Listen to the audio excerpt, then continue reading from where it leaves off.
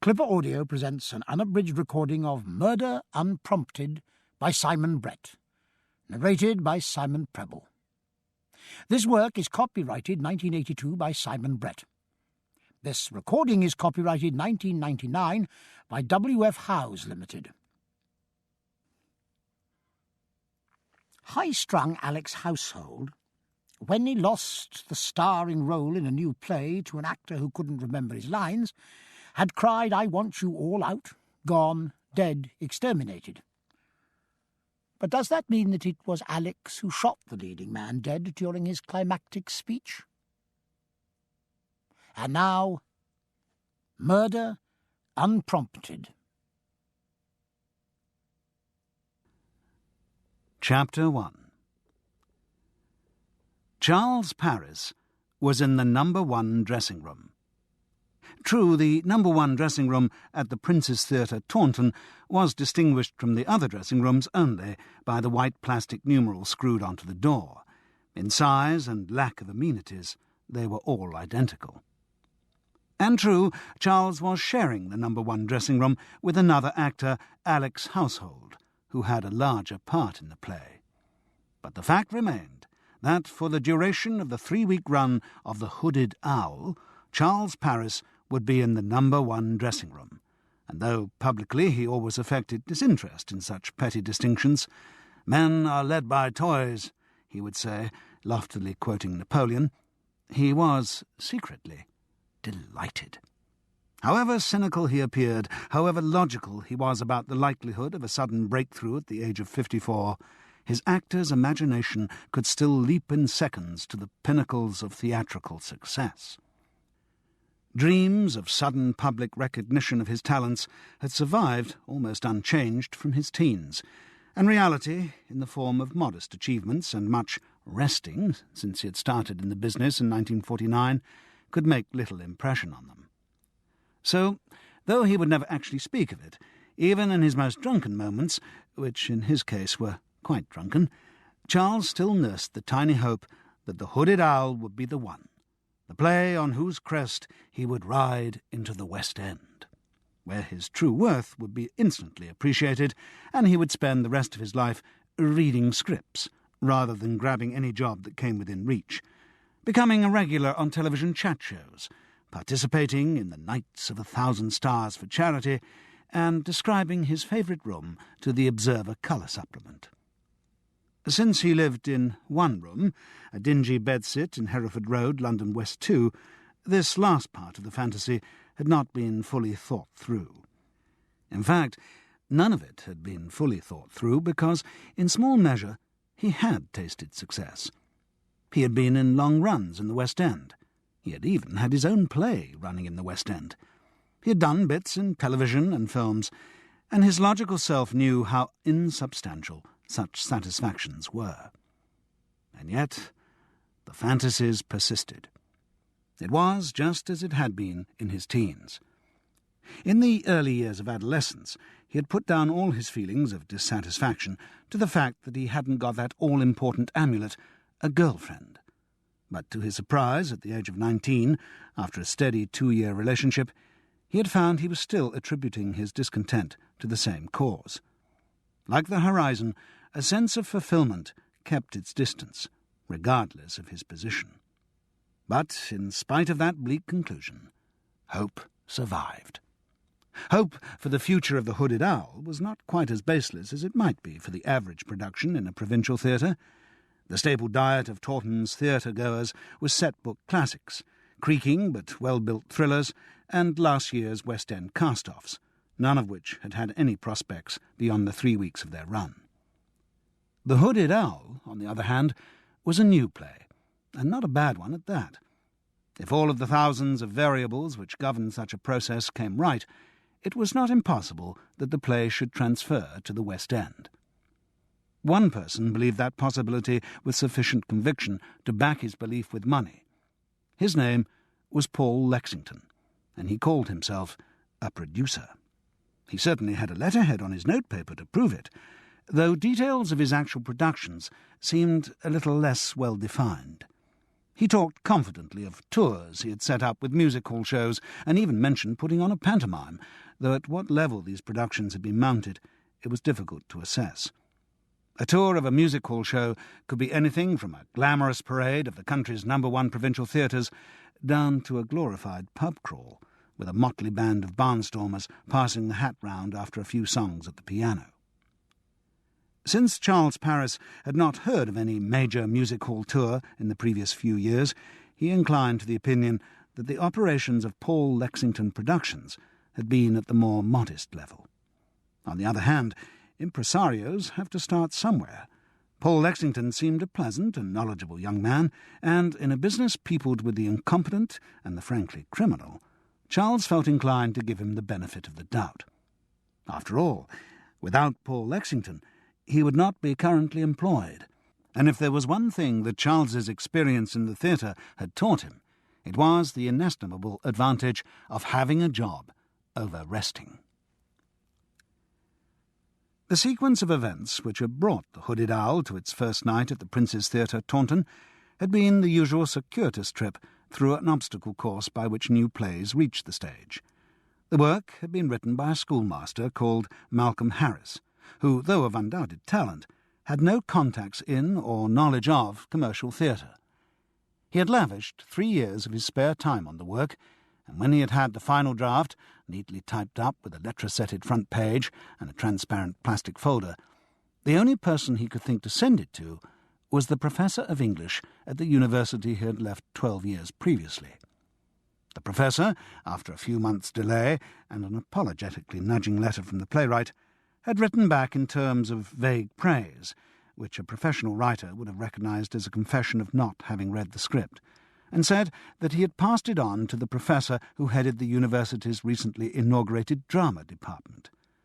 This gentleman, after a few months' delay and an apologetically nudging letter from the playwright, had written back to say he had passed it on to an actor friend who was setting up a new fringe theatre company in Surbiton. After quite a few months' delay, and 3 apologetically nudging letters from the playwright, the actor scribbled a note back from an address in Gloucestershire, saying he was sorry he hadn't yet had time to read the play, and also he was sorry that he seemed to have lost the manuscript. And anyway, he'd decided that theatre wasn't for him after all, and he'd set up an antique shop with a friend.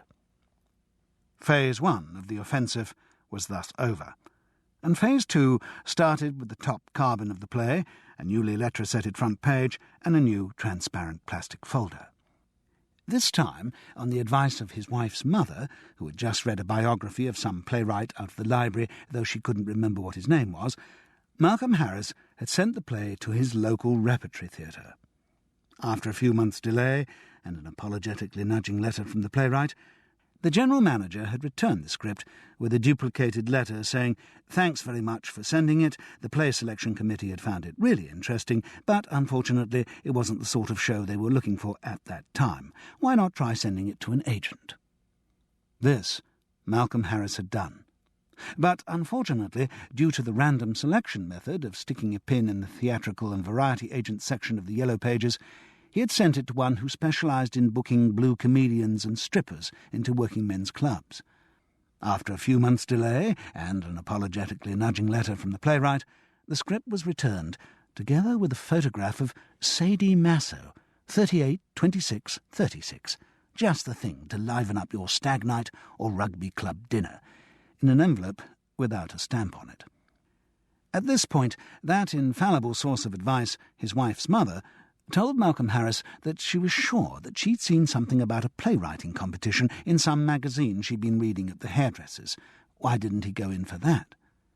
Painstaking research having tracked down the competition, sponsored by a local arts festival in the Midlands, the playwright had received his application form and copy of the rules. Obeying these implicitly, he had sent off his manuscript, together with the stamps for return postage and the entrance fee of £1, and sat and waited. 4 months later, he received back through the post a copy of Psychosymbiosis, a monodrama by George Walsh. Repeated letters to the adjudicating committee of the Arts Festival, trying to retrieve the right manuscript, elicited no response. 18 months had now passed since Malcolm Harris had completed The Hooded Owl, and so far there was no evidence that anyone vaguely connected with the professional theatre had even read it. The playwright was gloomily resigning himself to spending the rest of his days teaching history to recalcitrant adolescents, but the confidence of his wife, who had read the play, and his wife's mother, who hadn't, would not allow him to give up. His wife's mother had heard some successful playwright, or maybe it was a producer, talking on the radio, she thought, perhaps on Woman's Hour, saying that nowadays a successful play needed a star name. So often the star's interest came first. This suggestion coincided with Malcolm Harris reading a letter to the Times about VAT on theatre tickets from that popular British film and television star Michael Banks. Since the letter gave his address, and since Michael Banks, in the playwright's wildest fantasies, would have been ideal casting for the main part, Malcolm Harris took his courage in both hands and sent The Hooded Owl off to the Star. Needless to say, Michael Banks didn't read it, but being an amiable old boy, he passed it on to his agent, whose organisation had a plays department. They didn't read it either, but a young girl on the switchboard was having a brief affair with a young man who wanted to be a theatrical producer and claimed to be on the lookout for a good property. So she passed it on to him. The young man read the play, recognised its potential, and bought an option to produce it within 6 months for a sum which delighted Malcolm Harris, but which would have appalled his agent, had he had one.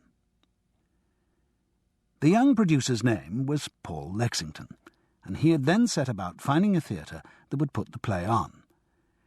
The Hooded Owl was an expensive production for the average provincial company. Though it only had a cast of 8, and its contemporary setting limited the wardrobe costs, it did require 3 solid representational sets, a very big outlay for a 3-week run. Whereas a theatre might spread its budget to allow that kind of expenditure on a certain crowd puller like a Shakespeare or the annual pantomime, it was very unlikely to invest so much in the uncertainties of a new play by an unknown playwright. Money was tight enough, and no provincial theatre wanted to hazard its local authority or Arts Council grants by rash speculation. But this was where Paul Lexington had something to offer. He had money. No one quite knew where it came from. He always spoke airily of "my investors," but he gave no clue to their identity, and no one knew how much he could raise, though, from the confidence of his tone, the amount seemed to be infinite. So this was the deal that he offered round the provincial theatre companies during the spring and summer of 1979. If they would put on a production of The Hooded Owl, a good play for which he held an option, he would invest the necessary extra production costs for the expensive sets and, ideally, the import of a star name. Then, if the play did transfer to the West End, his production company would present it, and the originating company would be credited and receive a small percentage. If it didn't transfer, then the theatre would have had a more expensive production than their normal budget could run to, and Paul Lexington and his investors would have lost their money. Only Paul Lexington himself knew how many companies had been offered the deal and turned it down before he got to the Prince's Theatre, Taunton. But common sense dictated that he must have tried the better-known ones nearer London first. The chances of getting all the people necessary for a transfer, the London theatre managers and the big investors, whose aid, in spite of Paul Lexington's confident assurances, would almost definitely be needed, diminished the further one got away from the metropolis. However, the producer was determined to get the show on, and was confident enough of the property to think it could make the transfer even from this West Country base, whose record of getting shows into the West End was not remarkable. In fact, it had never in its history had an original production transfer, though a few shows had passed weeks there during their pre-London tours. But there was a new artistic director at the Prince's Theatre, a young man called Peter Hinkton, whose confidence at least matched that of Paul Lexington. He had got the Taunton job some 6 years out of Cambridge, and was determined to maintain his whiz-kid image and make a mark on the theatre nationally. He was ambitious to make the Prince's Theatre a power base, an incubator of productions for London, in the way that the Royal Exchange Manchester and the Arts Theatre Cambridge had become in recent years. So when Paul Lexington arrived with his proposal, Peter Hinkton was already looking for a show with transfer potential. His one condition for backing the production was predictable. that he should direct it. If that was agreed, he was prepared to put all his energies, even down to the enfant terrible tantrums that his track record required of him, into persuading the play's selection committee that The Hooded Owl should be one of the productions in the 1979-80 season at the Prince's Theatre, Taunton. Paul Lexington at first demurred. He had hoped to get a director of greater stature for his production, but he soon had to face facts. Peter Hickton was the only artistic director who had shown enthusiasm for the project, and if Paul Lexington Productions were to get their first major show underway at all, there would have to be compromises. And it was not lost on the producer that Peter Hickton's residence at Taunton meant directing the show would be part of his job. Sure, he'd have to be on some percentage when the play got to the West End, but at least a director's fee would be saved for the tryout. So the two ambitious young men came to an agreement, and Peter Hickton set to work on the play selection committee. His success was not total. He managed to get a commitment that the Prince's Theatre should do The Hooded Owl, but he could not persuade them to do it in the 1979-80 season. He tried all his tricks, being sarcastic, going dead quiet, shouting, walking out of the meeting, even threatening, carefully, to resign. But the best date he could come up with was September 1980. Seeing that to protest further would be pushing his luck, he agreed with bad grace that The Hooded Owl should be the first production of the 1980-81 season. Paul Lexington didn't welcome this delay to his plans, but he was a realist, and he wanted to get the show on, so he accepted it. He rang Malcolm Harris to say he had some good news and some bad news. The good news, that the play would definitely go into production at the Prince's Theatre, Taunton. The bad news, that it wouldn't happen for another year. He didn't mention to the playwright that the 6-month option he had bought on the play would be some 8 months out of date at the proposed production date, nor did he offer more money to renew the option. He knew that Malcolm Harris was still in a flush of naive excitement about the play actually being produced, and wasn't thinking about money. So for a year, Paul Lexington continued with his other activities, whatever they might be. Nobody knew. Maybe he mounted another music hall tour, maybe a pantomime. Maybe he involved his investors in some other production. Maybe he made contacts with the London theatre management, so that the delay should be kept to a minimum when the production actually happened. The one thing he was known to have done during that period was to try and get a star name for The Hooded Owl. As with theatre companies, only he knew how many he approached with the script, how many refusals he got, how many tentative agreements, dependent on dates and money. There were 2 main male parts and 1 female, so presumably stars of both sexes were approached. All that was known was the result of his machinations. A fortnight before rehearsals were due to start, which was the time when Charles Paris was engaged to play the second male lead, it was bruited about in the business that the female lead was to be played by a young lady who had recently, in order to concentrate on her career as a serious actress, left the cast of the interminably long-running television soap opera Cruises. The fact that she wasn't much of an actress, serious or any other sort, was irrelevant. The audience would flock to see her. It didn't matter if she just stood on stage, they would still love her. In fact, people who had worked with her thought it might be better if she did just stand on stage. They knew the hazards of trying to push her beyond her range. Once Paul Lexington had his star name, he was happy to fall in with Peter Hickton's suggestions for the rest of the cast. So long as they were cheap, competent, and available in the event of a transfer, he didn't much mind who they were. As a result, Peter Hickton cast largely from his regular Taunton company. He knew them, they worshipped him, and he fancied himself in the role of star-maker.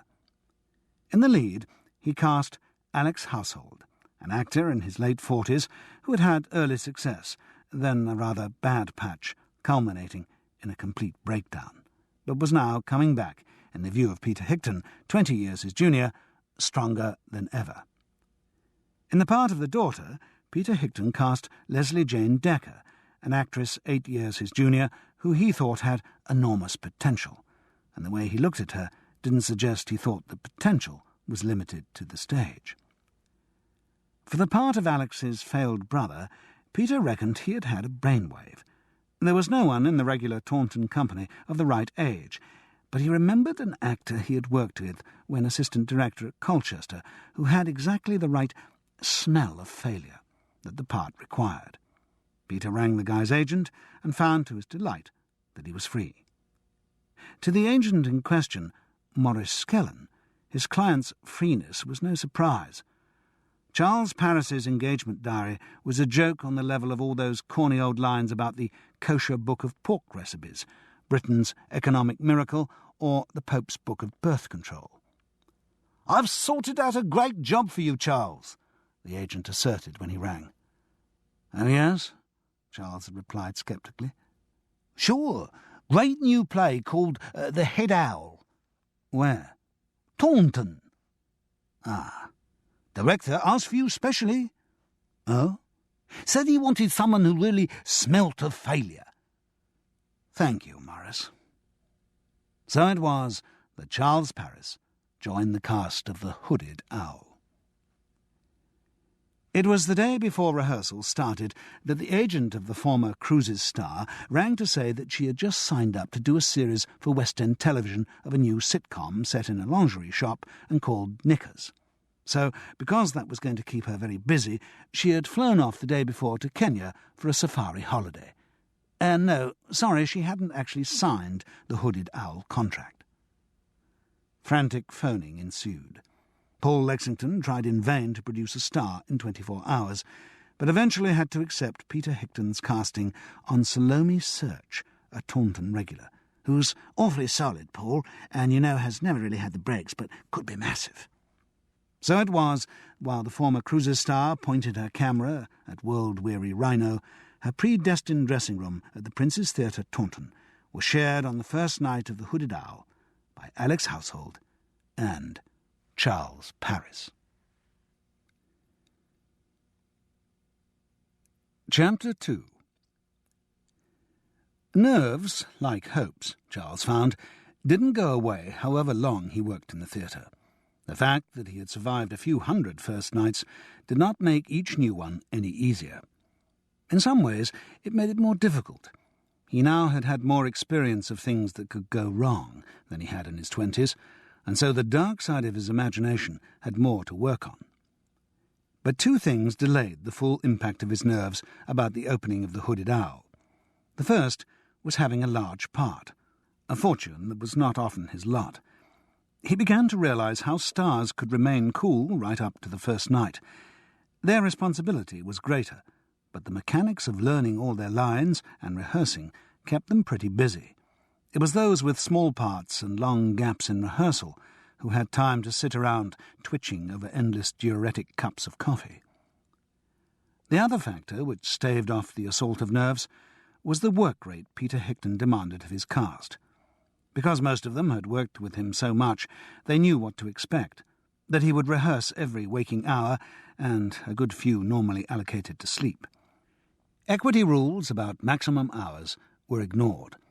There was an equity representative in the cast, duly elected by the rest, but he was one of the Peter Hicton rep too, so he made no demur. Peter Hicton was one of those people who gained ascendancy over others by demonstrating how little sleep he needed. Charles, whose ideal was a whisky-sodden 8 hours, found this was a contest in which he didn't wish to participate, but he had no alternative. He couldn't turn up for a 9 o'clock call in the morning and complain that he hadn't finished rehearsing till 1 the night before, when he knew that the director had been up till 4 working on the lighting plan. Charles also found this relentless rehearsal made serious inroads into his drinking time, a part of the day he had always regarded as sacrosanct. He wasn't an alcoholic, he kept telling himself, but he did enjoy a drink, and he found resorting to a half bottle of Bell's in his pocket somewhat undignified. Apart from anything else, it gave his antiquated sports jacket a lopsided look, and it tended to clink against things. Also, it gave the wrong impression. When Salome Search caught him one day taking a surreptitious swig in the green room, she gave him a look that showed that she had got a completely false idea of his relationship with drink. She obviously regarded it as a till-death-do-us-part marriage, whereas he liked to think of it more as a casual affair in which either partner could drift off at will. though when he came to think of it, neither often did. Peter Higton's rehearsal schedule, probably a misnomer for a process that was simply continuous, intensified towards the end. The Monday night's tech run, which followed a full day in the rehearsal room, finished at 3:30 a.m. As a special concession, the next morning's call for notes was not until 9:30. Then rehearsal of odd scenes continued till it was time for the evening's dress rehearsal, which, though intended to be played as per performance, did not end till 1:45 a.m. Because of this, Peter Higton demanded a second dress rehearsal on the Wednesday afternoon before the first night.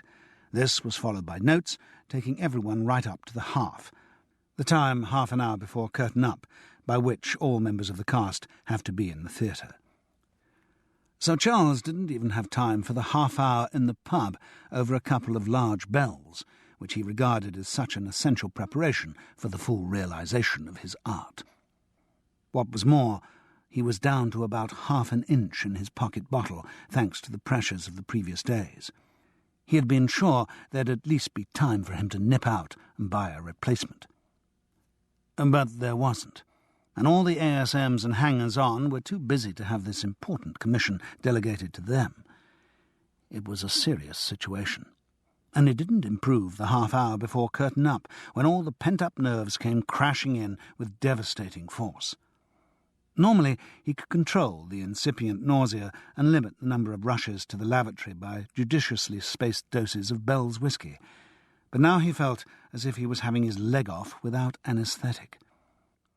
He drained the half-bottle to attain some sort of stability, but 5 minutes later, when something started doing macrame with his intestines, he wished he had saved it. Alex Household's method of building up to a performance did not involve alcohol. He did not believe in the use of stimulants, being an advocate of the use of the mind's internal resources to control the waywardness of the body. It was part of an elaborate philosophy he had developed from reading the first chapters of a few paperbacks about Eastern religion and talking to other actors over cups of jasmine tea. His build-up method involved lying dead straight over 3 chairs, with the head free and lolling back, and breathing deeply. A deep intake of air, sounding like a gas central heating boiler igniting, a long pause, and then exhalation over a muttered phrase, which may have been some potent mantra, but to the casual observer sounded like rub-a-dub, dub-a-dub, dub-a-dub, dub-a-dub. Charles was becoming a decreasingly casual observer as the half-hour ticked away and his nerves were twisted tighter. Alex's charade didn't help. Charles, normally most accommodating about the foibles of others, began to think sharing the dressing-room might have its drawbacks. Alex was that very common theatrical type, a faddish actor. He believed in vegetarianism, transcendental meditation, homeopathy, transmigration, the occult, and a variety of other semi-digested notions. Alex was always talking about communion with nature and being at one with the world. He had a habit of producing herbal snacks in the dressing-room, seeds, grasses, nettles, and other less identifiable greenery. He had read a few chapters of a book called Food for Free, and kept going on about the earth's plenty. Normally Charles could accept all this with good humour. After all, he did quite like the man. But as he again suffered the interminable pause between the intake and the inevitable rub-a-dub-a-dub-a-dub-a-dub-dub, he thought he was going to scream or lash out. To avert both these dangers, he left the dressing-room to go to the lavatory, though he couldn't resist slamming the door as he went. In the corridor he met Leslie Jane Decker, whose arms were full of purple tissue-wrapped parcels. She was an attractive redhead of about 20, still full of breathless excitement about actually being in the theatre. She was quite talented, and devoutly believed Paul Lexington's and Peter Higton's conviction that the Hooded Owl was going to sweep triumphantly into the West End and make them all stars. It had been obvious from rehearsal that Peter Higton fancied her, but whether he'd got anywhere, Charles couldn't judge. In fact, he couldn't imagine how the director's rehearsal schedule would leave any time for thoughts of sex, though, of course, all things were possible. On balance, Charles thought that probably nothing had developed, apart from the logistics, Leslie Jane was so naive and bubbly, he couldn't imagine her keeping quiet about a love affair. He even suspected that she might be that remarkable rarity, a theatrical virgin. And it was more likely that Peter Higton was saving his assault on her for the less hectic time when the play was actually running. There would be 2.5 weeks then, which should give the young director plenty of time. "Oh, Charles, darling, this is for you." Leslie Jane thrust one of the packages into his hands. "Oh," he said blankly. "First night present." "Ah." Theatrical camp, he thought. What would it be? A fluffy toy? No, felt too hard. A plaster statuette of a Pierrot. Yes, that'd be the sort of thing. "Oh, thank you. How are you feeling?" She opened her green eyes wide. "Scared witless, darling. Paul says he's hoping there'll be some people from London out front." "Oh, really?" Charles had heard that a few too many times to get very excited about it. "And even worse." She paused dramatically. "What?" "My mother's come down from London to see it." "Is that bad? Is she awful?" "No, she's an absolute angel, but she's got awfully high standards. Used to be in the business, you know." "Oh." The need to get to the lavatory was suddenly strong again. "If you'll excuse me." "Yes, is Alex in the dressing room?" "Sure." Sitting on the lavatory, Charles opened his first night present. Oh, good. That girl would go far. He took back all his thoughts about her naivety and theatrical camp. It was a quarter bottle of champagne. He drained it gratefully. As he went back to his dressing room, he met the author of The Hooded Owl hanging around in the corridor like a schoolboy outside the headmaster's study. The expression of agony on Malcolm Harris's pallid face made Charles's own nerves seem less crippling. "Don't worry, it'll be all right. It's a good play." "Do you really think so?" The schoolmaster's pouncing on this crumb of praise was almost pathetic. "Yes, of course it is. Oh, he wouldn't have put in all this work on it if it hadn't been." "Oh, I do hope so. It's just no one seems to have talked about anything for the past few days except the bits that don't work and all the technical problems it raises and—" Poor sap. Yes, it must have been strange for him, religiously attending the last week of rehearsals and knowing nothing about the workings of the theatre. Everyone would be far too busy to waste time assuring the author that his play worked. There would be a lot of complaint about its inadequacies and difficulties. Anyone who had had a play produced before would have been prepared for that. But for Malcolm Harris, snatched from teaching the causes of the 30 Years' War to 14-year-olds, it must all have been a profound culture shock. Charles felt guilty for not having realised earlier what the author had been suffering. "It'll work, really." Malcolm made a grimace that might have been intended for a smile. "Maybe. My main worry is everyone getting the lines right." That's what every author wants, thought Charles, and occasionally they get it, though most actors are highly skilled in the art of paraphrase. "I do hope Alex gets that big speech about the Hooded Owl itself right. I mean, that is the key to the play, and he got the rhythms all wrong this afternoon." "Don't worry," Charles soothed. Poor old Alex was having a bit of difficulty with the lines, he thought complacently. "Oh, and, Charles, could you watch your line at the end of Act 1? "What?" "At the dress rehearsal you said, 'I'll tell you one thing, it's the last time I'll come running.'" "So, isn't that right?" "No, it should be, 'I'll tell you something.'" "Oh, really," thought Charles. Bloody authors. But he didn't say it. Instead he asked, "Anyone out front tonight?" "Oh, just my wife and my wife's mother." "Ah." Then, reassuringly, "And maybe lots of impresarios and film producers wanting to snap up the rights. How would you feel about a film offer on the play?" "Oh, I'd get my agent to deal with it," replied the author with an unsuccessful attempt at insouciance. Still, good. At least he got an agent. Slowly he was sorting himself out. Charles looked at his watch. 7:20. "I must just go in and check the old slap," he said, gesturing to his make-up. "Yes, I'll come in and wish Alex all the best." Charles opened the dressing-room door to discover that Alex's household had stopped his rub-a-dub-a-dub-dub-dub-dub routine. In fact, though they sprang apart quickly, he appeared to be doing his giving Leslie Jane Decker a cuddle on his knee routine. Well, there's a novelty, thought Charles. Alex tapped Leslie Jane on the bottom in a way that was meant to suggest the contact had just been theatrical excess. But he didn't convince Charles. "And thank you so much for the ginseng, darling," said Alex, to reinforce the impression of casual contact. Ginseng. Of course, it would be. Leslie Jane had got Alex's number, all right. Malcolm began awkwardly. Alex, just came in to say good luck." "Oh, Lord!" shouted the actor.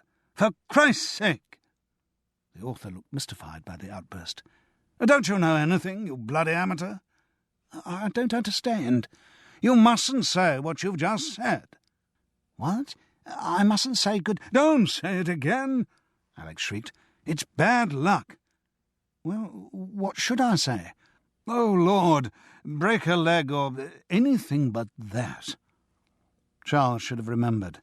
Amongst Alex's household's other fads was devout observance of all the theatrical superstitions.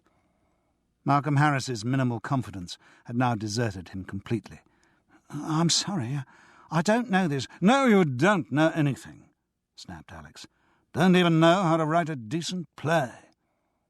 In a second, the author's hand clenched into a fist and was raised to strike.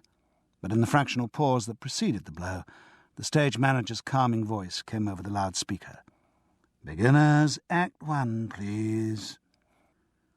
Malcolm Harris lowered his fist, glowered at the lead actor of his precious play, and scurried off to find the pass door to join his wife and his wife's mother in the auditorium. Alex's household, Leslie Jane Decker and Charles Paris hugged each other wordlessly and passed through the corridor to the stage.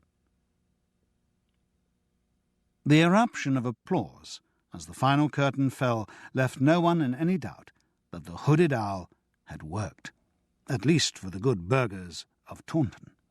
Whether it would work for the supposedly more sophisticated audience of the West End remained to be seen.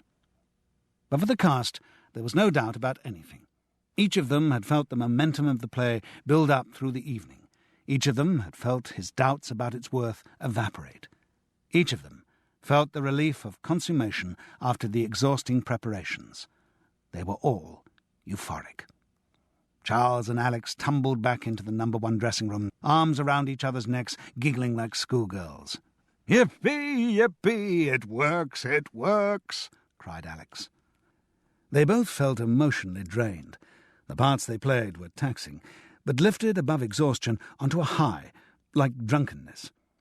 As Charles became aware of this, he realized that he had given a performance, and a good one, on an alcoholic intake of only a swig of Bell's and a quarter bottle of champagne.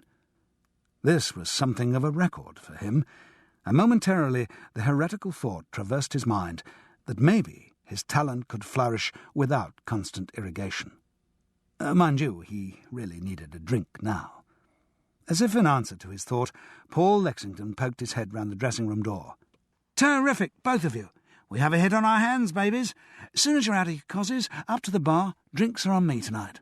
"That's very generous of you, Paul," said Charles. "Oh, it's nothing. I'd laid it on for anyone who came down from London." "And has anyone come?" A shadow passed over the producer's boyish face. "No, not tonight. I expect they'll all be along later in the week." But he was incapable of pessimism. "Don't worry. I'll be on the phone first thing in the morning. Tell them the quality of what they're missing. They'll be falling over themselves trying to snap this one up." At that moment, Leslie Jane Decker burst in, as effervescent as the champagne she'd handed out. She threw her arms around Alex Household's neck. "God, you were wonderful tonight." "Oh, Lord, praise, praise," he said with a shrug. "You were super too." Paul Lexington patted Leslie Jane on the shoulder. "See you up in the bar?" "Terrific." As the producer turned to leave, he was met in the doorway by a tall lady in a light brown fur coat. She looked as if she was in her 40s, but slightly over-elaborate makeup and hair that had been helped to recapture its former redness made putting an exact date on her difficult. "Excuse me," she apologised in a rich, elocuted voice. "I don't want to intrude." She was looking at Alex and Leslie Jane, still clasped together, a sight for which she seemed to have slight distaste. The young actress turned at the voice and rushed across to the older woman. "Mummy, Mummy, do come and meet everyone." Paul Lexington, after being introduced, nodded politely and said he'd hoped she'd join them for a drink in the bar. Alex Household said he was enchanted, but enchanted to see her at last. He'd heard so much about her. "And, Mummy, this is—" "Ah, but I know you, don't I, Charles?" Charles Paris looked up warily at the woman's face. Maybe there was something vaguely familiar about it, but he couldn't for the life of him say where he'd seen her before. Long time ago, darling." He was going to need a bit more of a clue than that. Malcolm Harris blundered in through the door, flanked by ferret-faced women who had to be his wife and his wife's mother, and there was a pause for more introductions. "Wonderful play, Malcolm," Alex cooed. "Oh, Lord, what a wonderful play." But the diversion didn't let Charles off the hook. "Have you placed me yet?" asked Leslie Jane's mother, seductively. No," he had to admit, wondering whether their previous encounter had been under embarrassing circumstances. "You remember Cheltenham?" she nudged. "What? Cheltenham Rep? Back in the early 60s? Shh!" She raised an elegantly manicured finger to her lips. "Don't let's talk dates. But yes, Cheltenham Rep it was." Given a context, he did begin to place her. Oh, yes, but he still couldn't remember what her name was.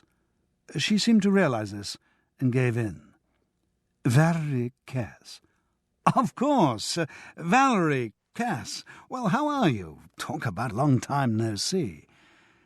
As he brought out the platitudes of recognition, he placed her exactly. Yes, of course, early 60s. Cheltenham, a young actress playing ingenue roles. Now he knew the connection. He remembered that she had had that same quality of naive enthusiasm that Leslie Jane demonstrated. Not as good an actress, though. No, his recollection was that Valerie Cass had been a pretty bad actress. As if to apologise for this thought, he continued fulsomely. "Valerie Cass, you know you haven't changed a bit.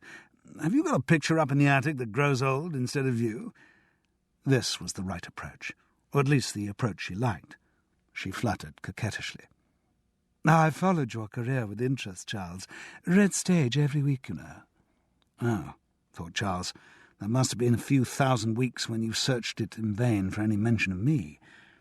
Are you still in the business?" "Oh, goodness, no, Charles. I gave it up when I married Leslie's father. Had my time fully occupied bringing out my baby girl." "Yes, I'm sure." It seemed a good solution to Charles. Valerie Cass had probably been quite a good mother, whereas had she stayed in the theatre, it would only have been a matter of time before her lack of talent had been exposed. No, Leslie Jane carries on the theatrical tradition in the family. Of course, I give her any help I can, but—" She shrugged. "I'm afraid my career was cut short, so I'm just left with my dreams of what might have been." Charles hoped, for her sake, the dreams weren't accurate. No doubt, like his own, they were pure wish fulfillment. He still felt apologetic for not having recognised her. "Sorry, it was so out of context. I mean, Leslie Jane's name gave me no clue." "No, she got that from her father," said Valerie Cass rather tartly.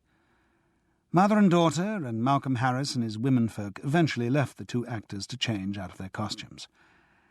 "Last one in the bar's a sissy," said Charles, the euphoric giggliness returning. They both plunged for the door, and as they collided, Charles felt something heavy in Alex's jacket pocket thump against him. "You great fraud! All your talk of no stimulants, and you're another of the flask-in-the-pocket brigade." "Oh, no," said Alex Household gravely. "It's not a flask." "Then what?" "I got mugged last year, walking back from the theatre in Birmingham." His voice became unsteady. "I got beaten up. It won't happen again. I never go out after dark without this." He withdrew his hand from his pocket. It was clasped around the butt of a Smith & Wesson Chief Special revolver.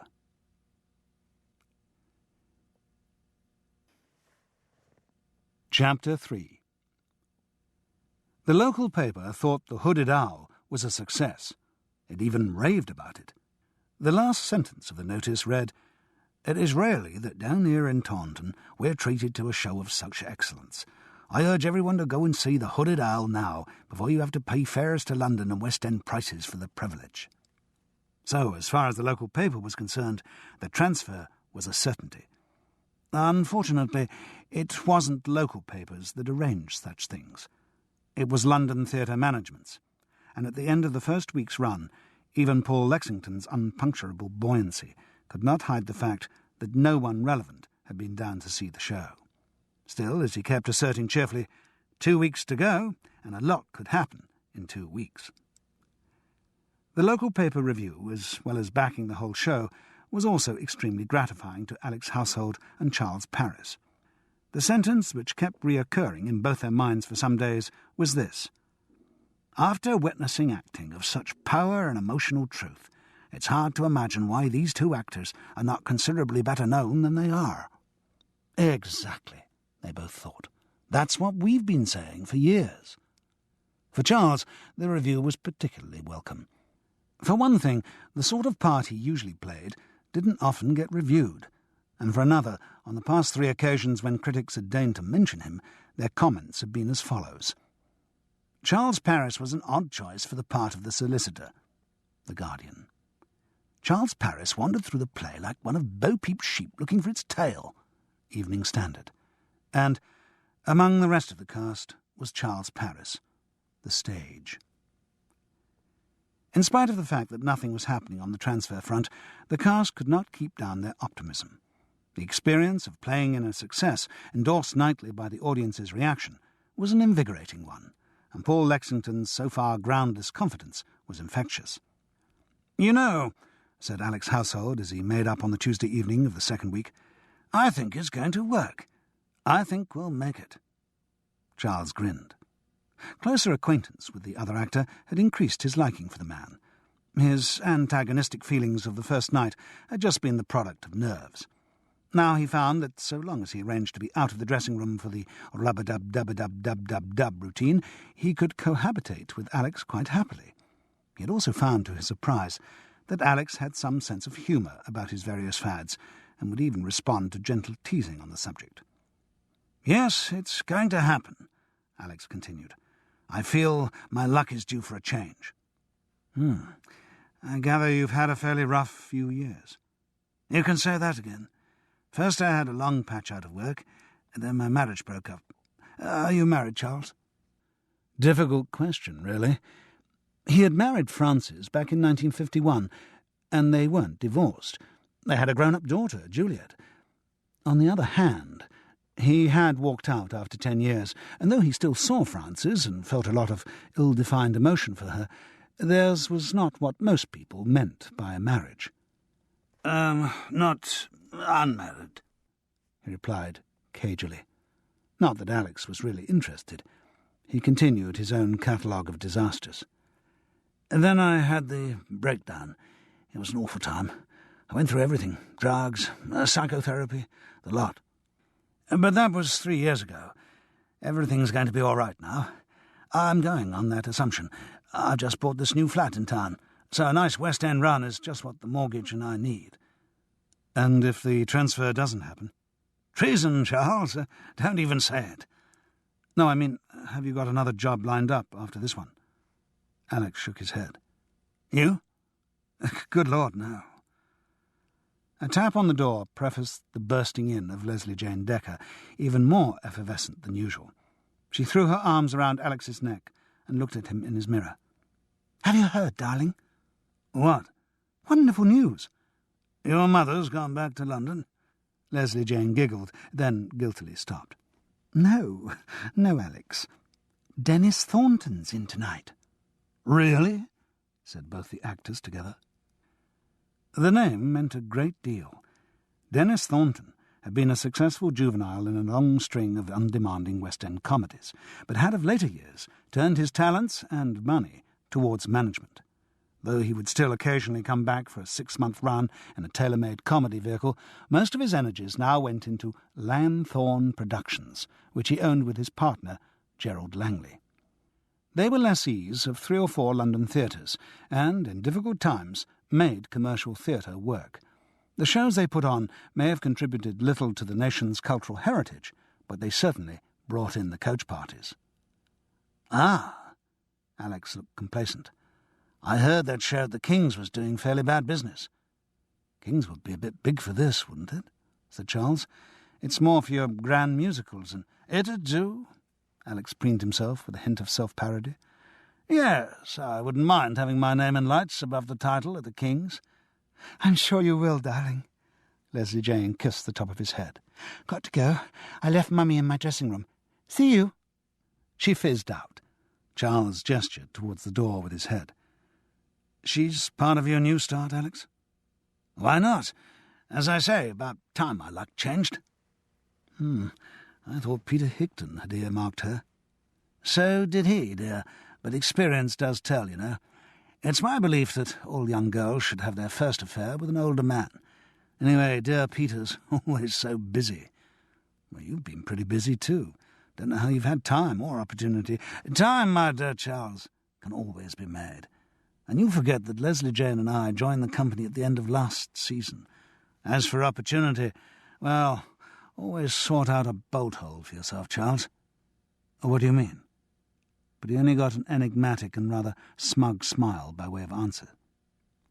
"Leslie Jane's a sweet kid," Charles volunteered magnanimously. "Oh, yes. Only one thing wrong with her." "What's that?" "She's not an orphan." "Ah. Doesn't the lovely Valerie approve of you?" "Not really." "Because you're too old?" "No. I think simply because I'm a man." Charles nodded and started to powder down his makeup.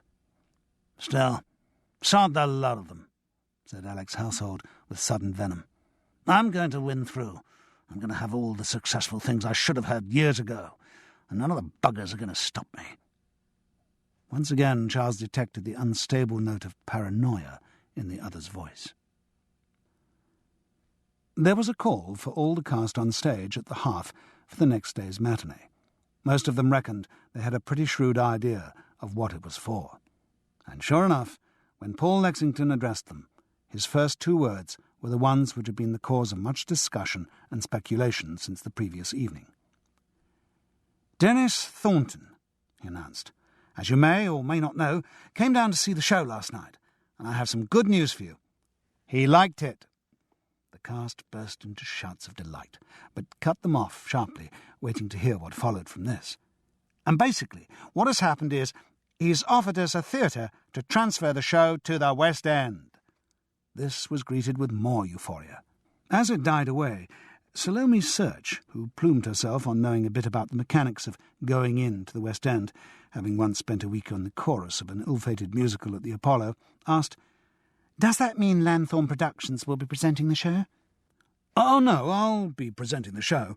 Dennis's company will just be renting us the theatre. It gives us a lot more freedom than if Lanthorn actually took over." "And a lot more chance to fail," thought Charles cynically. So when will we be going into the King's?" asked Alex. It's not the King's," said Paul. "No, Dennis reckons the King's is far too big for this show. We get lost in there. No, he's offering us the Variety."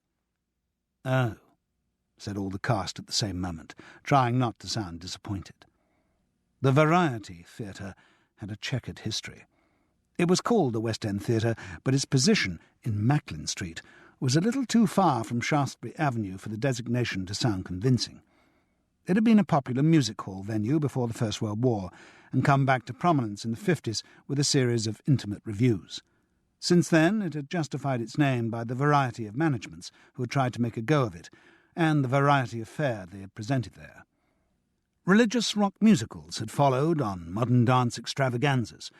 One-man shows based on 18th century letters had succeeded abortive attempts to revive the art of stage review. Poetry readings had drawn the same size audiences as South African jail diaries, Laser shows, a punk rock musical, and a gay version of Romeo and Juliet in black leather had all been tried and failed. It was currently occupied by an entertainment based on Maori song and dance, which had somehow maintained its sickly life there for nearly 3 months.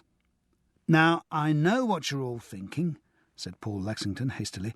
The variety hasn't had a success for the past 20 years. Don't worry. The Hooded Owl is going to change all that. Listen, Dennis Thornton has just taken over the lease, and he's no fool. He's been looking for a property to reopen the theatre under his management, and we're it. If we go to the variety, we'll go in with maximum publicity and really put the place back on the map." The cast were so willing to believe the best that Paul Lexington's rabble-rousing techniques worked, and they instantly forgot their reservations and shouted again with excitement.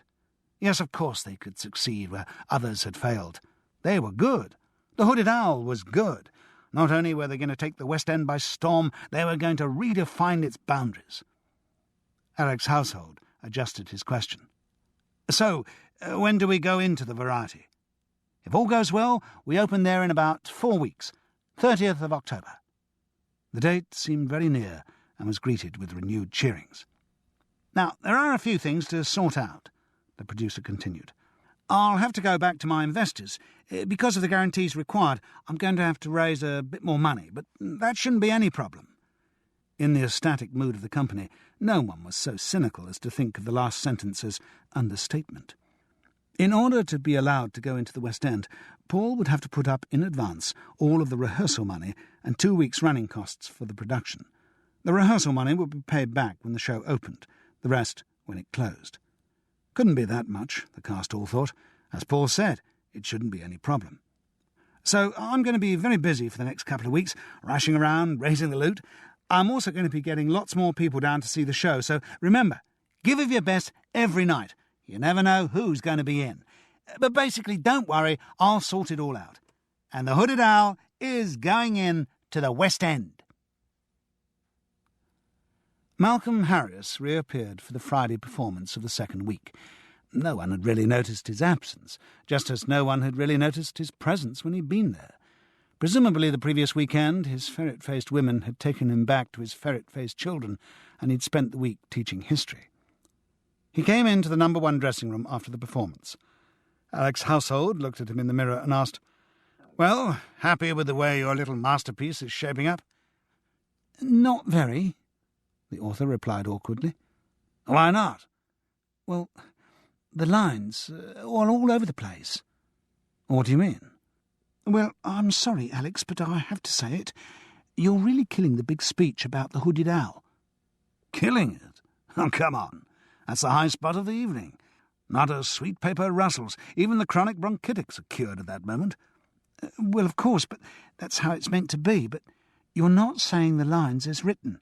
Again tonight you said, 'And this bird has seen it all, lived through it all, silently, impassively.'" Well, that's what I say every night. "Well, you shouldn't.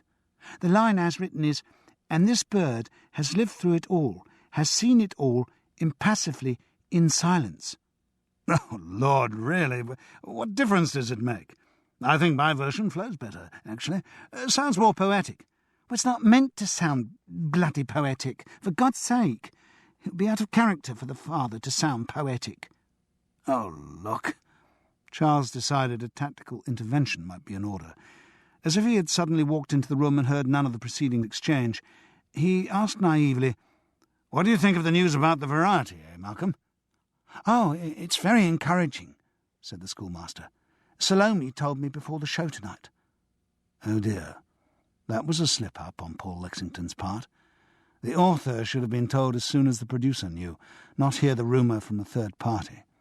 Fortunately, though, Malcolm didn't seem aggrieved.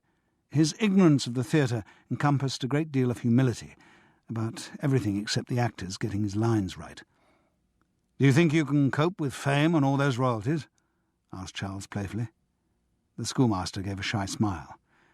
"I think I'll manage." Well, make sure your agent sorts out a good deal for you. Remember this axiom of theatrical business: all managements are sharks. "Oh, I'm sure it'll be all right." Who is your agent, by the way? Malcolm's smile grew broader. That's the wonderful thing. When Paul heard I hadn't got an agent, he was shocked. I should think so. And he recommended someone to you? No, better than that, Charles. He said he'd represent me himself. Keep it all in the family, he said. Isn't that terrific? And you've signed up with him?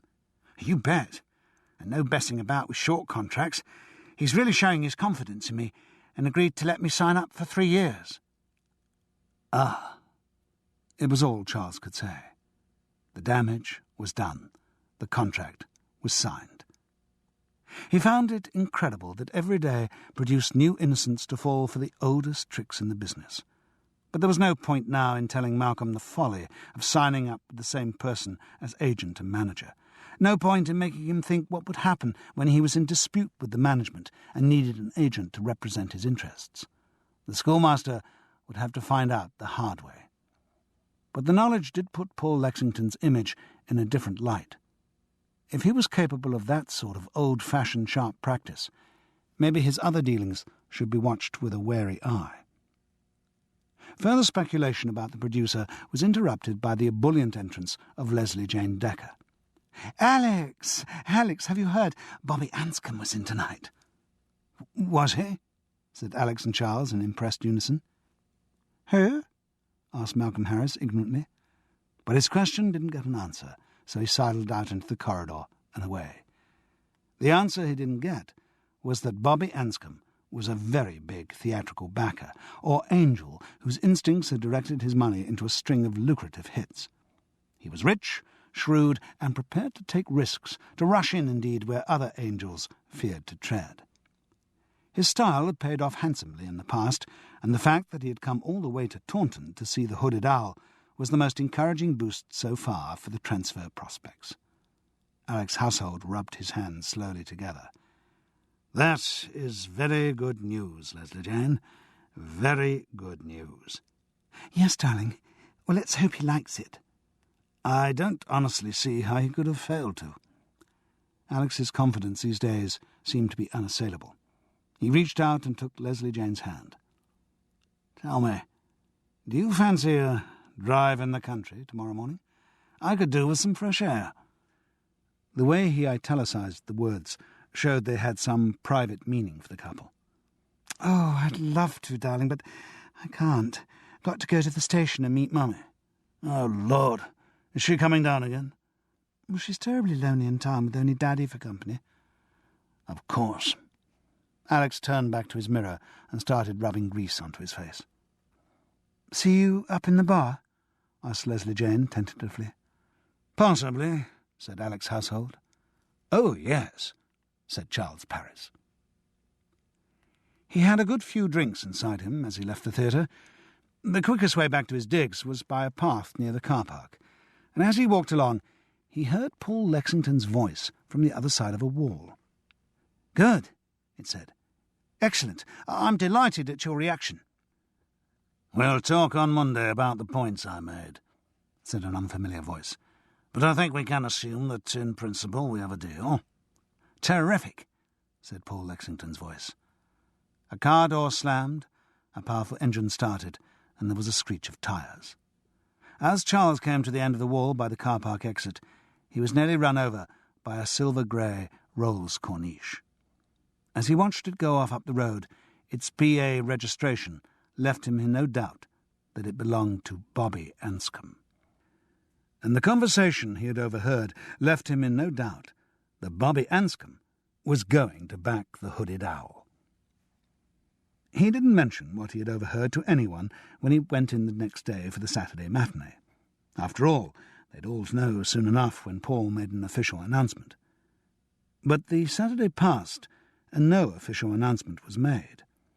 The final week of the run began. The Monday passed, the Tuesday, the Wednesday, and still there was no official announcement. No one would say that the transfer was definite. Paul Lexington was around that week, though he kept on rushing up to town for unspecified meetings. As the days went past, his cheerful face began to look more strained, and the shadows around his eyes deepened. His manner was still confident, and if directly asked, he would say everything was going well. But the old conviction seemed to have gone. The cast felt it too. As the time trickled away, there was less talk of the transfer, less fantasies of what they were going to do when they got to the West End, more discussion of other potential jobs. Though no one dared to put it into words, they were all losing their faith. And by the Saturday night, when the run ended, the atmosphere was one of gloom. The final performance was good, and was received with more adulation than ever by the Taunton audience. But all the cast could feel their dreams slipping away. It was over. The play was finished. The right people hadn't made the effort to come all the way from London to see it. The Hooded Owl was destined to begin and end its life at the Prince's Theatre, Taunton. So the mood of the cast party, held in the bar after the last performance, was more appropriate to a wake than a celebration. Still, no one would voice the awful truth that faced them, but everyone knew. Any gaiety there was forced. Alec's household looked stunned and uncomprehending. Charles Paris was glad to pull his old armour of cynicism and don it once again. Serve him right. He was too old to be seduced by that sort of childish hope in the theatre. Never mind, his old standbys would see him through. Cynicism and alcohol. He made the decision to get paralytically drunk. He found himself, not wholly of his own volition, talking to Valerie Cass, who had appeared for yet another weekend. "You see," she was saying, "one does lose so much by being married. I mean, realising one's full potential as a woman." She was obviously making some sort of sexual manoeuvre, though he wasn't quite sure what. He tried to reconstruct their previous meeting back at Cheltenham. Had he made any sort of pass at her then? Or was she trying to pick up some previous affair? But no, surely not. Around that time he'd been breaking off with Frances, and it had, surprisingly, been a time of celibacy. Now, if her motive was sexual, this was something new. "Of course," she went on, "one wouldn't have had it any other way. I mean, bringing up a child can be very fulfilling, but occasionally, when one stops and thinks, one does realise the opportunities one has missed. I mean, both in career terms and emotionally. I think there comes a point where one is justified in being a little selfish, in thinking of oneself and one's own priorities for a moment. Don't you?" "Oh, yes," replied Charles uneasily. She seemed almost to be offering herself to him, and Charles was not in the habit of turning up such offers, and she remained an attractive woman, but something in the desperation in her manner turned him off. "I always thought you were the sort of man who understood a woman's needs," she murmured to him. Definitely time to change the subject. He looked around the bar.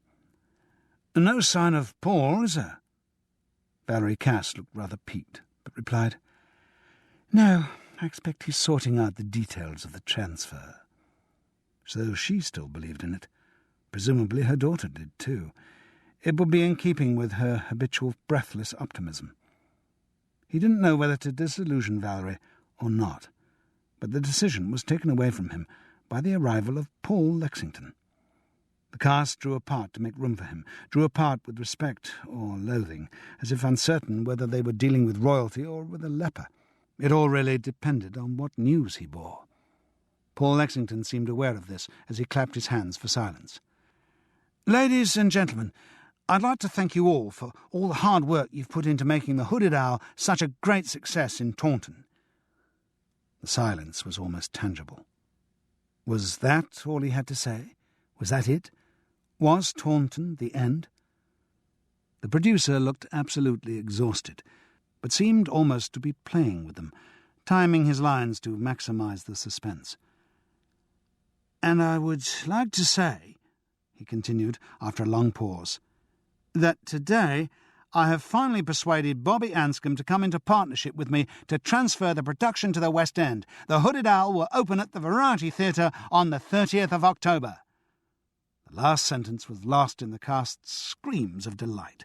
Everyone leapt about, hugging each other, laughing, crying, howling with relief. Charles Paris joined in the celebration, but he felt a slight detachment, a reserve within him. Because of the conversation he had overheard, Paul Lexington's words didn't quite ring true. The producer had had Bobby Anscombe's assent a full week before. Sure, there must have been details to sort out, but Charles couldn't lose the feeling that Paul Lexington had deliberately prolonged the cast's agony for reasons of his own. What reasons? Hard to say. Maybe just to delay sorting out contracts for the West End, to avoid paying an extra week's retainer or rehearsal money. Charles regretted his suspicions and tried to convince himself that they were unworthy. But he couldn't. After the fast one Paul Lexington had pulled on Malcolm Harris, it was going to be a long time before he regained the trust of Charles Paris. This ends Disc 1. Murder Unprompted, Disc 2. Chapter 4. Hello, Francis, it's me. Charles, where are you? How are you? I'm in London, and I'm fine. I'm so glad you rang. There are things I need to talk to you about. Well, that sounds ominous. Not too ominous, just business. Business is by definition ominous. Still, if you want to talk to me, I would like to talk to you. Can I take you out to dinner tonight? Oh, Charles, I meant to be doing some marking. I thought when you were headmistress you delegated such menial tasks as marking. Don't you believe it? Oh, come on. A quick dinner with me, and then you can do the marking when you get back. I know quick dinners with you, Charles. You'll get me back late and too drunk to read the stuff, let alone mark it. Oh, Francis, I am your husband. Don't I have any rights to your time? Shouldn't have said that. Not a very good argument, as Francis was quick to point out, rather frostily. I think you've allowed any claims you might have on my time to lapse for too long, Charles. OK, forget I said that. Just come out to dinner with me for the pleasure of coming out to dinner with me. There was a silence from the other end of the line. Then she gave in. All right. It'd be good to see you. But, by the way, what is all this inviting ladies out to dinner? Not your usual style. Have you won the pools or something? Better than that, dear. I'm just about to star in a West End show. Are you? Well, in that case, I'll expect a big bunch of red roses too. He arrived at the Hampstead Bistro first, almost unprecedented, with a big bunch of red roses, totally unprecedented, and asked the waiter for a vase to put them in. He then hid behind the foliage and waited. The expression on Francis's face when she saw the flowers showed what a good idea they'd been. He was always slightly amazed at how effective such corny old gestures were, and surprised that he didn't resort to them more often. Charles, how sweet of you. And how spontaneous, he said wryly as he kissed her. She sat down and saw the glass of white wine he had ordered for her. You even remembered what I drink. You're in danger of becoming a smoothie, Charles Paris. Really? He was drawn to the idea. No, not really. There's no danger so long as you keep that sports jacket. Cheers. They clinked glasses and drank. So what's this West End thing? Well, you know the play I've just been doing down at Taunton? No. But I thought Charles, it's 3 months since you've been in touch. Oh, is it? Putting that behind him, he pressed on. Well, I've just been doing a play at the Prince's Theatre, Taunton, a thing called The Hooded Owl, and quite simply, it's coming in. Well, that's terrific.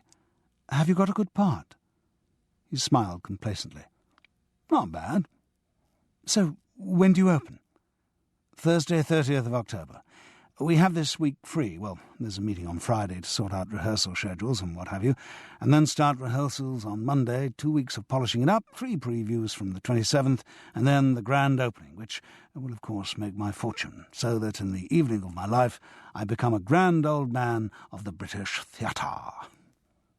The irony of his tone was very familiar to her. Don't you be so cynical, Charles Paris. Why shouldn't it work? I've been here a few times before, and this may be the time that it really takes off. Maybe. And he couldn't help grinning as she voiced his secret dream. He told her more about the play and then asked about his daughter, Juliet. "Oh, she's fine, and Miles, and the twins." Of course, Juliet didn't really exist on her own anymore. It was Juliet and husband Miles, who was in insurance, and to Charles's mind, without doubt, the most boring man in the world. Not only Miles, but also the twins, their lives already blighted, in their grandfather's view, by having been christened Julian and Damien. How old are they now? They were 4 in April. I sent them presents from both of us. Ah, said Charles awkwardly. Thank you. I wouldn't be surprised if Juliet didn't start another one soon. Another what? Baby. Oh. So Miles reckoned the international financial scene could cope with another child. Maybe the recession was bottoming out. They'd love to see you. Sure, I'd love to see them, he replied automatically. Incidentally, apropos of Miles, you said there was something boring you wanted to talk to me about. Francis grinned guiltily. You must stop saying things like that about Miles. Why? Well, it's true. Or have I missed something? Go on, tell me. I'm anxious to know. Have you ever heard an interesting word pass our son-in-law's lips? I decline to answer that. Juliet's very happy with him. Thank you. You've answered it. Anyway, said Francis, heavily changing the subject, what I wanted to talk to you about was the house. Our house in Muswell Hill? Yes. I want to sell it. Sell it? And move in somewhere smaller. Are you hard up? No, I'm better off than ever now. I'm head mistress, but I'm also busier, and a house like that takes a lot of time. I suppose it does. I've never really thought about it. And I'm over 50 now, and have to start looking ahead to retirement, so selling the house seems the logical thing to do. You don't mind, do you? Mind? No, why should I mind? But he did. Somehow, through all the extravagations of his life, he still thought of Francis and the house in Muswell Hill as a fixed point, a moral and geographical norm from which everything else was a kind of deviation. He was surprised at the emptiness he felt at the prospect of her moving. That sort of thing, like Juliet thinking of having another baby, like the twins growing up, made him feel abandoned, immobile in a world where everything else was on the move. He tried not to show his hurt, because he knew he had no justification for it, but for him the sparkle had gone out of the rest of the meal. He saw Frances to her car, a bright yellow Renault 5, another symbol of her independence of him. Shall I? No, Charles. I've got to do that marking. Sure. She thanked him for a lovely evening and for the roses, with a strange formality, almost as if they'd just met for the first time. We'll meet up again soon, he said. Yes, I'd love that. She kissed him gently on the lips and was gone. Charles found a cab and gave the driver the address of the Montrose, a drinking club off the Haymarket. Hello, Maurice Skellen, Personal Management. Maurice, it's me, Charles. Oh, hello. What's with all this personal management? I thought you were called Maurice Skellen Artistes. Yes, I was, Charles, but I decided it had a rather dated feel. Artistes is so, I don't know, so variety. I thought personal management had a more with it, 70s feel. We're in the 80s, Maurice. Oh, yes, so we are. Well, you know what I mean. In my experience, personal management usually means the agent taking 20% rather than 10%. Oh, yes, well, Charles, we must talk about that sometime. Anyway, how did your play go down in Bristol? Taunton, Bristol, it's all West Country. Anyway, how was it? You mean you haven't heard? Heard what? Honestly, Maurice, I thought agents were meant to be the antennae of show business, alert to every rumour, every flicker of interest. I don't think you even know where the West End is. You know, Charles, sometimes you can be very hurtful. Listen, The Hooded Owl was a very big success in Taunton. Oh, good. And it's coming into the West End. Really? Yes. Opening on the 30th of October at the Variety O. What's the Variety O? The Variety. It just saves you the trouble of saying O in a disappointed voice. "Oh," said Morris, in a disappointed voice. "No, it'll be all right. Dennis Thornton's got the lease of the theatre now." "Has he?" "And Bobby Askham's backing the show." "Is he?" "Yes. I'm surprised you haven't heard anything about it." "Now, Charles, I'm not as young as I was. I don't get about the way I... No, I meant I was surprised the management hadn't been in touch to sort out the West End contract. Are you sure you haven't heard anything?" "Not a squeak." "Well, they must be pretty busy this week. There's a meeting tomorrow. No doubt I'll hear more then." "Yes, you don't want me to ring anyone?" asked Morris, with distaste at the prospect. "No, don't bother." "You know, Charles, this is very good news, very good news. It's really gratifying for me, as an agent." "Oh, yes?" "Yes, when one feels that all one's hard work has not been in vain, that all careful guiding of a client's career has not been wasted. Yes, moments like this make one understand the meaning of personal management." "Oh, yes?" "Now, Charles, about this rate of commission you pay me." The Friday's meeting for the company of the Hooded Owl was held in a superannuated gym near Covent Garden. Everyone was in good spirits, ranging from the quiet complacency of Alec's household to the Christmas Eve child's exhilaration of Leslie Jane Decker. The week's break had relaxed them. With that relaxation, an actor can only feel when he knows he's got a job to go to. Those based on London had seen friends, seen shows, talked endlessly. Those based outside had sorted out digs or friends to land themselves on, seen shows, talked endlessly. And when they all met up again in the gym, they talked further, volubly, dramatically, hysterically. The meeting was called for 3 in the afternoon, but by 3:15 there was still no sign of Paul Lexington. At one end of the gym there was a folding table with a couple of chairs from which he would no doubt address them when he arrived. One chair was already occupied by a young man in a beige suit with immaculately waved hair. No one knew who he was or made any attempt to talk to him, but he didn't seem worried by this. He just sat at the table looking through some papers and playing with a pencil. Peter Higton wasn't expected at the meeting. He was still monitoring his next Taunton production, 10 Little Indians, called by its author Agatha Christie in less sensitive times 10 Little Niggers, which had opened on the Wednesday. He would come up to town for the rehearsal, starting on the following Monday. In the view of most of the cast, 2 weeks was an excessive allocation of time to re-rehearse a show which they had brought to such a pitch of perfection in Taunton. They reckoned they were in for a fairly lazy fortnight. At 3:20, Paul Lexington arrived. He clutched a briefcase full of papers and still looked pretty exhausted, but he had lost the wild look of the week in Taunton. His confidence had returned 100-fold. "Sorry I'm late, everyone. There's been a lot to arrange, and one particular deal I only got signed half an hour ago. Have you all met Wallace?" He indicated the young man in the beige suit. No, it was clear no one had met him. This is Wallace Ward, who's going to be our company manager." Wallace Ward nodded languidly, and the company looked at him with new interest. The company manager would play a significant part in their lives during the run. He was the management's representative, responsible for the day-to-day running of the show. It would help if the cast got on with him, though because of his allegiance to the management, they would never quite trust him. "Right," said Paul.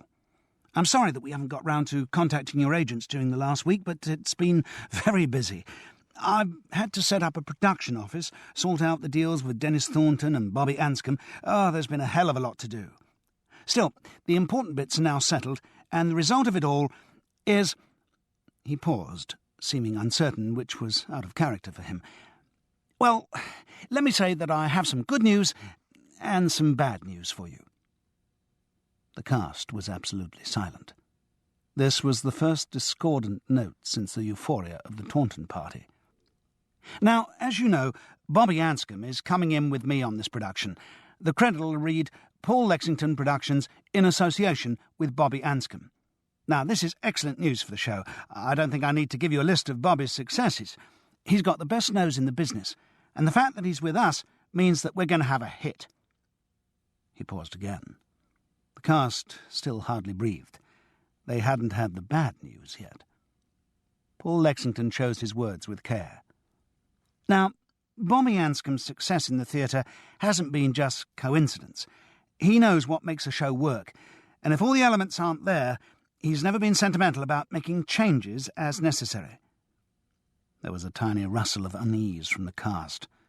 They were beginning to anticipate what was coming. Now, I think it's no secret from any of you that when we opened the play in Taunton, we were hoping to have a star name in the cast. They all knew now. Imperceptibly, they all glanced towards Salome Search, whose face shone with tension. We didn't get a star name, but we got an excellent performance, and the show was still a huge success. And for myself, well, I like to keep that success intact. I don't believe in changing a winning team. However, moisture glowed on Salome Search's eyes. Bobby Anscombe doesn't agree with me. Obviously, he's more objective than I am. He doesn't know you all. He hasn't worked with you all. But his view is that to bring in a play by an unknown author without any star names is commercial suicide. He wants to make changes in the cast. Now, I've argued with him about this, and he won't budge. In fact, what it comes down to is, well, if we don't make cast changes, he'll back out. I've checked around other potential investors, and there's nothing doing. Either we do the show with Bobby Anscombe, or the transfer's off. The cast was once again silent. I am sorry to have to break the news to you like this.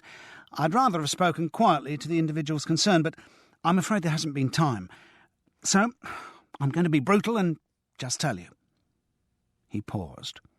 Once again, as at the cast party, Charles wondered whether the producer wasn't rather enjoying the suspense he created. There seemed to be a kind of glee behind the apology, a relish in the role of hatchet man. Alex, Paul Lexington announced finally, I'm afraid you're out. We've just done a deal with Mickey Banks to play the part of the father. Now, at last, he got reaction. If he hadn't mentioned the name of the replacement, the cast would have been shouting at him in fury, in defence of one of them who'd been so savagely axed. But Michael Banks... Even in their moment of shock, they could recognise what a coup it was to get him. Now, if ever a name was box office, it was Mickey Banks. And though their hearts went out to Alex, their actor's fickleness could appreciate the commercial sense of substitution. Alex Household himself was the slowest to react. I see, he said, very, very coolly. I'm sorry, said the producer. If it could have happened any other way, Well, I'm sure we can sort out some sort of deal for you. I mean, of course, you haven't signed any sort of contract. I see, thought Charles. Maybe that was the reason for delaying the announcement of the transfer. Maybe that was why no approach had been made by any of their agents. Paul Lexington hadn't wanted to get any of the original cast signed up until he'd contracted his star. But I'm sure, Alex, we can sort out some sort of generous terms for you if you want to understudy. Understudy? The actor repeated, rising to his feet. Understudy? I mean, it's up to you. You just say what you want, and I'll say what I want, eh? Alex's anger was beginning to build. Say what I want? Shall I tell you what I want? I want the world rid of all the little shits like you who run it. I want you all out, gone, dead, exterminated. Look, Alex, I'm sorry. Sorry, yes. But you're not as sorry as you will be. You dare to offer me the job of understudy to a part I created? Well, you know what you can do with your job. Stuff it. Understudy. And with that sense of occasion that never deserts an actor, even in the most real crisis of emotion, Alex Household exited from the gym. There was a murmur of mixed reaction from the cast. They were sorry, yes, angry, yes, but inside each felt relief. In each mind was the same thought. It wasn't me. I'm sorry, this is very painful, Paul Lexington continued with the same hint of relish. It's not the part of the producer's job that I enjoy. I mentioned cast changes. They were all struck dumb again. In their relief, they had forgotten that. The axe was still poised overhead. Eyes again slid round to Salome's search. "Charles," said Paul Lexington, "I'm sorry."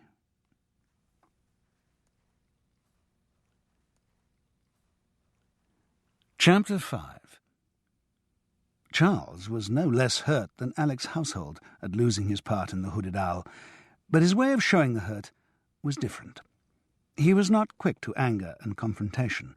Shocks caught up with him slowly, and he usually faced them in solitary depression rather than by throwing a scene.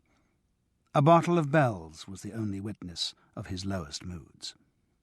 It was just the two of them. The rest of the cast had survived the axe. Charles stayed at the meeting long enough to hear when the rehearsal call was for the Monday. If he accepted Paul's offer of an understudy job, then he'd have to be there. But he wasn't sure whether he was going to accept. He said he'd think about it over the weekend and let Paul know on the Monday. When he left, the other actors offered him clumsy commiseration as to someone who had been bereaved. And as to the bereaved, their words glowed with the grateful confidence that their own worlds were still intact. It was when he got outside into the sunlight of a newly trendy Covent Garden that the disappointment hit him. His armour of cynicism was shown up as useless. All he could feel was how desperately he'd wanted the job, and how bitter he felt at the injustice that had taken it away from him. Because it was injustice. He knew it wasn't a matter of talent. He had played that part well, certainly at least as well as the actor who was to take over from him, George Burkett. He knew George Burkett, had worked with him on a television sitcom called The Strutters. He liked George Burkett and thought he was a good actor, but to lose the part to George Burkett, that he found hard to stomach. And why? Simply because George Burkett was a better-known name from television. After The Strutters, he'd gone on to play a leading part in another sitcom called Fly Buttons, but that had just started screening as part of the ITV autumn season, and so suddenly George Burkett was a familiar name. The sort of name which, on a poster, particularly if placed directly beneath that of Michael Banks, would, in theory, bring the punters in. Whereas Charles Paris, who knew that he'd given one of the best performances of his career in The Hooded Owl, was a name that the punters wouldn't know from a bar of soap. So he was out, and George Burkett was in. Charles just walked through the streets of London. He often did at times of emotional crisis. He didn't really notice where he was going, just plodded on mechanically. The sight of an open pub told him how much time had passed, and also reminded him of his normal comfort in moments of stress. But he didn't want to sit in a pub, listening to the jollity and in-jokes of office workers. He went into an off-licence and bought a large bottle of Bell's. But he didn't want just to go back to Hereford Road and drink it on his own. He needed someone to talk to, someone who would understand what he was going through. There was only one person who would really understand, because he was going through exactly the same, and that was Alex Household. The new flat was at the top of a tall house in Bloomsbury, round the back of the British Museum. Alex opened the door suspiciously, and when he saw who was there, was about to shut it again. "I don't want your bloody sympathy, Charles." "Well, that's not what I'm bringing. I've got the boot too." "Oh, Lord." Alex Household drew aside to let him into the flat. The interior was still full of boxes and packing cases, showing signs of recent occupation. "I've bought a bottle of whiskey and I'm planning to drink my way right through it." Charles slumped onto a sofa. "You going to help me, or are you still on the no stimulants routine?" "I'll help you. What does it matter what I do now? Transcendental meditation no good? Doesn't the earth's plenty—" "Listen, Charles!" Alex turned in fury, his fist clench. Sorry. Stupid remark. I'm as screwed up as you are." "Yes. I must say this is a wonderful new start." Alex laughed bitterly. "For the last few months, I've really been feeling together. An integrated personality for the first time since my breakdown. And now, do you know, my psychiatrist spent hour after hour convincing me that it was all in the mind, that nobody was really out to get me, that the world wasn't conspiring against me. And I'd just begun to believe him. And now, this. Something like this happens. and you'll realise it's all true. The world really is conspiring against you. I'd like to see a psychiatrist convince me this is all in the mind. It's a—" Charles interrupted him crudely. "Glasses? Be too sordid for us to both drink out of the bottle." Alex went off for glasses, and Charles put the bottle down on a coffee table. As he did so, he moved a handkerchief that was lying on it. He uncovered a gun, the Smith & Wesson Chief Special. Alex saw him looking at it as he came back with the glasses. "Yes, I just got that out when you rang the bell." "Thinking of using it?" Alex smiled, a little twisted smile. "Had crossed my mind. Trouble was, I couldn't decide whether to use it on myself or on the rest of the bastards." Charles laughed uneasily. "I'm sure your psychiatrist wouldn't recommend suicide." "No, he wouldn't. He was a great believer in expressing aggression, not bottling it up. If I were to take this gun and shoot— well, who? Paul Lexington? Mickey Banks? Bobby Anscombe? Doesn't matter, there's so many of them.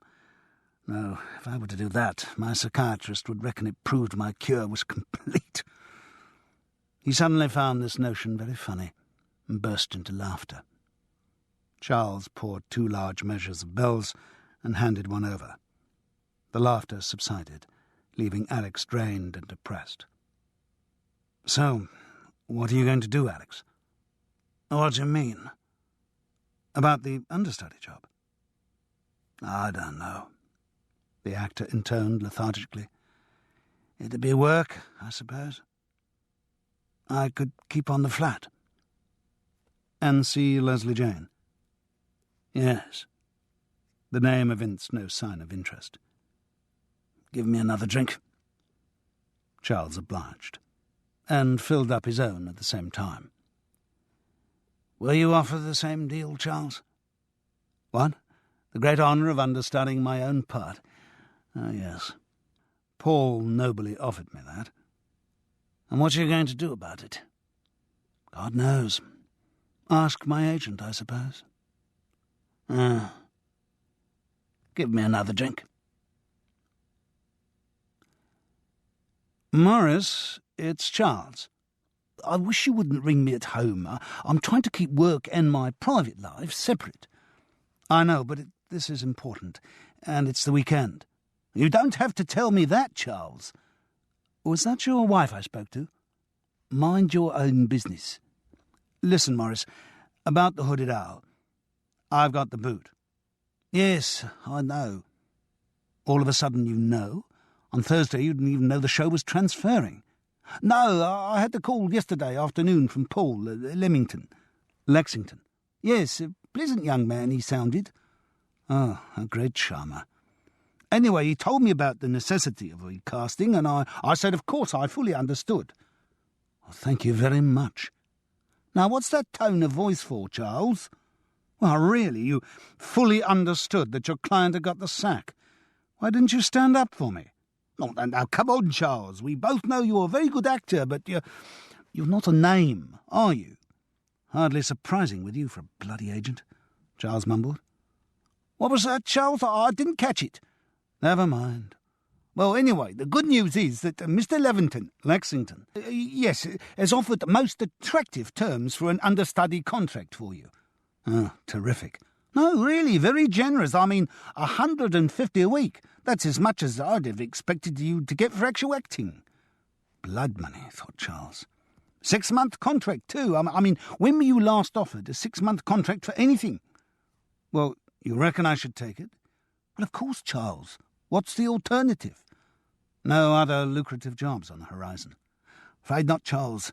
As you know, it's not a good time. All the provincial companies have sorted out their seasons. Most of the big tellies are cast. There's not much on the— Yes, all right. In other words, things are exactly as usual." "Yes." "And you think I should take it?" "Well, yes. I can't think why you're havering. It's obvious. A very good offer." "Yes, but it is understudying a part I've already played, and played well." "So?" "So, it becomes a matter of pride." "Pride? Oh, Charles! Oh, really?" and Maurice Skelton let out a gasping laugh, as if the joke had really cheered up his weekend. It was inevitable that when rehearsal started on the Monday, the centre of attention should be Michael Banks. His theatrical successes exceeded those of all the rest of the cast added together, and the money Paul Lexington had agreed with his agent quite possibly exceeded their total too.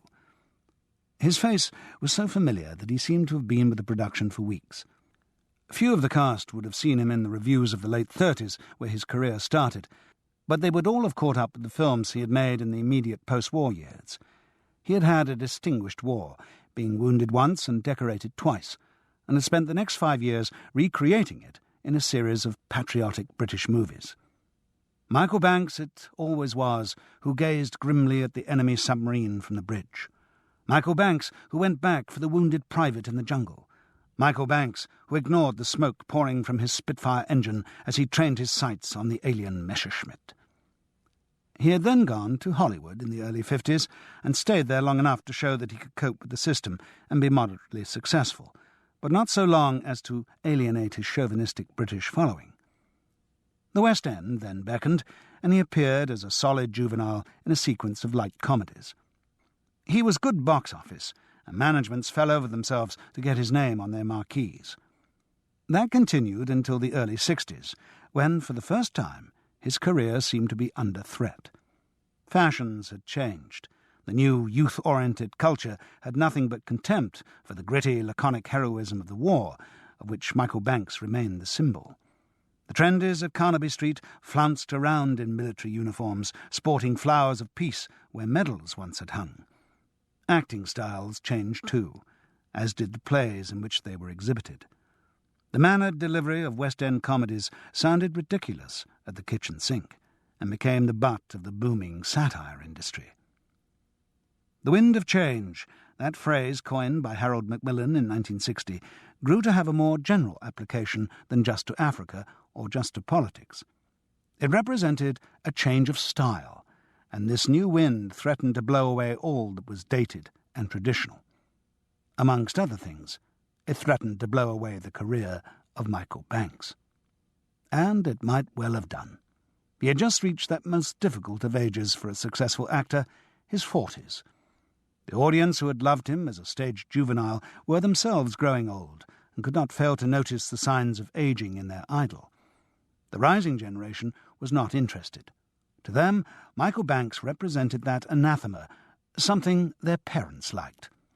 If they saw him in a play, they saw a middle-aged man pretending to be young, in an outdated vehicle that bore as much relation to their reality as crinolines and penny farthings. He did 2 more West End comedies, neither of which lasted 3 months, and theatre managements were suddenly less anxious to pick up the phone and plead with his agent. The British film industry, such as it was committed to making zany films about swinging London, and if there were any parts for the over-40s, they went to outrageous character actors. 1 or 2 offers of touring productions or guest star status in provincial reps came in, a sure sign that their managements were trying to cash in on the name of Michael Banks before it was completely forgotten. It was the nadir of his career. He was all right financially. He'd always been shrewd and had made his money in days when the Inland Revenue had allowed people to keep some of it. But his prospects of regaining his former place in the public's esteem seemed negligible. The way he fought back from that position showed that the grit demonstrated in all those celluloid heroics was not just acting. He had survived by sheer determination. His first decision had been to take on only older parts. He refused every sort of juvenile role that was offered, resisting lucrative inducements to recreate his West End successes in the diminished settings of the provinces or seasons in South Africa and Australia. The result of this policy change was a very quiet 3 years. He played 1 blimpish cameo in a short-lived play in Birmingham and a couple of small parts in television plays. It wasn't an enjoyable period of his life, but he stuck it out, certain that he was on the right track. He deliberately courted very old parts, particularly on television. He realized the medium's power and realized that through it he could reach a different public and establish a new image with them. The West End and even cinema audiences were tiny compared to the huge passive mass of armchair viewers. He reasoned that if he could establish a new older identity with them, he would be able to shake off the persona of faded juvenile. Age was not the only criterion in his choice of parts.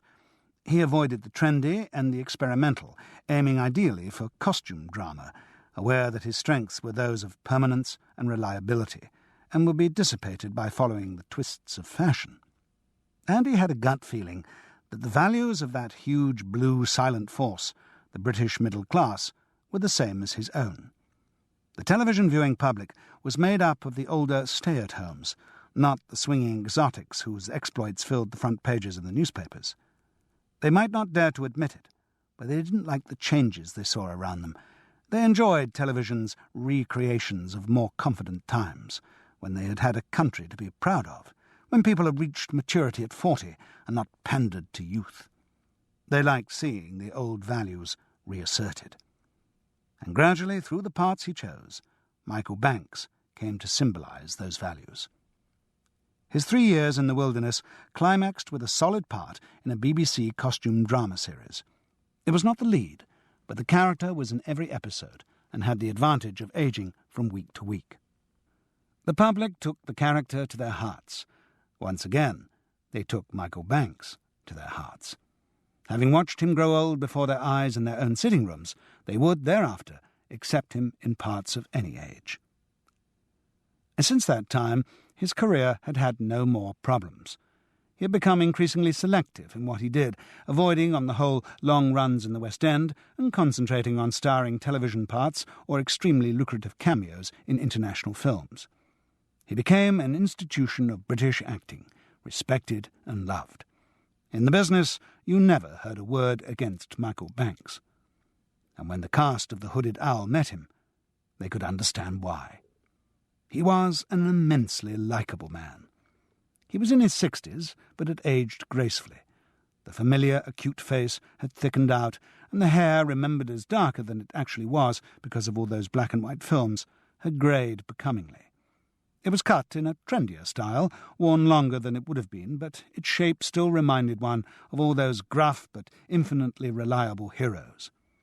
He dressed casually in a red golfing sweater, pale blue trousers, and deceptively ordinary-looking handmade shoes. The surprise about him was his size. As actors, they were all used to people looking different off-screen, but none of them had expected him to be so tall. He must have been 6'4", with a frame to match, a most impressive figure.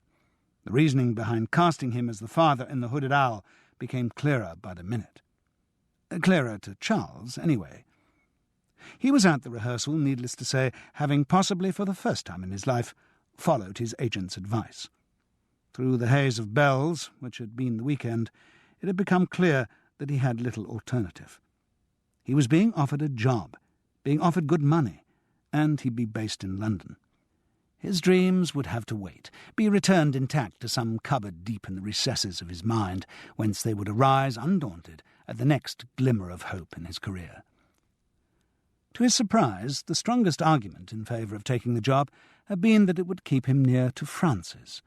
Her talk of moving and the indefinable detachment he had felt in her when they had met worried him. He felt he needed to rebuild the relationship, not, of course, to revive it as a total marriage, but to get back to the level of intermittent companionship which seemed to have gone. Similar arguments must have weighed with Alex's household, because he was there too. His face looked strained and petulant, but he had clearly decided to put his mortgage and proximity to Leslie Jane above pride. If the cast had needed a demonstration of Michael Banks's genuine warmth, they could not have asked for a better one than the way he dealt with Alex's household. The first thing he did on arriving at the rehearsal room was to ask Paul Lexington which one was Alex, and having had him identified, he immediately went across to the actor with hand outstretched. "Alex, I'm sorry. This is a lousy way for me to get a job. I know exactly how you feel. Just the same thing happened to me on one of my first jobs. It was a review back in the 30s. We were doing a pre-London tour. I got as far as Birmingham and then was called into the manager's office. Just the same as you. I was offered the understudy. Did you take it? Oh, yes. Michael Banks grinned disarmingly. Oh, yes, I took it. And it does mean I know exactly how shitty you're feeling at this moment, and all the horrible fates you're wishing down on my head. Alex blushed. Oh, I wouldn't say... Oh, yes, you would. You wouldn't be human if you didn't. Anyway, all I want to say is I'm very sorry. This can be a rotten business at times. I sympathise. And if you're willing, I'll be very grateful for your help. God, you must know this character inside out by now, and I've got to get it presentable in a fortnight. Any tips you can give me, old boy, I'll welcome as rich gifts. It was beautifully done. Had it been less well done, someone as prickly and paranoid as Alex's household would have bridled, would have pointed out that to lose a part at the beginning of one's career was rather different from losing it after 20 years in the business, would have made some bitter retort. But as it was, Michael Banks had him eating out of his hand. Yes, of course, said Alex. No, he couldn't pretend he wasn't hurt, but thanks for saying it, and he'd be happy to give any advice that might be required. George Birkett didn't show quite the same smooth tact in his dealings with the actor he was replacing. "Hello, Charles.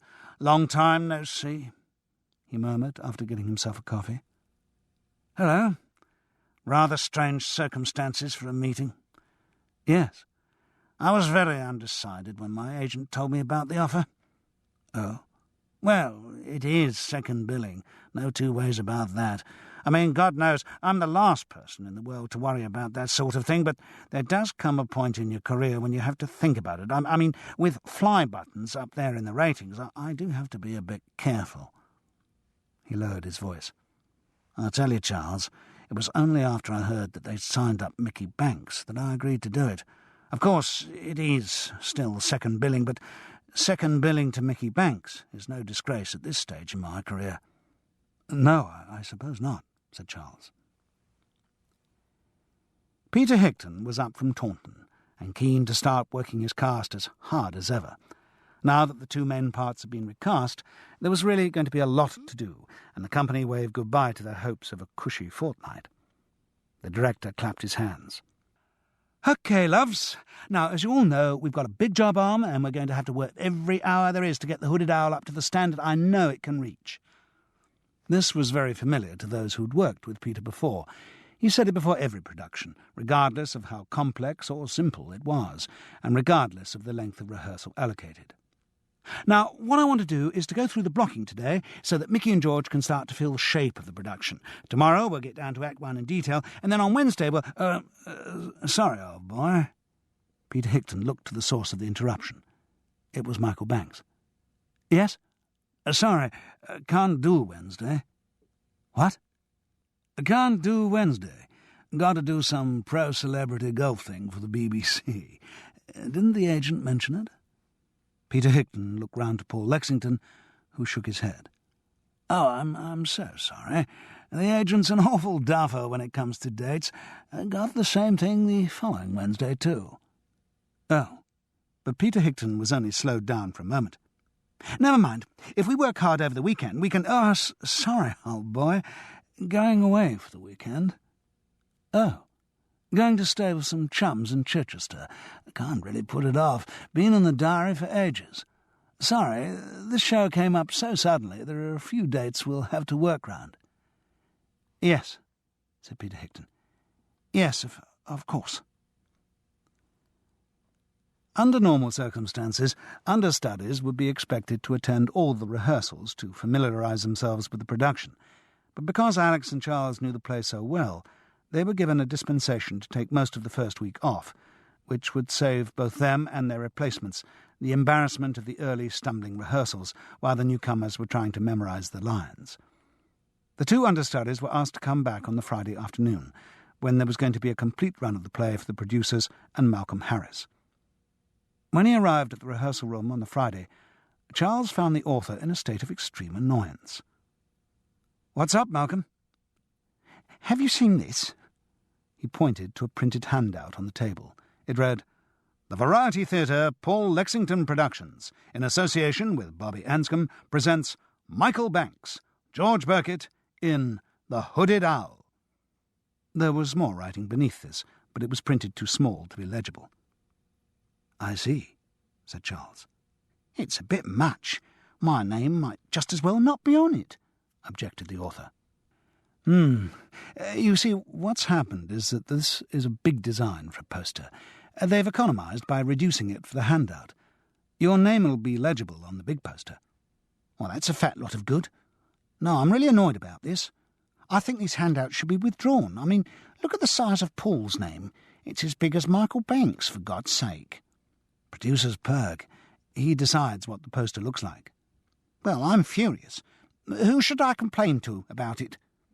"Well, under normal circumstances," said Charles gently, "you'd go to your agent and get him to complain to the management." Ah, said Malcolm Harris, realising perhaps for the first time the folly of the contract he had signed with Paul Lexington. "Good news about getting Michael Banks, isn't it?"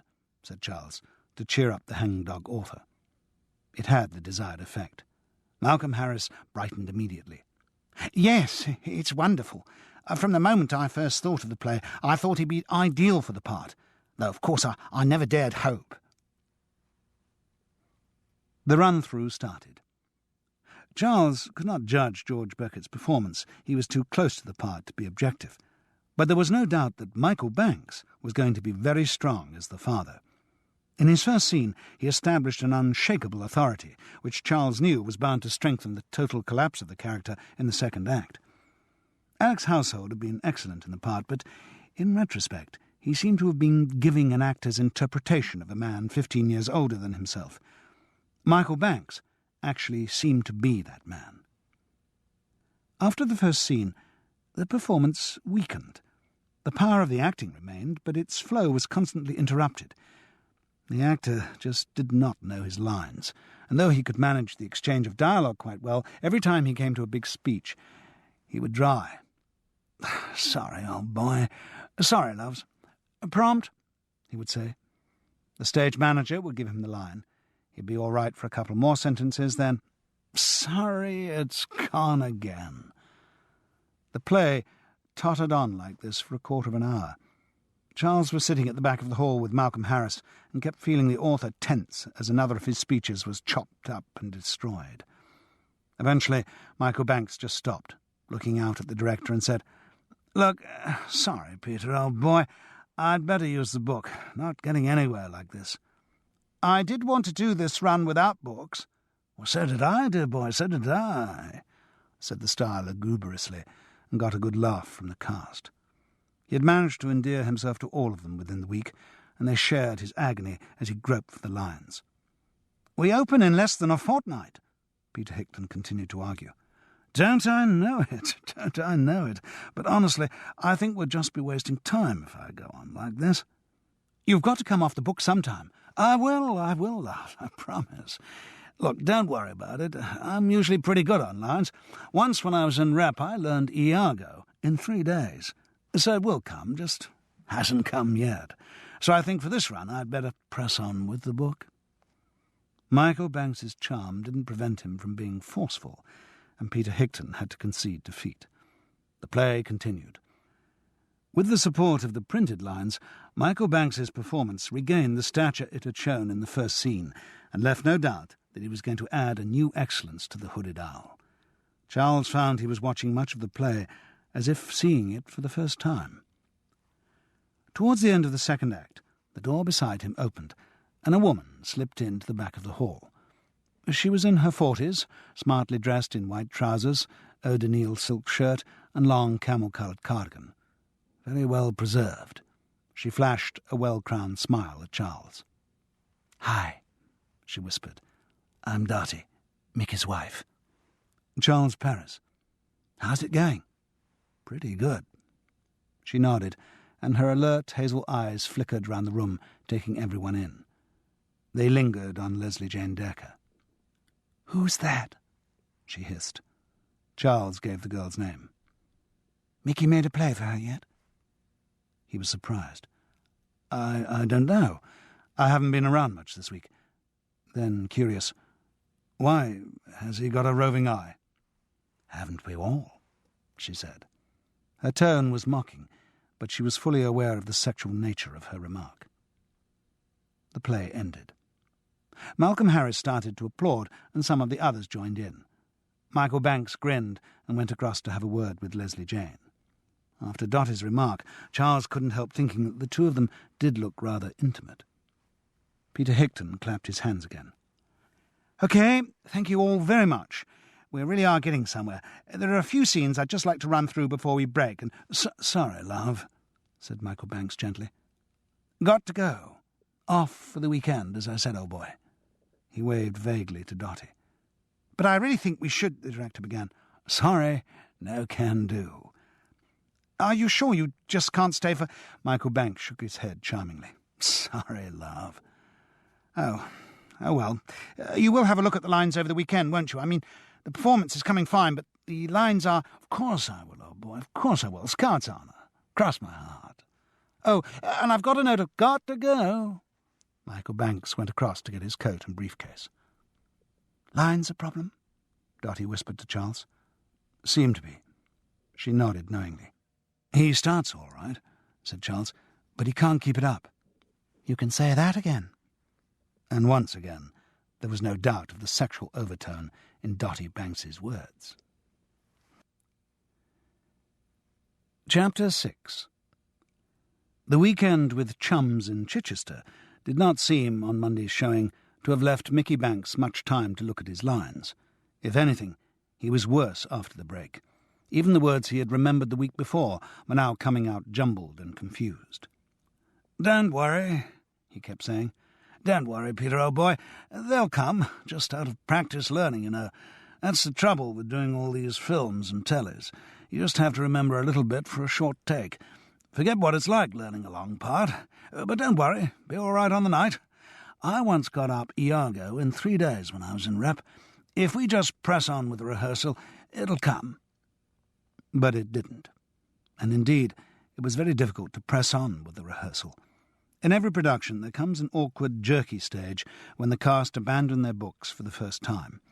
But for the Hooded Owl, it seemed to be going on longer than usual. And it had a knock-on effect. George Burkett got lazy about learning his lines too.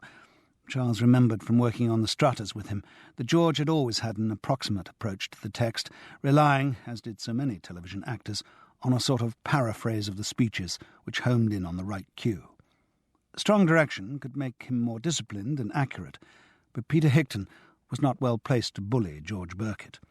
The latter could always turn round, and indeed did turn round, and say, "Sorry, love, I don't mind working on them, but there doesn't seem a lot of point in my giving up my free evenings when the star is unwilling to do the same."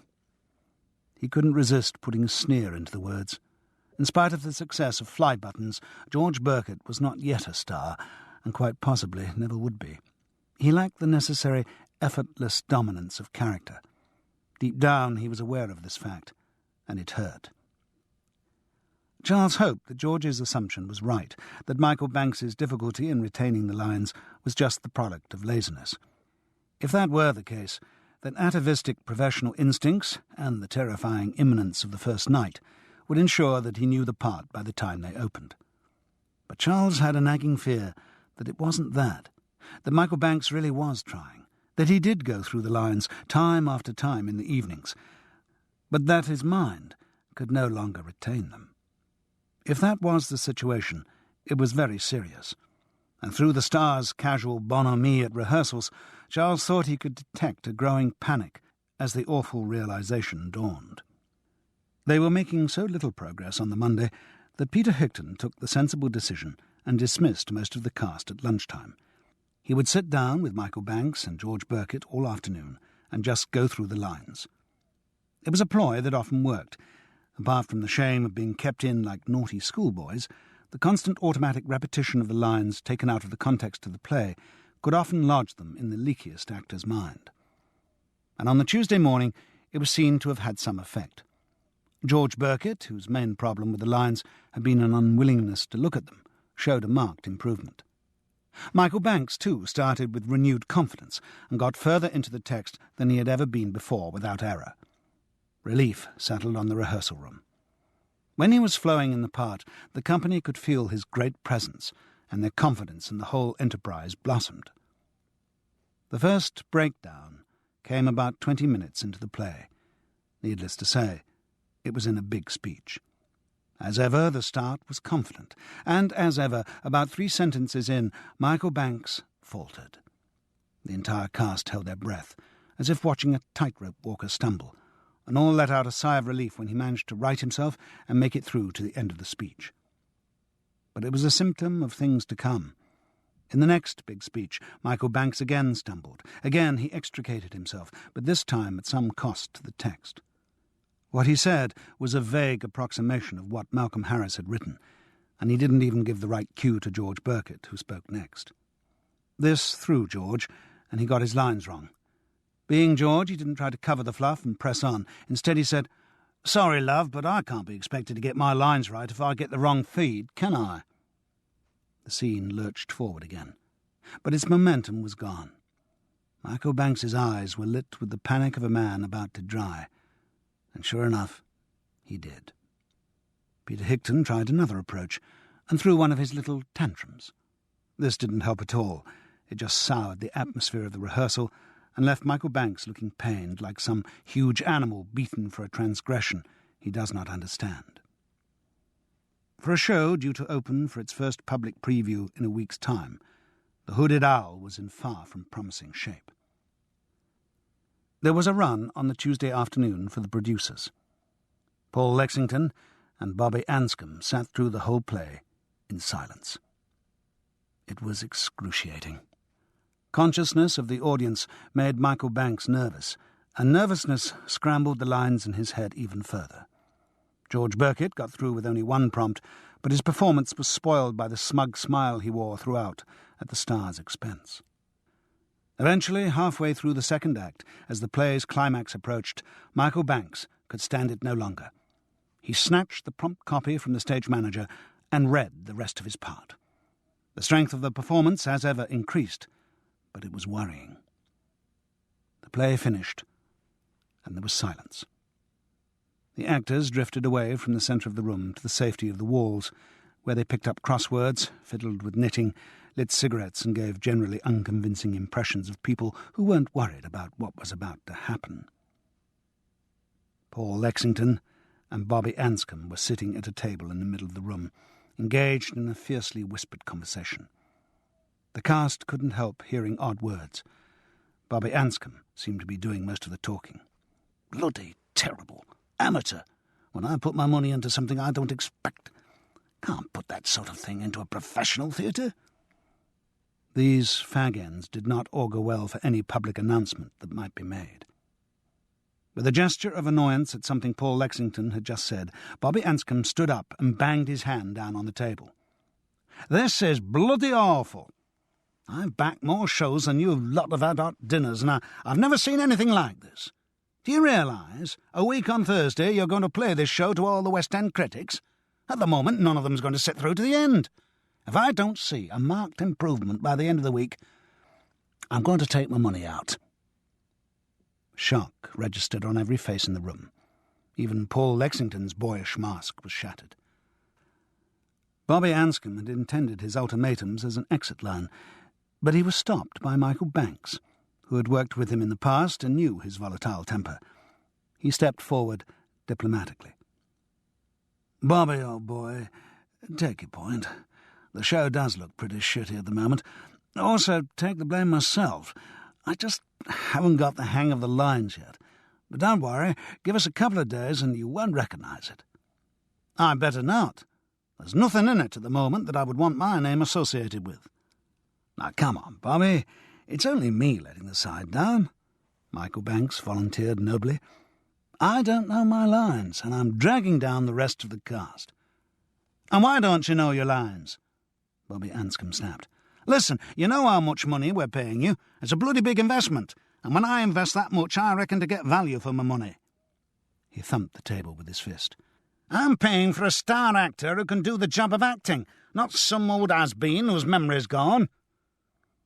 It was as if every person in the room had been slapped in the face. They all flinched.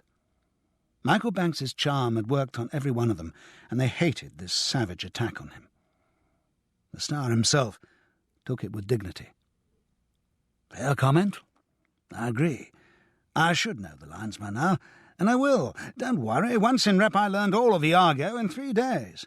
I'm not interested in what you've done in the past. My money's invested in what you can do now." Once again, Bobby Anscombe intended this as a parting shot, but again he was stopped. This time the interruption came from an unexpected source, as Leslie Jane Decker leapt to the defence of her idol. "It's all very well you saying that, but do you realise that Mickey only saw the script 10 days ago? It's a huge amount to learn in that time." Bobby Anscombe looked at her contemptuously. "I'm not concerned about actors' problems. I don't give a toss how long he's had to learn the part or how difficult it's been. All I know is he signed a contract to play the part properly, and at the moment he's not doing it. I'm not getting my money's worth. I'm a businessman with a reputation to think of. I've backed this show and I intend to make money out of it. The only way that's going to happen is if it looks like a professional West End production. At the moment it looks like amateur night. The only way for it to look any different is for Michael to learn the bloody lines. Unless," he added with unpleasant irony, "anyone has any other ideas for picking it out of the shit." "You could revert to the original casting." It was Alex Household who had spoken. He hadn't intended to. He looked as shocked as everyone else at his words. They had just come out. The build-up of frustration he had felt ever since losing the part would not allow him to be silent. When given such a cue, the reply had to emerge. The investor wheeled on him. "What? Put your name above the title? How many people do you think that'll bring in? At least with Mickey there, we can fill a few weeks of punters coming in to watch him dry. But who's going to come out to see a nonentity like you? I tell you, bloody no one." Alex may have had some response ready, but he got no chance to voice it, as Bobby Anscombe turned his fury on Paul Lexington. "Not that anyone's going to come anyway at the moment. Where's the publicity? I haven't seen a single poster for this bloody show. Haven't heard anything on the radio, seen nothing in the press, nothing on the box. How are the punters meant to know there's a show on? Bloody ESP?"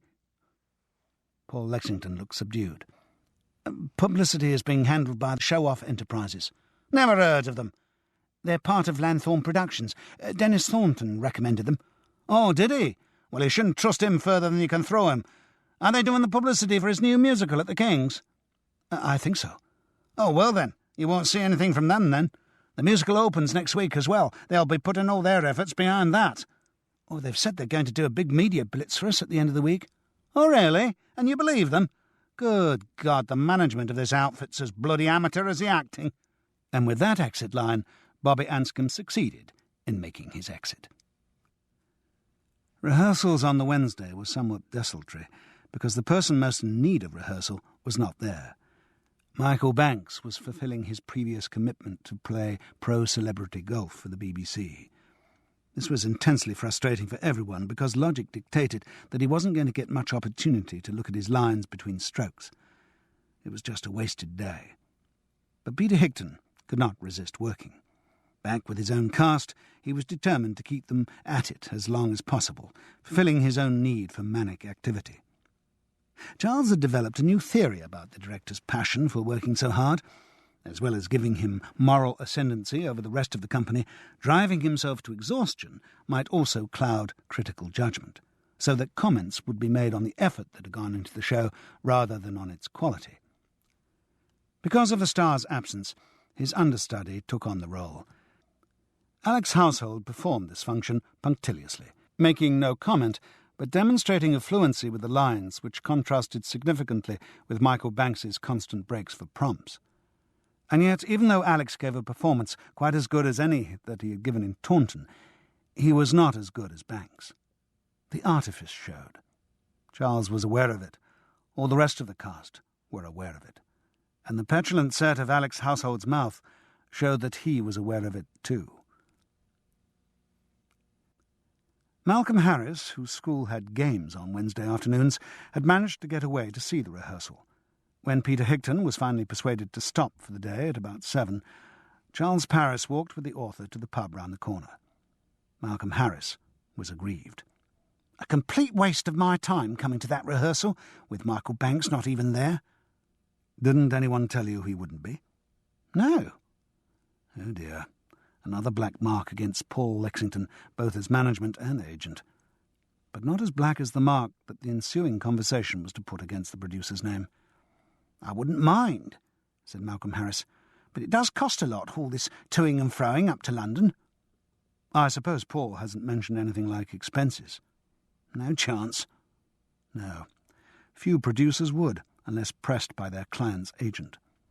"I wouldn't mind, but I'm pretty hard up at the moment. Teachers aren't paid a fortune, as you know." "No. Still, you must have had some royalties from Taunton." "No." "No? Why, I did ask Paul about that. He said he couldn't pay me." "Couldn't pay you?" "No." Charles could just picture Paul Lexington saying it, his plausible face earnestly puckered as he explained the situation to his gullible client. Malcolm Harris brightened. "No, but he offered me a very good deal." "Oh, yes?" Charles couldn't keep the cynicism out of his voice. But the author didn't appear to notice it. "He said that he couldn't pay me because he had to maintain his cash flow for the London opening, but what he would do was to let me regard what he owed me as a stake in the show." He grinned with triumph. "So you become an investor?" "Exactly. I'm now on a percentage with the Taunton money as my stake, so when the play starts making a lot, I get this extra money on top of my royalty." "And if it doesn't make any money," thought Charles, "you don't even get what's owing to you." "And you accepted the deal just like that?" "Oh, yes, of course. I mean, it's a very good deal. And anyway, I didn't have any alternative." "Did he offer you any alternative?" "Yes, he said if I insisted on having my Taunton money, he wouldn't be able to afford to bring the show in." It was all horribly predictable. Once again Charles was astonished how easily Malcolm could fall for the oldest cons in the business, and once again his estimate of Paul Lexington's integrity dropped a few notches. "By the way," asked the author, "has Mickey Banks learnt the lines yet?" "Well," replied Charles Paris evasively. To his surprise, when they got to the pub, he found Valerie Cass sitting there over a large gin. She waved effusively, and he couldn't pretend he hadn't seen her. "Charles, darling, how lovely to see you." "Yes, terrific. You know Malcolm, don't you?" "Of course. We met in Taunton." "Did we?" "Yes. I'm Valerie Cass, though you might not think it. I'm Leslie Jan's mother." "Why shouldn't I think it?" asked Malcolm Harris innocently. He was not skilled in the art of complimenting ladies. Nor, as Charles had come to realise to his cost, was he skilled in buying rounds of drinks. Resigning himself, Charles asked, "Get you another one, Valerie?" "Oh, just a teensy gin. Thank you, Charles." "Malcolm, half a lager, please." While he was getting the drinks, Alex Household came into the pub looking harassed. "Tomato juice, Alex?" "Whisky, please." "Make that another large Bell's, please." "So you're hooked on the stimulants now, are you?" "God knows I need something, Charles." Look who's over there. The mother. Oh, Lord, I can't face her. Come on." Reluctantly, Alex followed Charles to the table and sat down. He and Valerie looked at each other as cordially as two people who loathe each other can. "So, where's my baby?" asked Leslie Jane's mother. "Don't know," said Charles. "She said she had to rush off after rehearsal." Valerie looked piqued. "Oh, from what she said, I gathered she usually came round here." "Quite often, not tonight." "You don't know where she is, Alex?" she asked sweetly, and then with a touch of venom. "Or are you no longer the right person to ask?" Alex spoke without emotion. "As far as I know, she's gone out to dinner." "Oh, has she? Then we've both been stood up." "So it would appear. Do you know who we've been stood up by?" "The version I heard was that Leslie Jane was going out to dinner with Michael Banks to go through his lines." "Oh," said Valerie Cass, and then with a different intonation, "Oh." The news gave rise to mixed emotions in her. She was glad her daughter had stood up Alex's household. She was impressed that her daughter was out with someone of the eminence of Michael Banks. But at the same time, she was nettled that her daughter hadn't told her she was going out, and the sexual jealousy, which was so much part of their relationship, was irritated by the news. She responded by testing her own sexual magnetism on Charles. "Had you thought about eating?" "Me? Eating? Oh, I'm not much of an eater. Had a pie at lunch. That does me for the day." "Oh." "Tell me, Alex," said Malcolm Harris suddenly, "how is Mickey Banks doing on his lines?" "Well," Alex's household pursed his lips sarcastically, and whereas Charles had left it at that, Michael Banks's understudy proceeded to tell the author just how much of a massacre the Star was making of his play. It was just the two of them left in the pub. Valerie Cass had left rather petulantly as soon as she'd finished her gin, and Malcolm Harris, breathing imprecations against Michael Banks, had gone soon after, without, of course, buying a round. Charles and Alex drank a lot, but Charles didn't feel the relaxation he normally experienced when getting quietly pissed with a fellow actor. Alex was too jumpy, too neurotic, too dangerous. Towards the end of the evening, indiscreet with the unaccustomed alcohol, he suddenly said, "I don't think I can take it much longer." "Take what?" asked Charles. "The humiliation. The sheer bloody humiliation. You take a decision rationally. You'll say, I'll do this or that. It'll be hell, but I know the stakes. I'll do it. I can cope. And then you do it, and it's hell, and you realise that you can't cope." "You mean this understudy thing?" Alex nodded unevenly. "That and other things, yes. I just feel it can't go on much longer. There's got to be some resolution, something that breaks the tension." "What sort of thing?" "I don't know." Alex's household laughed suddenly. "Someone's death, maybe." Thursday's rehearsals built up to a run in the afternoon. Whatever Michael Banks had done with Leslie Jane the previous evening, and something in their manner towards each other suggested he had done something, it had not improved the grasp of the lines. In fact, he was worse than ever. It was as if his mind had a finite capacity for lines. Put in more than it could hold, and they would start to overflow. He would surprise everyone by getting a new speech right, but then show that it had been at the expense of other sections of dialogue. The fact could not be avoided. Michael Banks could no longer learn lines. He was cold and hurt at the end of the run-through, knowing what was wrong and unable to admit it. "Look, Mickey," said Peter Hicton, "would it help if we were to go through the lines again this evening, just the two of us?" "No, thank you," the Star replied politely. "I'll go home and put them on tape. That sometimes helps." "Are you sure there's nothing—" "Quite sure, thank you," came the firm reply. "Don't worry about it. I once learned all of Iago in 3 days when I was in rep." But the old boast didn't convince anyone. Amidst subdued farewells, Michael Banks left the rehearsal room. "Christ," muttered Paul Lexington, momentarily losing his cool. "What the hell do we do now?" "I haven't a clue," confessed Peter Hicton. "Just run out of ideas, unless we start pasting bits of the script all over the set. God, if only it were television. There you can use auto-cue and idiot boards, but in the theatre, well, there's no technology that can help you out." "Oh," said Wallace Ward, the languid company manager. "I wouldn't say that." This ends Disc 2. Murder Unprompted, Disc 3. Chapter 7. The Friday's rehearsals followed the pattern of the previous day, followed it even down to the detail of Michael Banks not knowing his lines. The strain was beginning to tell on him. The casual bonhomie was maintained with more difficulty. There was no arrogance in the man.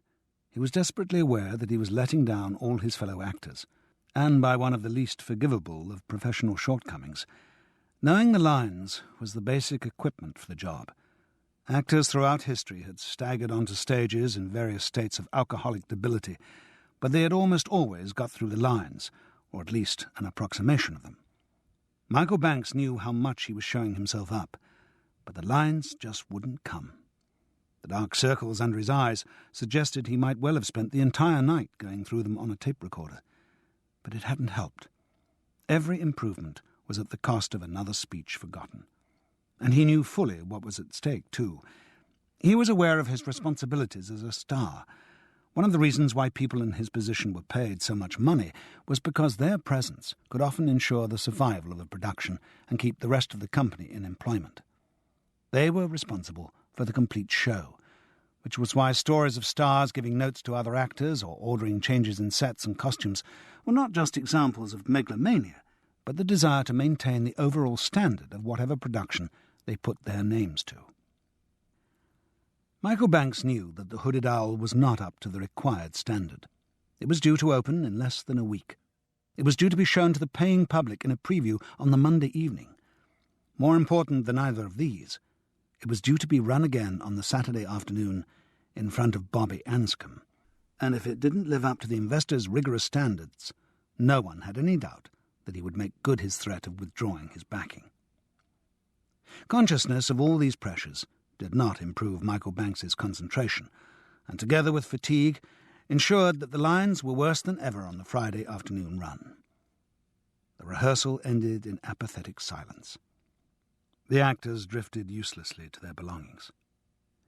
"Mickey, could we have a quick word?" asked Paul Lexington, and the star, with the dignity of a man mounting the scaffold, went across to join the producer, director, and company manager. Conscious of the straining ears of the rest of the company, Paul Lexington led the little group out into the corridor. They were out for 2 or 3 minutes, during which no one in the hall spoke. Michael Banks led them back in, saying, "No, I'm sorry, Paul, I couldn't think of it. I have a reputation to maintain." "Do you have any alternative to suggest?" asked the producer, careless now of listening ears. The star spread his hands in a gesture of frustration. "Only that somehow I'll get the lines. Somehow." "Mickey, you've said that for a fortnight, and there's no sign of it happening. We've got to do something." "But not what you suggest. There must be some other way." And to put an end to the conversation, he walked firmly off to pour himself a cup of coffee. After a muttered colloquy with Peter Higton and Wallace Ward, Paul Lexington announced, "OK, everyone, we'll break there. 10 o'clock call in the morning. There's still a lot of work to do." "You can say that again," murmured Alex Household, who was standing beside Charles. "But I fear it will all be in vain." "Alex," said the producer, "could you just stay for a quick word?" "Of course." "I'm going round the pub," said Charles. "See you there, maybe?" "Perhaps," Alex replied abstractly, and looking at the glow of restrained excitement in the other actor's face, Charles knew that Alex Household thought he was about to get his part back. It was nearly an hour before Alex appeared in the pub, and one look at his face told that his expectation had not been realised. He no longer even mentioned his no-stimulants regime as he took the large bell from Charles. "The nerve! The bloody nerve! I cannot believe it!" Charles didn't bother to prompt. He knew it was all about to come out. "Do you know what they've asked me to do? Cool as you like. Paul bloody Lexington has asked me to sit in the wings for the entire run of this play and feed Mickey Banks's lines." "What, you mean to be a kind of private prompter, whispering at him right through the play?" "No, it's a bit more sophisticated than that. This is a deaf-aid job." I'm sorry, I don't understand." "Oh, haven't you heard of these things? It's been done before in similar circumstances. It's a new device whereby, thanks to the wonders of electronics, a star can still give a performance without bothering to learn the lines." "Well, explain." "Well, very simple, really. It's a shortwave radio transmitter. Some lemon, me if Paul Lexington has his way, sits in the wings feeding the part line by line into the transmitter. The character on stage, for reasons which may possibly be explained by the insertion of a line or two into the script, wears a deaf aid." "Which acts as a receiver?" "Exactly. But does it work?" It has worked in some very eminent cases. Has to be modern dress, obviously, and ideally an elderly character. You can't have Romeo swarming up the balcony in doublet and hose and hearing aid. But the part Mickey's playing, why not? I'm amazed. I've never heard of that being done. Well, now you know. And if ever you see an actor on stage with a deaf aid that's not integral to the plot, be suspicious. Has Mickey agreed to use it? He's still blustering, saying he never will, and he once learned Iago in 3 days. But he'll have to come round. There's no alternative, except for the obvious one, which is reverting to the original casting. Alex's household let out the words in a hiss of frustration. Which they won't now they've got Mickey's name all over the posters. No, of course they won't. I agree it's a bit of a cheek asking you to do it. Oh, you should have heard the way it was put. Paul Lexington at his greasiest. Of course, Alex, old man, it could be done by an ASM, but you do know the part so well you could time it properly. And of course, we would raise your money for doing it. By how much? No actor could have resisted asking the question. 50 quid a week. Well, that's pretty good. Oh, yes. Paul Lexington pays you well for totally humiliating yourself. So you told him to get stuffed, did you? No, I haven't yet. A cold smile came to Alex Household's lips. And you know, I'm not sure that I will. You mean you'll accept it? I just might. Good idea, said Charles soothingly. Take the money and don't think about it. That's always been my philosophy. Yes. Alex's mind was elsewhere. Because now I come to think about it, it could be a good job. Sure. A position of power. Power? Yes. How does one gain revenge for humiliation? I've no idea. Charles didn't like the way the conversation was going. The old light of paranoia gleamed in Alex's eye. Why? You humiliate someone else. Maybe, but... And if you're stuck in the wings feeding lines to some senile old fool who can't remember them, he laughed harshly, then it's really up to you what lines you feed. By the Saturday morning, Michael Banks had accepted the inevitable. He sat in shamefaced silence while Paul Lexington explained to the company what was going to be done, and was still silent but attentive, while Wallace Ward, who had encountered the deaf aid on a previous production, demonstrated the apparatus. They started rehearsing with it straight away. Alex Household sat in a chair by the wall, smugly reading the lines into a small transmitter with an aerial, while Michael Banks moved about the stage area with the deaf aid in his ear. We can't really work out sound levels properly until we get into the theatre. Better just work on timing the lines, advised Wallace Ward. Come the day, asked Alex languidly, where will I perch? On the prompt side? No, you'd be too near the stage manager's desk there. Might pick up his cues on the transmitter. No, you should sit OP. Wallace Ward used the theatrical jargon for the side opposite the stage manager. Fine, said Alex, obtrusively cooperative. They started. It was not easy. Michael Banks was not used to acting with a voice murmuring continuously in his ear, and Alex Household found it difficult to time the lines right. If he went at the natural pace, Michael Banks got lost and confused, unable to speak one line while hearing the next. The only way they could get any semblance of acting was for Alex to speak a whole sentence, Michael to wait for the end and then repeat it. This method didn't work too badly in exchanges of dialogue, but again it was disastrous in the long speeches. With all the waits as the lines came in, the pace slowed to nothing. The lines were coming out as written, but the play was dying a slow death. Michael Banks struggled on gamely for about an hour, but then snatched out his earpiece and said, I'm sorry, loves. It's just not working, is it? Persevere, said Wallace Ward. Just persevere. It takes a long time to get used to it. Well, how long? We don't have that much time. Keep trying. It was painfully slow, but Michael Banks kept trying. His memory might have gone, but he showed plenty of guts. Bobby Anscombe was due at 3. Then they would do a run for him. By then, they had to have mastered the device. By unspoken consent, they worked on through their lunch break. Every member of the company was willing their star to succeed. Slowly, the pace started to pick up. Alex spoke more quickly, and Michael Banks lost the flow less often. It was a cooperative effort between the two. It had to be. Alex's task of dictating the pace was quite as difficult as Michael's was of delivering the lines. And Charles noted with relief how Alex was rising to the challenge. Whatever resentments he might feel, whatever threats he might have voiced against the star, the understudy was now totally caught up in his task, spacing the lines with total concentration, caught up in the communal will for the subterfuge to work. They staggered through the second act. It was 2:30, and the minutes were ticking away till Bobby Anscombe's appearance. The tension in the room built up, the concentration of the entire company focusing on Michael Banks, living every effort with him. He was approaching the big speech about the hooded owl, the speech which Malcolm Harris had rightly claimed to be the centre of his play, the speech that the star had not once got through since he had abandoned his script. All was silent in the rehearsal room, except for the actors speaking their lines.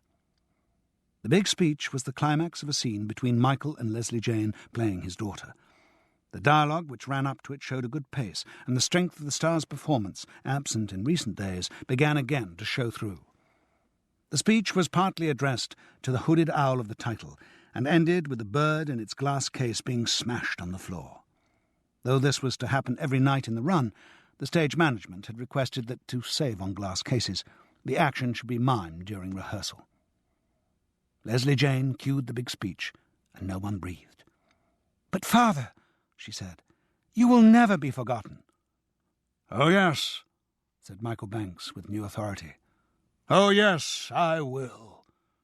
3 generations of us have lived in this house. 3 generations have passed through this room, slept here, argued here, made love here, even died here. And the only marks of their passage have been obliterated by the next generation. New wallpaper, new furniture, new window frames. The past is forgotten, gone with no record. Unless you believe in some supernatural being taking notes on our progress. A god, maybe. Or, if you'd rather, a hooded owl. Why not? This stuffed bird has always been in the room. Imagine if it had perception, a memory to retain our follies. Oh, God, the weakness that these walls have witnessed. And this bird lived through it all, has seen it all, impassively, in silence." He picked up the glass case and looked at the bird reflectively. Then, with a sudden change of mood, he shouted, "Well, I'm not going to be spied on any longer," and dashed it to the ground. They all burst into applause. Leslie Jane threw her arms around Michael Banks's neck. The sense of achievement was felt by every one of them. Not only had he mastered the lines, he had also delivered the speech with greater power than it had ever received, either by him in rehearsal or by Alex in performance. And yet Alex had contributed. Something of his timing, something of his delivery had come into Michael Banks's performance, giving it new depth and stature. The applause was for the joint effort. It was 5-3. Paul Lexington held up his hands for silence. His glowing face showed that he was aware of the breakthrough. "I think we're going to be all right. We stop it there. Thank you for all your hard work. Bobby will be here in a minute, and I want you all to give him a performance that'll blast him out of his seat." The run was not perfect, but it was good. Occasionally the timing between Alex and Michael went and the star lost his lines, but for most of the play the flow was maintained. Bobby Anscombe, who had reacted badly when he'd first heard of the Deaf Aid idea, was forced to admit at the end that it might work. Like everyone else, he recognised that there was no alternative. "Okay," he announced to everyone in his usual grudging style. "We're still in business. Just. But you're all going to have to work a darn sight harder. The last week's rehearsal has been a virtual write-off, and you're meant to be facing a preview audience on Monday. You think we go ahead with that? Asked Paul Lexington. Clearly, cancelling the previews had been one option the producer had discussed. We'll go ahead. The show needs the running, and even if it's bad, there won't be too much word of mouth outside the business. And any word of mouth'll be better than what we got at the moment. What the hell's happening on the publicity front? He rounded on his co-producer as he asked the question. Show-off says it's all in hand. A bit late to have it in hand. It should have been out of hand and all over the bloody media by now. Is anything happening? Well, Mickey's doing Parkinson tonight. The Beeb's sending a car about 6, Mickey. The Star acknowledged this information with an exhausted nod. And then there's supposed to be an interview in Atticus in the Sunday Times tomorrow. Better than nothing. But where are the bloody posters? Apparently some delay about those. You know, the people who put them up are quite difficult to organise. I know that. But it's supposed to be sorted out now. I should bloody well hope so. We open on Thursday, and at the moment we've made about as much noise as a fart in a hurricane. Bobby Anscombe turned to Peter Hickton. All set for the getting at the Variety tonight? The director nodded with relish at the prospect of a sleepless night of hard work. Tech run tomorrow night and DR Monday afternoon? That's it, Peter Hickton confirmed. Yeah, well, for God's sake, see that Mickey and Alex get some practice with that bloody walkie-talkie tomorrow afternoon. There's a long way to go before it sounds natural. Don't worry, said Paul Lexington diplomatically. We'll sort it out. This is going to be a show you'll be proud to be associated with, Bobby.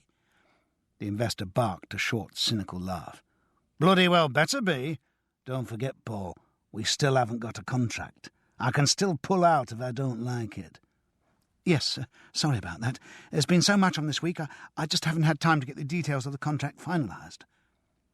Charles wondered whether this was true, or whether Paul Lexington was once again using delaying tactics for devious reasons of his own.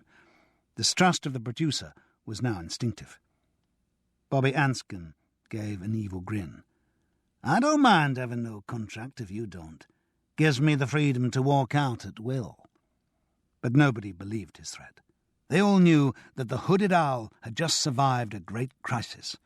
For the first time that week, they all dared to feel confident that the show would open the following Thursday as planned. Chapter 8. There's nothing like a long technical run to dissipate any euphoria attached to a theatrical production, and that was the effect of the one held for the Hooded Owl on the evening of Sunday, the 26th of October, 1980. As is often the case with such events, it started late. Peter Hickton had had trouble with the resident stage crew at the Variety over the Saturday night. He was used to working with crews who knew him, and who, like his casts, were prepared to work round the clock to achieve the effects he desired. The staff of the Variety did not have this attitude. They had no personal loyalty to him, and were too strongly unionised to accept his way of working. Peter Hickton, unaware that cooperation could be bought by payment of negotiated extras, responded to the crew's apparent lethargy by throwing one of his tantrums, which had only served to make them less willing to help out. Paul Lexington and Wallace Ward had had to devote much energy to smoothing ruffled feathers. Nobody had got much sleep, and everything was way behind schedule. When eventually, after 10 o'clock at night, the run started, it was very slow. Apart from the unfamiliarity of the entrances and exits and the other customary problems for the cast, Peter Hickton had not had time to complete the lighting plot. So much of that was being done in the course of the run, which meant endless waits while new lighting settings were agreed. This left the cast standing around. They got bored and giggly, which set off explosions of bad temper from the technical staffs working around them. The atmosphere degenerated. Members of the resident stage crew wandered around looking at their watches and making dark remarks about amateurism and provincial rep, and the folly of trying to bring in a show so quickly, and the unlikelihood of its being presentable in time for the Monday night preview. Paul Lexington rushed around, also looking at his watch, and working out how much overtime he was going to have to pay, or, to Charles's suspicious mind, how much overtime he was going to avoid paying. The latest technical innovation, the deaf aid transmitter, did not make things any easier. For a start, the resident sound engineer didn't like it, because he hadn't been consulted about its introduction, and he maintained that he should be responsible for all sound equipment. This led to a circuitous discussion with Paul Lexington about whether it was sound equipment or not, which was only settled after much wrangling, and almost definitely money changing hands. But even when its use had been approved, it didn't work as it should. Michael Banks, who by this time looked terminally tired, seemed to have lost the knack of timing which he had so laboriously achieved the day before, and so his lines were once again all over the place. Alex, from his position in the wings, was not concentrating as much and could not easily be kept informed about when they were stopping and starting, going back to rehearse lighting changes and so on, with the result that he was often feeding the wrong words. Setting the transmitter's volume level was also a problem. If it was too low, Michael kept mishearing lines and producing bizarre variations, many of which would, under other circumstances, have been funny, and did in fact produce some snorts of ill-advised laughter from the overwrought cast. If the level was set too high, Michael could hear all right, but unfortunately so could the rest of the theatre, in a sort of ghostly pre-echo. But the climax of technical disaster came, as the climax always did, with the hooded owl speech. Charles was out front and saw what happened. It was then getting on for 3 in the morning, but in the last quarter of an hour things had been getting better. With the end of the play in sight, everyone seemed to get a second, or possibly 10th, wind. Michael Banks, for the first time in the run, showed some signs of his real power as the hooded owl speech drew near. "But, Father," said Leslie Jane, "you'll never be forgotten." Oh, yes, I will. 3 generations of us have lived in this house.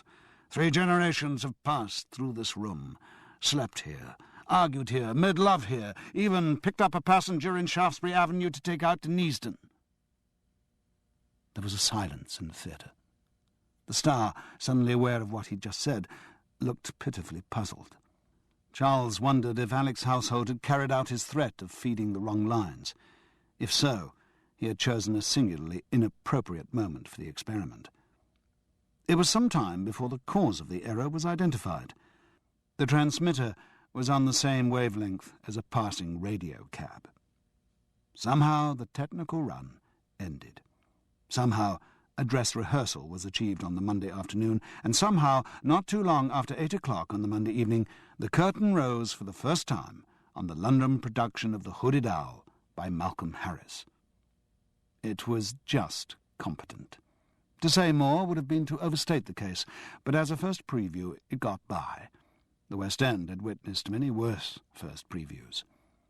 The house was about a third full, and they were respectful, if not ecstatic, in their reaction. Those of the cast who remembered the euphoria of Taunton were disappointed. But they comforted themselves with the fact that they were at least on, something which 3 days previously had looked most unlikely. Michael Banks managed his lines fairly well, with only a couple of mishearings, and one awfully long 30 seconds where he totally lost the thread. Perversely, George Birkett seemed to have lost his lines completely and had to take at least half a dozen prompts.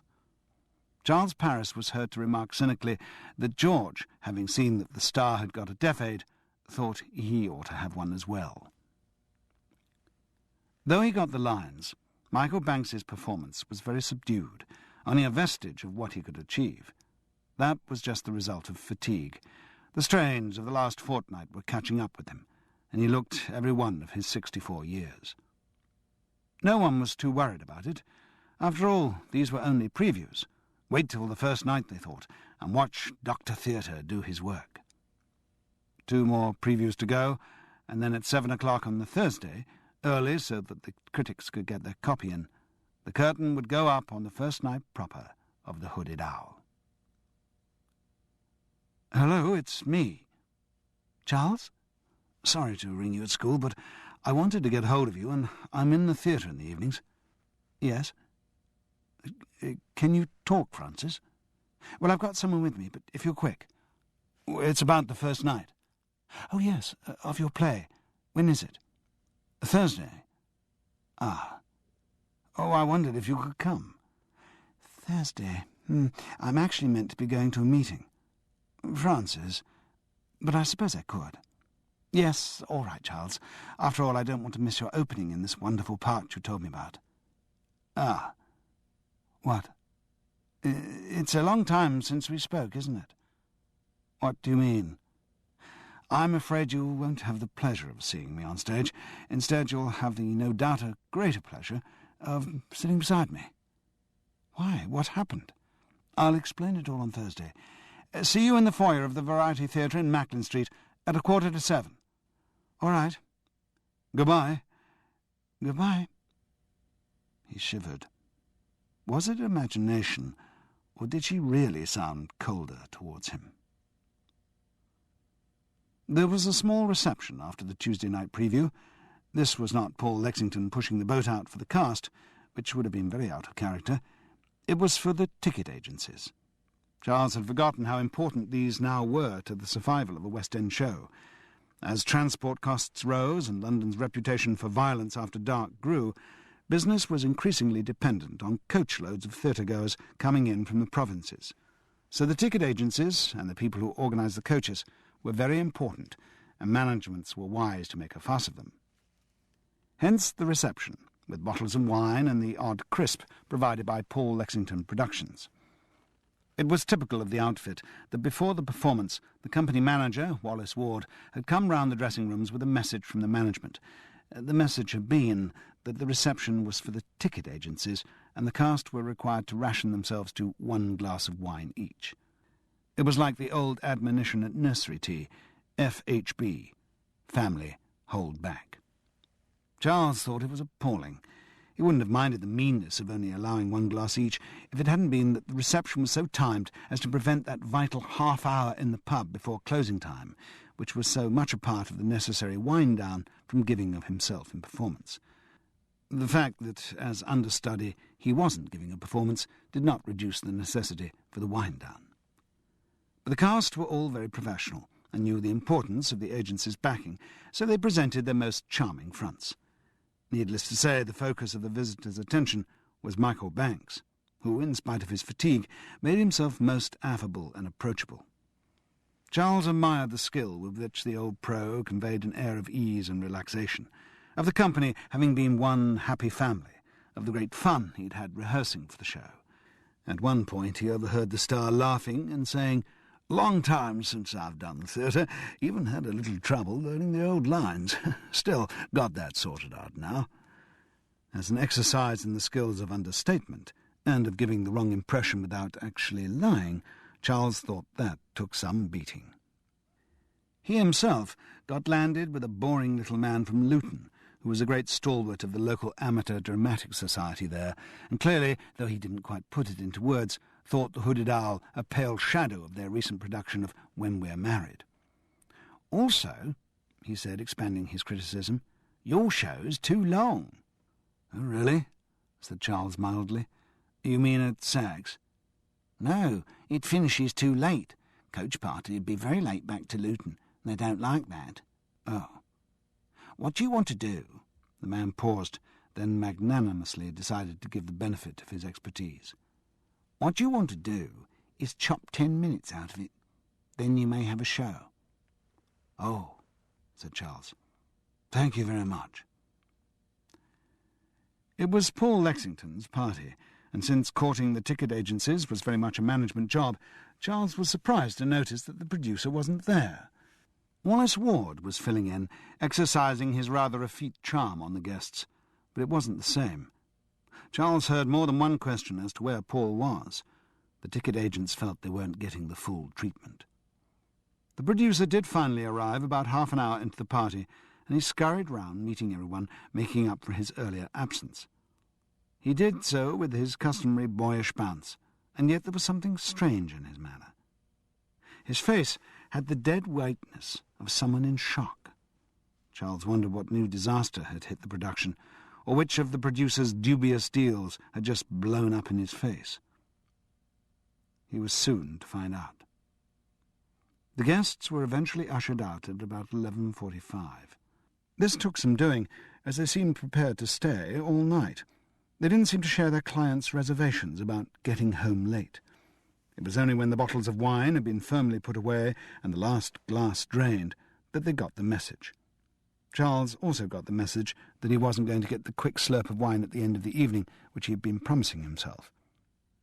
Etiquette had demanded that none of the cast should leave until the last of their guests had done, but as soon as the final raincoat disappeared round the door of the theatre bar, the entire company leapt for their belongings to make a quick getaway. "Shall we go, Mickey?" Charles heard Leslie Jane Decker saying to the Star, which was in itself interesting. But they were all stopped by Paul Lexington clapping his hands. "Listen, everyone, I've some news. I'm afraid once again it's good news and bad news. The good news is that we've got the ticket agencies on our side. They like the show and they're going to recommend it to their clients, on one condition. That condition is that we cut 10 minutes out of the running time." This was greeted by a ripple of protest. Malcolm Harris, who would have been the most vigorous protester, was not present, but Peter Hinkton, acting on the author's behalf, remonstrated. "Look, we can't do that. The play's really tight now. We'll ruin it." "Sorry," said Paul. "Got to be done. Anything'll cut down if it has to. Peter, see me in the production office at 10 and we'll go through the script. Then we'll have a full cast call at 2 to give you the cuts. OK, Wallace?" The company manager nodded. "We should let Malcolm know," protested Peter Hinkton. "It is his play." "There isn't time. Anyway, it's not his play now. We've got the rights. I'm sorry it's necessary, but it is. We won't get the coach parties if the show ends as late as it does now." If anyone needed evidence of the power of the ticket agencies, there it was. Grumbling slightly, but accepting the inevitable, the cast once again made to leave, but Paul Lexington again stopped them. "Then there's the bad news." They froze. They had all thought the cuts were the bad news. "I've just come from a meeting with Bobby Anscombe. I'm afraid we couldn't agree over certain artistic matters. As a result, he has decided to withdraw his backing from the production." This hit them like a communal heart attack. As the shock receded, Charles found himself wondering what the disagreement had really been about. He felt certain that Paul Lexington had been trying to pull a fast one on his co-producer. Maybe the missing contract had finally appeared and Bobby Anscombe hadn't liked its provisions. It must have been something like that. Charles was beginning to understand the way Paul Lexington worked. But if he had tried to dupe the wily Bobby Anscombe as easily as the innocent Malcolm Harris, it was no wonder that he'd come unstuck. But, like the eternal wobbly man, the young producer bounced back. "Now, this is a pity, but it's not a disaster. I would rather lose Bobby's backing than compromise my artistic integrity over this production." The fact that no one laughed out loud at this remark suggested to Charles that they didn't all share his view of the man. For many of them, his plausible exterior was still convincing. "There are other investors, and don't worry, I've still got plenty of backing for this show. I'm not going to go bankrupt. Don't worry about a thing. The Hooded Owl will go on, and what's more, it'll be a huge success." But in spite of the stirring words, in spite of the cast's cheers, Charles could see panic in Paul Lexington's eyes. And when he thought about it, it didn't surprise him. He didn't know the details of the funding of the show, but he could piece a certain amount together. Paul Lexington Productions had been able to mount the Hooded Owl at Taunton, but had been unable to bring it into town without Bobby Anscombe's support. And that support had been bought at the cost of considerably increasing the budget. With a Taunton cast, it remained a comparatively cheap show, but with Michael Banks, and indeed George Burkitt's, name above the title, it was a much more expensive proposition. And now the support, whose condition the cast changes had been withdrawn. Michael Banks was suddenly a very expensive albatross around Paul Lexington's neck.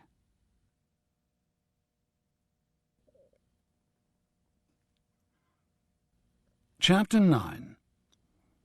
The Understudies is a strange role, and never is he made more aware of its strangeness than on a first night. He's caught up in the communal excitement without the prospect of release that performance gives. He can't quite detach himself or even avoid nerves. He has to be eternally in readiness. Only when the final curtain has fallen can he be sure he'll not have to go on. During the half, before the curtain rises, he has his twitchiest moments. He has to watch the actor he would replace for signs of strain or imminent collapse, and wonder nervously whether he could actually remember the lines if he had to go on. Sometimes the worst happens, and the actor doesn't appear for the half. Then the understudy goes through agonies of indecision before the company manager gives him the order to get into costume and makeup. And how often, as the understudy trembles in the wings, awaiting the rise of the curtain, does the real actor appear, full of apologies about a power failure on the Underground or the traffic on the Westway. It's almost impossible for the understudy to achieve mental equilibrium. His thoughts sway constantly between the desire to go on and the desire to settle down for a relaxed evening with a book in the secure knowledge that he won't have to go on. This is at least true of aspiring understudies, those who really wish they had the parts. There is a breed of professional understudy, often, if female, actresses who have semi-retired to bring up their families, for whom the job is all that they require. It gives them the contact with the theatre that they crave, without the total commitment which acting every night demands. Charles Paris was not a professional understudy. He still had dreams, and though those dreams had taken something of a battering since the heady days of Taunton, they were resilient and survived in amended form. The image of suddenly being called in to take over from George Birkett and astounding the critics with his unsung brilliance was one that would not go away, however hard he tried to suppress it. He knew that that was one of the reasons why he went to see George Birkett first on his backstage round at the half.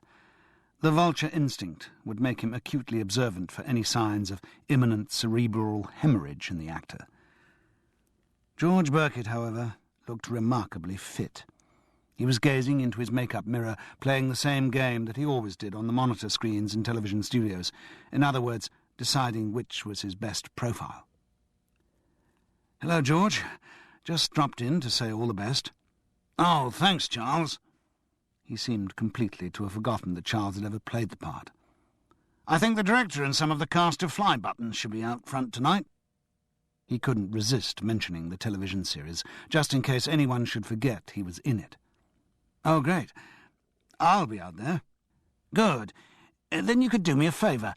You know in the dinner party scene, when I'm downstage doing my incest speech?" "Yes." "Well, could you tell me what Mickey's up to during that? I'm sure he makes some sort of reaction. I can't see. Could you watch out for it? I mean, I know he's the star and all that, but I'm damned if I'm going to be upstaged, even by him." The Star dressing room was Charles's next port of call.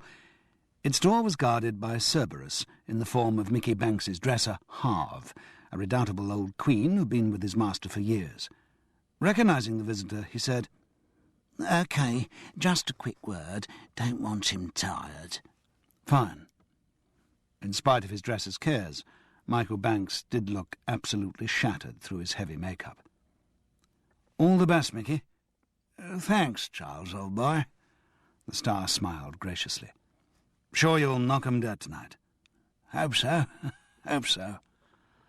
There was a tap at the door, and Harve grudgingly admitted Leslie Jane Decker. As at Taunton, she was bearing gifts. The shape of the parcel she put on Michael's make-up table showed that, for him at least, she had graduated to full-size bottles of champagne. She put her arms around his neck and said, "All you wish for yourself, darling." "Thank you, love. Same to you." Michael Banks grinned indulgently. "Is the redoubtable Valerie Cass up in your dressing room, ready to give you lots of tips?" Leslie Jane laughed. "She's out front, where she should be, with Daddy." "She'll be round before the evening's out." Charles felt awkward, excluded from their scene. "Well, He edged towards the door, which Harve obligingly, indeed pointedly, opened for him. Outside stood Alec's household. "Break a leg, Mickey," he said with a rather strained intonation. "I'll be out there supporting you." "Bless you." The Star turned round to his understudy. "Couldn't do it without you, you know." "I know." Alec's household gave the words perhaps too much emphasis. Leslie Jane could not keep her back to the door indefinitely, and turned. Charles noted how pale she looked, almost ill. "Bonne chance, Leslie Jane," pronounced Alex formally. "See you're doing your rounds with the first-night presents." He said it deliberately, to make her feel awkward, and succeeded. Yes, I am afraid I didn't get round to doing anything for the understudies." "No." Alex's household snorted with laughter. "No, of course not." And slamming the door, he left the star dressing-room. Charles caught up with him in the green room. Alex's strange position in the production must have been making all of the usual understudy agonies even worse. Charles wanted to say something to help, but all he could think of was break a leg. "Oh, you think you should wish luck to people who merely feed lines, do you? People whose job could be equally well and probably better done by a tape recorder." "We all need luck," said Charles gently. Alex laughed. "Yes, we do, don't we?" Then he started trembling. His whole body shook uncontrollably. His teeth chattered and he whimpered. "Are you all right?" "Yes, I am. Yes, I will be." And sure enough, he soon had control of himself again. The shivering subsided. "Sure you're okay? There'll be St. John ambulance people out front." "No, I'm all right." But Alex's eyes belied his words. They were wide with fear. "This is how it started last time." "How what started?" "The breakdown." And he was seized by another spasm. The worst of it passed, but his teeth still chattered feebly. "Are you cold, or—" "Cold? No. Or if I am now, I won't be later. I'll be roasting. Have you any idea how hot it gets in my little solitary nest on the OP side? Don't worry. I'll be hot enough. In fact, I'll take this off while I think." He hung his jacket on a hook in the green room. As it swung against the wall, there was a thud of something hard in the pocket. Alex's household gave a twisted smile and announced ironically, "Right, here we go. Tonight will be the climax of my career. 23 years in the business has all been the build-up for this, as I take on my most challenging role ever. Bloody prompter. Come on, Alex. It's not so bad, isn't it? What do you know about how bad it is?" Charles retreated under this assault. "I just meant... Oh, never mind. Back to what I said first. Break a leg. I should think that will be the very least I will break," said Alex's household, and walked towards the stage. Charles knew it would be unprofessional to use the pass door from the backstage to the auditorium once the house had started to fill, so he went out of the stage door to walk round. The first thing he came across outside was Malcolm Harris being sick in the gutter. "Are you okay?" "Yes, I will be." "Don't worry, it's going to be fine. And at least Mickey's Defe thing guarantees that he does actually say the lines you wrote." "Yes, I suppose so." The schoolmaster looked up at him pitifully. "I just don't think I can sit out there and watch it all. I'm so jumpy. I'll be sick again, or—" "Then don't sit there. Stand at the back. Go backstage. Go out for a walk. Do whatever makes you feel most relaxed." "But if I don't sit in my seat, I'll be leaving my wife and my wife's mother on their own." "Well, you could do that, couldn't you?" "Yes, I suppose I could." But obviously it was an idea that had never occurred to him before, and his mind would take a little while to accommodate it. "Francis, I'm sorry I'm late. When were you ever otherwise?" "Well, I wasn't late for that meal in Hampstead." Even as he said it, he wished he hadn't. There was something about the memory of that evening that made him uneasy. He kissed her clumsily to change the subject. "Anyway, what is all this? Why aren't you going to be on stage? When we last met, you told me—" "I'll explain. Have you got time for a drink?" They would have had, but there was such a crush in the bar there was no prospect of getting served before the curtain went up, which was annoying. While they reconnoitred the bar and found their seats on the aisle so that if his services as an understudy were required, Charles could be quickly extracted, he gave Frances a brief resume of how he'd lost his part. "Well, I think that's rotten," she said, with genuine annoyance. It cheered Charles to hear her angry on his behalf. He took her hand and felt the scar on her thumb, legacy of an accident with a kitchen knife in the early days of their marriage. Accumulated emotion made him weak, needing her. "Charles! Well, if it isn't that naughty Charles Paris, with his lovely wife. Frances, isn't it? Oh, it's been so long. An absolute age." This stereo assault on them came from two men in late middle age, bizarrely costumed in matching Victorian evening dress. Instantly, Charles recognised William Barthelmess and Kevin O'Rourke, a pair of indefatigable first-nighters. "And how are you, Charles?" demanded Barthelmess. "Yes, how are you?" echoed O'Rourke. Neither waited for a reply as they galloped on. "Are you still up to your naughty detective things we hear so much about?" "Yes, are you?" "Not at the moment," was all he managed to get out. "Another first night? I don't know. Not as glittering as it should be, is it, Barthelmess?" No, not really glittering, no. So few people dress up for first nights these days. It is disgraceful. Appalling. That lot," he gestured to a large block of seats full of people in evening dress, "have made the effort. Yes, but they're Mickey Banks's chums. Orwell. At least that generation knows how to behave at a first night." "That generation, dear? They're our generation." This witticism reduced both of them to helpless laughter, but not for long enough for Charles or Frances to say anything. "Lot of paper in tonight, isn't there?" said Barthelmess, looking up to the circle and gallery. "Lot of paper, yes."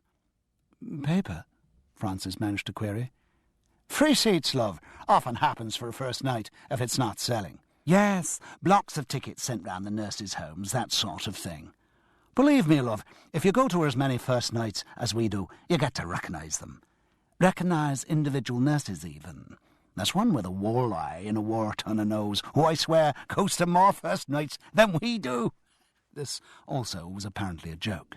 They roared with laughter. "Why is there so much paper?" Charles managed to ask. "No publicity, dear. And the theatre's out of the way. People flood to see Mickey Banks. Simply flood. But they've got to know where he is. As you say, no publicity.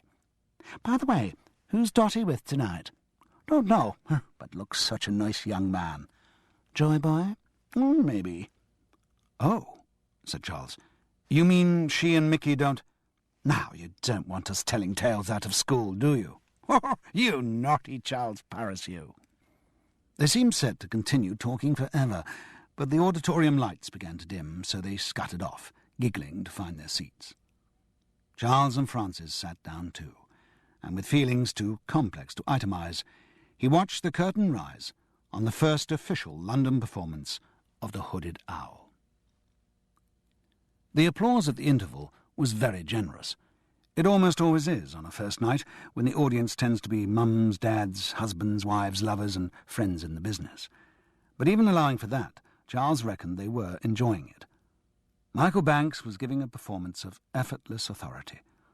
Some of the cognoscenti had recognised why he was wearing the deaf aid, but for the majority it just seemed to be part of the character, justified by a couple of new lines. The performances were all up, with the possible exception of Leslie Jane Decker, who seemed to be giving a little less than usual, probably the result of nerves at her first West End opening. But what also shone through was how good a play The Hooded Owl was. It was very conventional, even old-fashioned, but its tensions built up in just the right way, and it gripped like a strangler's hand. Charles looked round to where he knew Malcolm Harris should be, but the seat between the ferret-faced women was empty. The author had taken his advice and was presumably prowling around somewhere. His ferret-faced women looked unamused by his absence. Charles and Frances joined the exodus to the bar and met another couple coming towards them. The man was unfamiliar, but there was no mistaking the woman with the subsidized red hair. "Charles, darling, Oh, Valerie, I don't think you know my wife, Frances? But of course I do. We met in Cheltenham. Did we? Asked Frances, clueless as to whom she was addressing. Yes, all those years ago. Oh. And this, said Valerie Cass with no attempt to disguise her contempt, is my husband. He was 20 years older than his wife, and looked meek and long-suffering, as indeed he would have had to be, either that or divorced, or dead. Oh, God, Valerie Cass cooed. I know what you must be feeling, Charles. I feel it myself, just aching to be up there with them. Only we who have worked in the theatre can understand the ache. She raised one hand dramatically to her forehead. She was wearing long evening gloves, indeed seemed to be fully dressed for a ball. Oh, it's not so bad, Charles offered feebly. And I'm so worried about Leslie Jane, she emoted. Why? The performance just isn't there. Oh, I wouldn't say that. She's a bit subdued, but she's... No, it's more than that. I know that girl, know her as only a mother can, and I know she's not well. I think I'd better go backstage and see what's the matter. I don't think you should, her husband interposed mildly. Wait to the end. I'm sure you shouldn't go round in the middle of a performance. No, not the thing at all. And what? She withered him with a glance. What do you know about it? And she stalked off to the foyer. Mr. Decker grinned weakly, made a vague gesture with his hand, and moved off down the aisle to buy an ice cream. The crush in the bar was worse than before the show, but this time Charles was luckier. Luckier to the extent of meeting a friend who'd had the foresight to order a bottle of champagne for the interval. Gerald! The solicitor looked immaculate as ever, in perfectly tailored evening dress. His wife Kate also looked perfect. She and Frances fell on each other. They hadn't met for years, used to be great friends before Charles walked out, used to go round as a foursome. Guilt was added to the turmoil of Charles's feelings. Gerald fought to the bar for a couple more glasses and generously shared the bottle. Doing any detective work, Charles? He had helped the actor on one or two cases and found an enthusiasm for investigation which he could never muster for his extremely lucrative solicitor's practice. No, Charles replied with satisfaction. It was pleasant not to have the complexities of crime on his mind for a change. Pity! But why are you here, Gerald? Got money in it? Gerald was quite a frequent angel, though he kept his investments very secret, and winced at Charles's question. No, in a sense I'm here under false pretences. I was coming because a client was involved as a backer, but he's no longer involved, and... Bobby Anscombe? Right. Yes, I gather he had an artistic disagreement with Paul Lexington. Artistic disagreement? My foot! You should have seen the contract Lexington tried to get him to sign. Charles was glad to have his surmise confirmed. Yes, I shouldn't think anyone steals a march on Bobby Anscombe. Or me, Charles. Or me. Just as he was returning to his seat, Charles met Malcolm Harris rushing up the aisle. The author had reported in to his ferret-faced women, but was now off again. I should think you're pleased, aren't you? Asked Charles genially. Pleased? Hissed the schoolmaster. That bastard Banks is just making nonsense of it. What do you mean? I mean he's cutting great chunks. Big speeches just because he doesn't like them. Just cutting them out. But Malcolm, he's not making the cuts. They were made yesterday for... But the author was already out of earshot. Oh dear. Another black mark for Paul Lexington's liaison and diplomacy. The audience settled quickly after the interval, and was soon once more caught up in the mounting dramatic tension of the Hooded Owl. Charles found himself swept along too. He realized that the cuts forced on the production had in fact helped it. By trimming down the first act, they kept the pace going, and the second act benefited. And Michael Banks was growing in stature by the minute. Once again, Charles was aware of Alex Household's contribution to the performance. With him timing the lines, the star could concentrate just on the emotional truth of his acting, and the result was very powerful. The Hooded Owl speech approached, and Charles felt the excitement building inside him. As ever, it would be the climax, this time the climax of one of the finest performances he had ever witnessed. The scene of father and daughter in the bedroom began, Leslie Jane was still low-key, but it didn't seem to matter. It almost helped. The pallor of her acting threw into relief the power of Michael's. "But, Father," she said, "you will never be forgotten." "Oh, yes. Oh, yes, I will." They stood facing each other. Maybe over her shoulder he could see his faithful feed in the wings. Probably not. He was too deeply into the part to see anything outside the stage. The silence was so total that the auditorium might have been empty. 3 generations of us have lived in this house.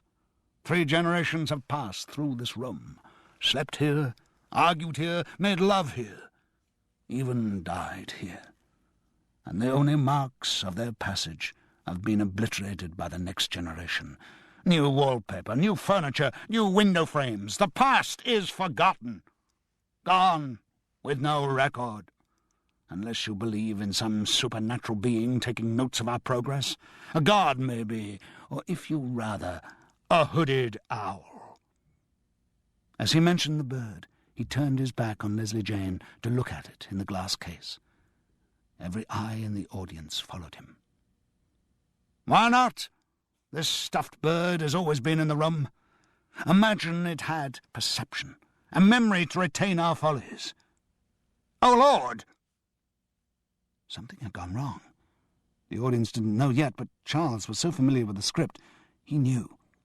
Slowly, Michael Banks wheeled round. He looked puzzled, and seemed to be looking beyond Leslie Jane into the wings. "No," he said. "No, put it down. You mustn't do that to me. You daren't. Please. Please, I—" There was a gunshot. Michael Banks clutched at his chest and slowly tottered to his knees. Leslie Jane turned to look into the wings and screamed.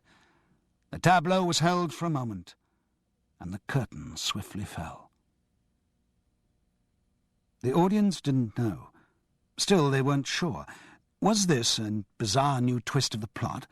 What had happened? The darkened auditorium was filled with muttering. Then the house lights came up. The curtain twitched, and the company manager, Wallace Ward, resplendent in midnight blue dinner jacket, appeared through the centre. "Ladies and gentlemen, I regret to have to inform you that due to an accident, Mr. Banks will be unable to continue the performance." He didn't say that the accident which had befallen Mr. Banks was death by shooting. And he didn't say that even if they'd wished to finish the play with his understudy, they couldn't, because Alec's household had run out of the theatre immediately after the shooting.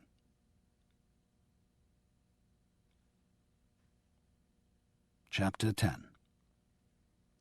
Charles got round to the stage door as quickly as he could. Frances followed silently. One of her good qualities was the ability to keep quiet when there was nothing appropriate to say. They were there before the rush. There were a few people milling around, but not yet the main surge of puzzled well-wishers, police, press, and sensation-seekers. Charles found the stage doorman, who was already regaling a little circle of cast with what he'd seen. The murder had only occurred 10 minutes before, but the old man already saw himself in the role of vital witness and was polishing the phrases in a story which he would tell many times.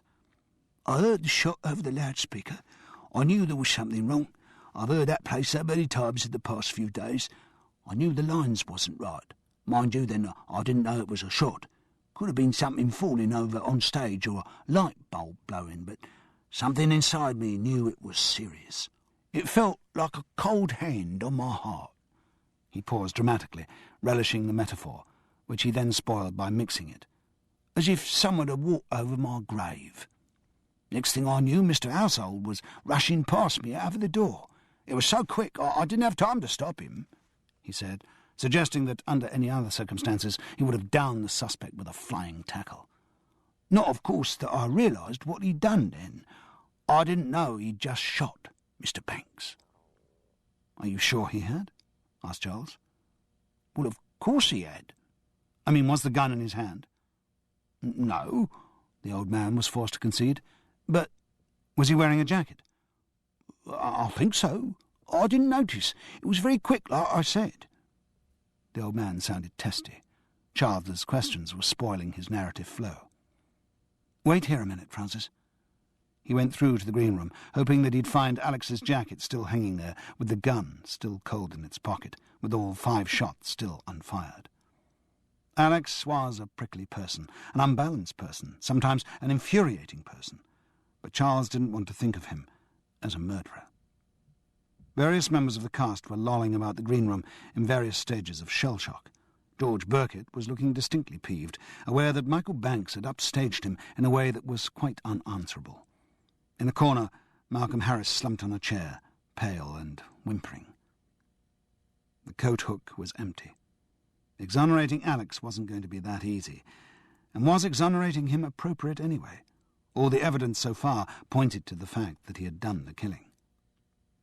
Charles wandered through the door onto the stage and found even more evidence. Clinching evidence. Backstage, the overhead working light gleamed on something metal that lay discarded by the door. Charles recognized it instantly. It was the Smith & Wesson Chief's Special Revolver that he had first seen in the No. 1 dressing room of the Prince's Theatre, Taunton. He knelt down, and so as to avoid leaving fingerprints, felt the barrel with the back of his hand. It was warm. Depression flooded through him like fatigue. He didn't quite know why he'd hoped that Alex could be cleared of the murder, but the confirmation of his friend's guilt sapped him of all energy. He left the gun where it was. The police would find it soon enough. Back at stage door, Francis looked at him, and instantly, reading his emotional state, took his hand. "Shall we go?" "I don't know. I feel I should stay around and try and find out what's happened." But the decision was made for him. The police had arrived while he'd been on stage, and a uniformed constable was now clearing the growing crowd around the stage door. "All right, if you could move along, please. There's nothing to see, and we've got a lot to do, so we'd be very grateful if you could just go home. Come on, move along, please." He came face to face with Charles and Francis. "On your way, please, on your way. Unless you're connected with the show, could you go home, please?" "I'm a member of the cast," said Charles. "Oh? Were you backstage during the show?" "No, actually, I was in the auditorium." "Well, in that case, could you go home, please? You'll hear anything there is to hear in the morning." Not only excluded from performing, the understudy was not even allowed to take part in the murder investigation. "Come along," said Francis. "Come home with me." Back at the house in Muswell Hill, they went upstairs and stood on the landing. "I think the spare room, Charles," she said. He nodded. She hadn't said it unkindly, and in the state he was in, it seemed appropriate. And in spite of it, he felt closer to her than he had for months. The tensions of the week had taken their toll, and he slept instantly. He had no dreams, but when he woke at 6:15, his mind was full of ugly images. Of Alex trembling, of the gun, and most of all, of the expression of bewilderment and betrayal on Michael Banks's face as he clutched at his chest and sank to the ground. To frighten off these visions, and because further sleep was out of the question, he went downstairs to make some tea. It was strange, being in the kitchen of the house they had shared. He was aware of the parts of it that remained unchanged, and equally of the innovations. Nothing could he view without emotion. He saw Francis had bought a dishwasher. Yes, time was precious. She was a busy lady these days. And she wanted to sell the house. That thought disturbed him almost more than the events of the previous night. The kettle boiled. He warmed the pot, instinctively found the tea in the caddy Francis' Auntie Pamela had given them as a wedding present, and brewed up. He arranged 2 mugs and a milk bottle on a tray with the pot, and took them upstairs. The door was ajar, and he pushed it gently open. Francis was still asleep. She lay firmly in the middle of their double bed, as he supposed she must do every night. In repose, her face looked relaxed, but the fine network of wrinkles round the eyes showed her age. He felt great warmth for her. Not desire at that moment, just warmth. He must never lose touch with her. He put the tray down on the dressing table, and the noise woke her. She started, unaccustomed to anyone in the house. But when she saw him, she smiled blearily. "Charles, Good gracious. A cup of tea in bed? I can't think when you last did that for me. When you were pregnant with Juliet, I think. Probably. He poured the tea. He felt slightly awkward, as though he were in a strange woman's room. He passed a mug to her, and she propped herself up on the pillows to accept it. You feeling better this morning, Charles? Yes, thank you. You looked terrible last night. Yes, I felt it. Thank you for salvaging me. Any time. They were silent. There was still a restraint between them. Frances moved over positively to switch on the radio. See what's happening in the world, she said breezily. Radio 4 murmured earnestly from the speaker. Are you still thinking of selling the house? Charles blurted out. Yes, it's with the agents. Oh. Mind you, they say the market's pretty slack at the moment. The trouble is, I'm only here in the evenings to show people around, so I think it may take some time. Yes. This information made Charles feel disproportionately cheerful, as though he'd suddenly been reprieved from something. He became aware that the radio was talking about Michael Banks. Someone was giving an appreciation of his career. They must have worked fast to get it together, Charles thought. A busy night for them. And no doubt a busy night of police questioning for the Hooded Owl Company at the Variety Theatre. A lot must have been happening while he'd slept. The appreciation of Michael Banks was made up of interviews with his friends in the business. It was remarkable how many eminent names had allowed themselves to be woken up in the middle of the night to talk about him, and remarkable with what unanimity of love they spoke. But as Charles knew, Michael Banks had been a person who inspired love. For the first time since the shooting, Charles felt not shock, but a sense of the tragic waste of his death. For Alex, he felt nothing but pity. The killing had not been a rational act. When he did it, Alex's household had been mentally ill. Charles felt guilty for not having recognized the seriousness of the actor's state. Maybe he could have done something to avert the tragedy. "But what of the show?" asked the radio presenter.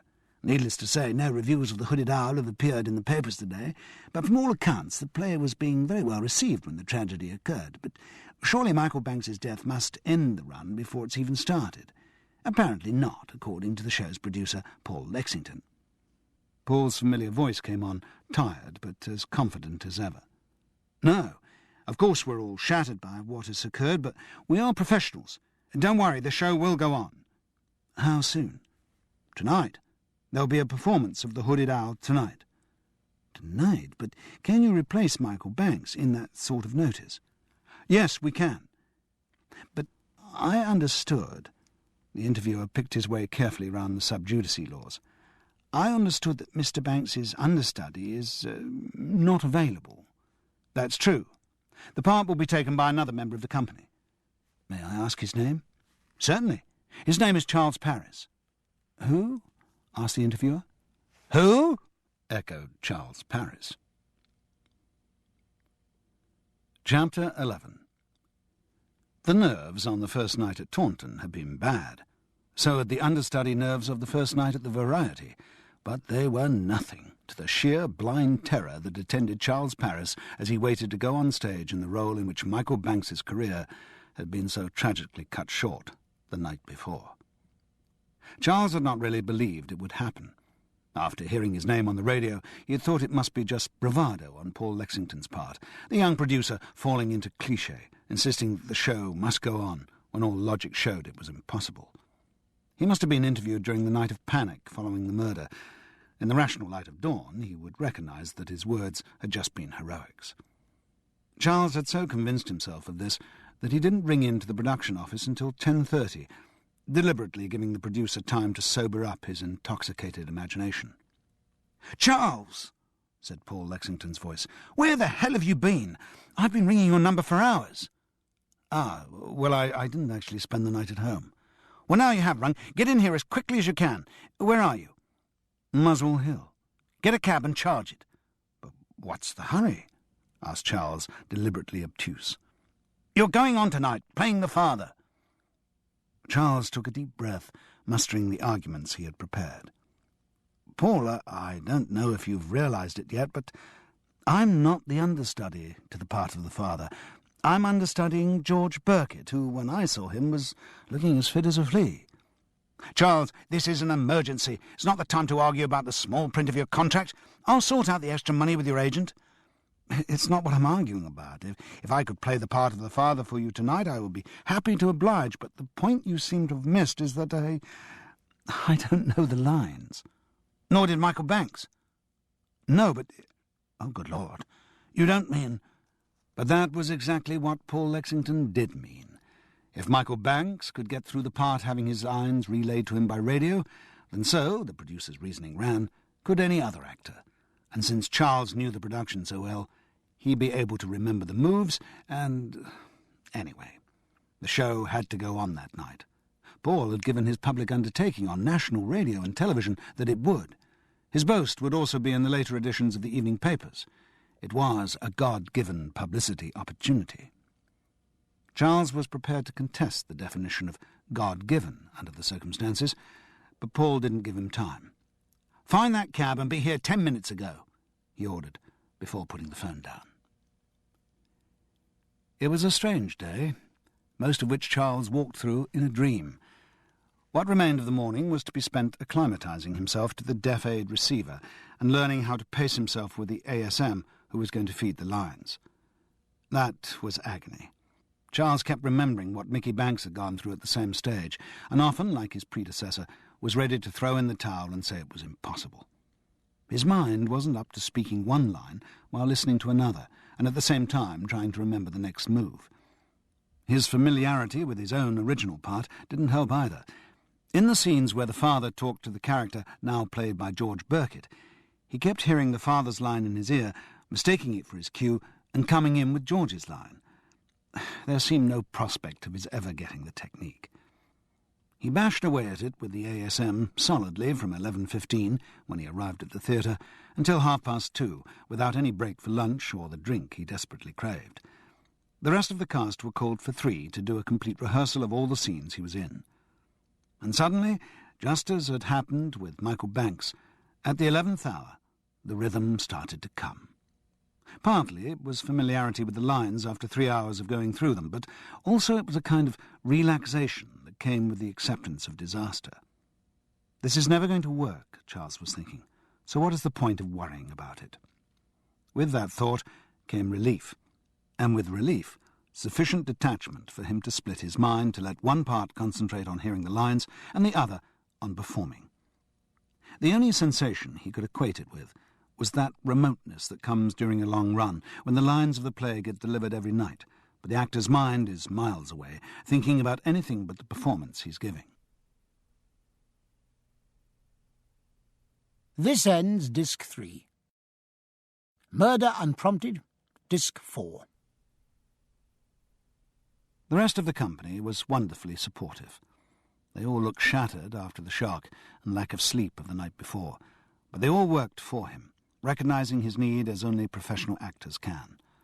The only one who was less than wholehearted in his support was George Birkett, whose mind seemed to be on something else, no doubt whether his billing would be affected by Michael Banks's demise, and whether it really was appropriate for him to stay in the show and play a smaller part than Charles Paris. But all the others demonstrated the unshakable freemasonry of actors in a crisis. They were all very sharp and attentive, prepared to go back over scenes or lines as often as was required, patient when Charles lost the line, encouraging when he got the flow of dialogue working. Through his haze, Charles realised that it wasn't just the crisis that made them so deferential. It was the part he was now playing too. Willy-nilly, he was now the star of The Hooded Owl, and the rest of the cast were giving him a taste of the treatment afforded to stars. It was something Charles Paris had never before experienced, and it felt very strange. And so, like a grotesque dream, the hours passed. The half came. Charles made himself up for the new role and dressed in the new costume. Fortunately, the latter was really new. Apart from the fact Michael Banks had been bigger than he was, the dead man's clothes were still being examined by the police, which was a relief to his replacement. As he was preparing, all the company came in with good wishes and pledges of support. Paul Lexington exhorted him to do his best. The house was full, he said. As he thought, all the publicity had paid off. The young producer looked buoyant. Charles wasn't too distracted to have the thought that Michael Banks's replacement must have considerably reduced the running costs of the production. Then came the reassuringly calm voice of the stage manager over the loudspeakers. "Beginners, Act 1, please. All the best, everyone." Charles rose from his seat and walked out of the dressing room. As he closed the door, he noticed for the first time that there was a star on it. The dream continued during the performance, but its nightmare quality receded. Once the sheer terror subsided, and Charles realized that he wasn't going to pass out and that he could manage the lines, he even began to enjoy it.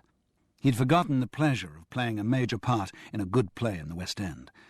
Well, to be honest with himself, he had to admit that forgotten wasn't the right word, but he did enjoy the unfamiliar experience. The performance was not without mishap. He did lose the lines on more than one occasion, and threshed around helplessly through pauses that seemed eternal, until the ASM's quiet voice in his ear managed to get him back onto the right track.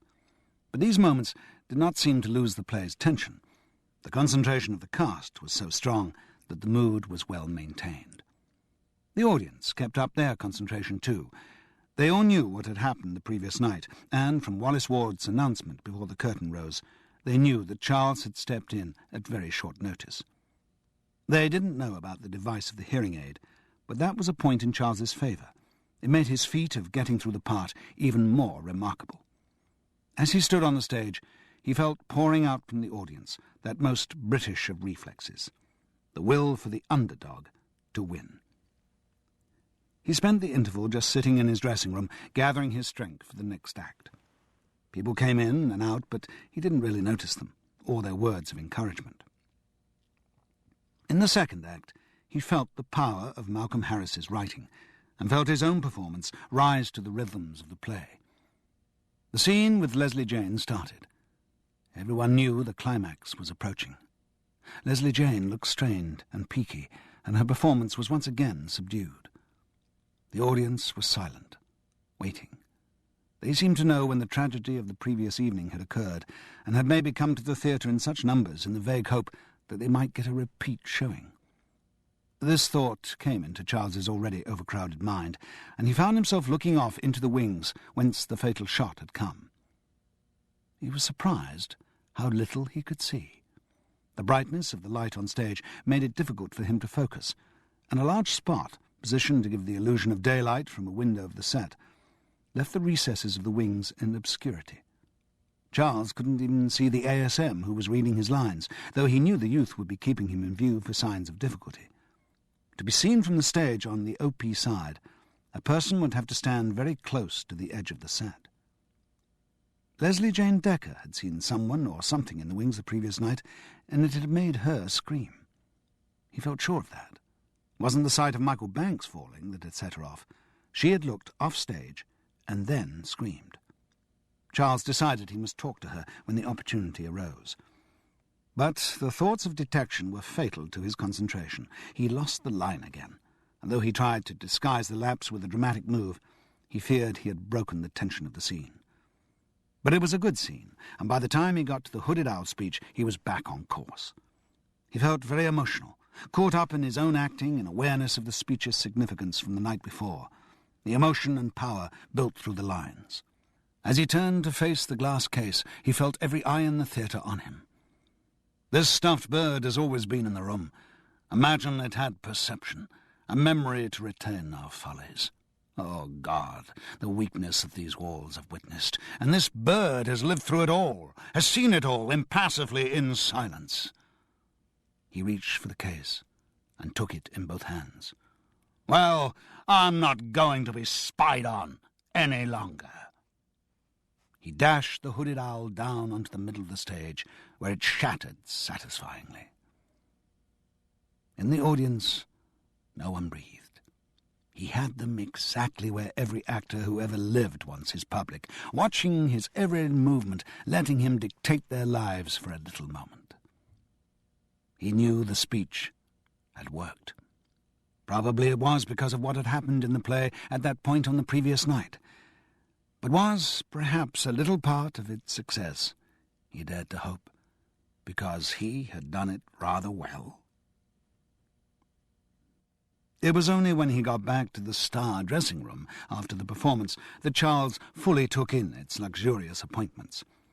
It was wallpapered in a pleasing pattern, and the chairs were painted gold with red velvet seats. There was an attractive screen in one corner. On the make-up table was that incredible rarity backstage, a telephone. And as if that wasn't enough, the dressing-room turned out to be 2 rooms. Through a door was another little compartment with a bed and a fridge. Charles kept looking round for the room's occupant. He still couldn't believe it was him. Members of cast rushed in and out, throwing their arms around him effusively. It wasn't what usually happened to him after a performance. To his fury, he found he was crying. Paul Lexington came in. "Terrific, Charles, really bloody marvellous!" And he thrust a brown paper parcel into his hands. It felt like a bottle. It was a bottle, and a better bottle than he had dared hope, a large bottle of Bell's whiskey. Charles realized that he had previously underestimated the young producer's sensitivity. "You like one now, Paul?" "No, thanks. Look, I've booked us all into the Italian place round the corner. Sort of, thank you. See you there as soon as you can make it." "Terrific. Thank you." Charles poured himself a large slug of whiskey and downed it. It didn't touch anything till his stomach, whence it sent out radiance. Then he noticed that there was an envelope on his make-up table addressed Charles Paris. He was sure it hadn't been there at the interval. He tore the envelope open, his mind full of various pleasing conjectures. The letter lived up to none of them, though its contents were not unpleasing. The notepaper was headed with a Knightsbridge address. "Dear Charles, I gather that you are taking over tonight from poor Mickey. Just wanted to drop you a note to say break a leg and all those other theatrical clichés. You're very brave to step into the breach. Be nice to see you sometime. If you'd like to meet up for a drink or something, do give me a call on the above number. All the best for tonight. Dotty." Try as he might, he couldn't read the letter without feeling sexual overtones. Just as when she'd spoken to him, the invitation seemed overt. And in the heightened mood brought on by the success of his performance, it was an invitation he felt inclined to take up. On the other hand, it was strange. If he was reading it right, it was hardly the behaviour of a recently widowed woman, particularly one who'd lost her husband in such dramatic circumstances.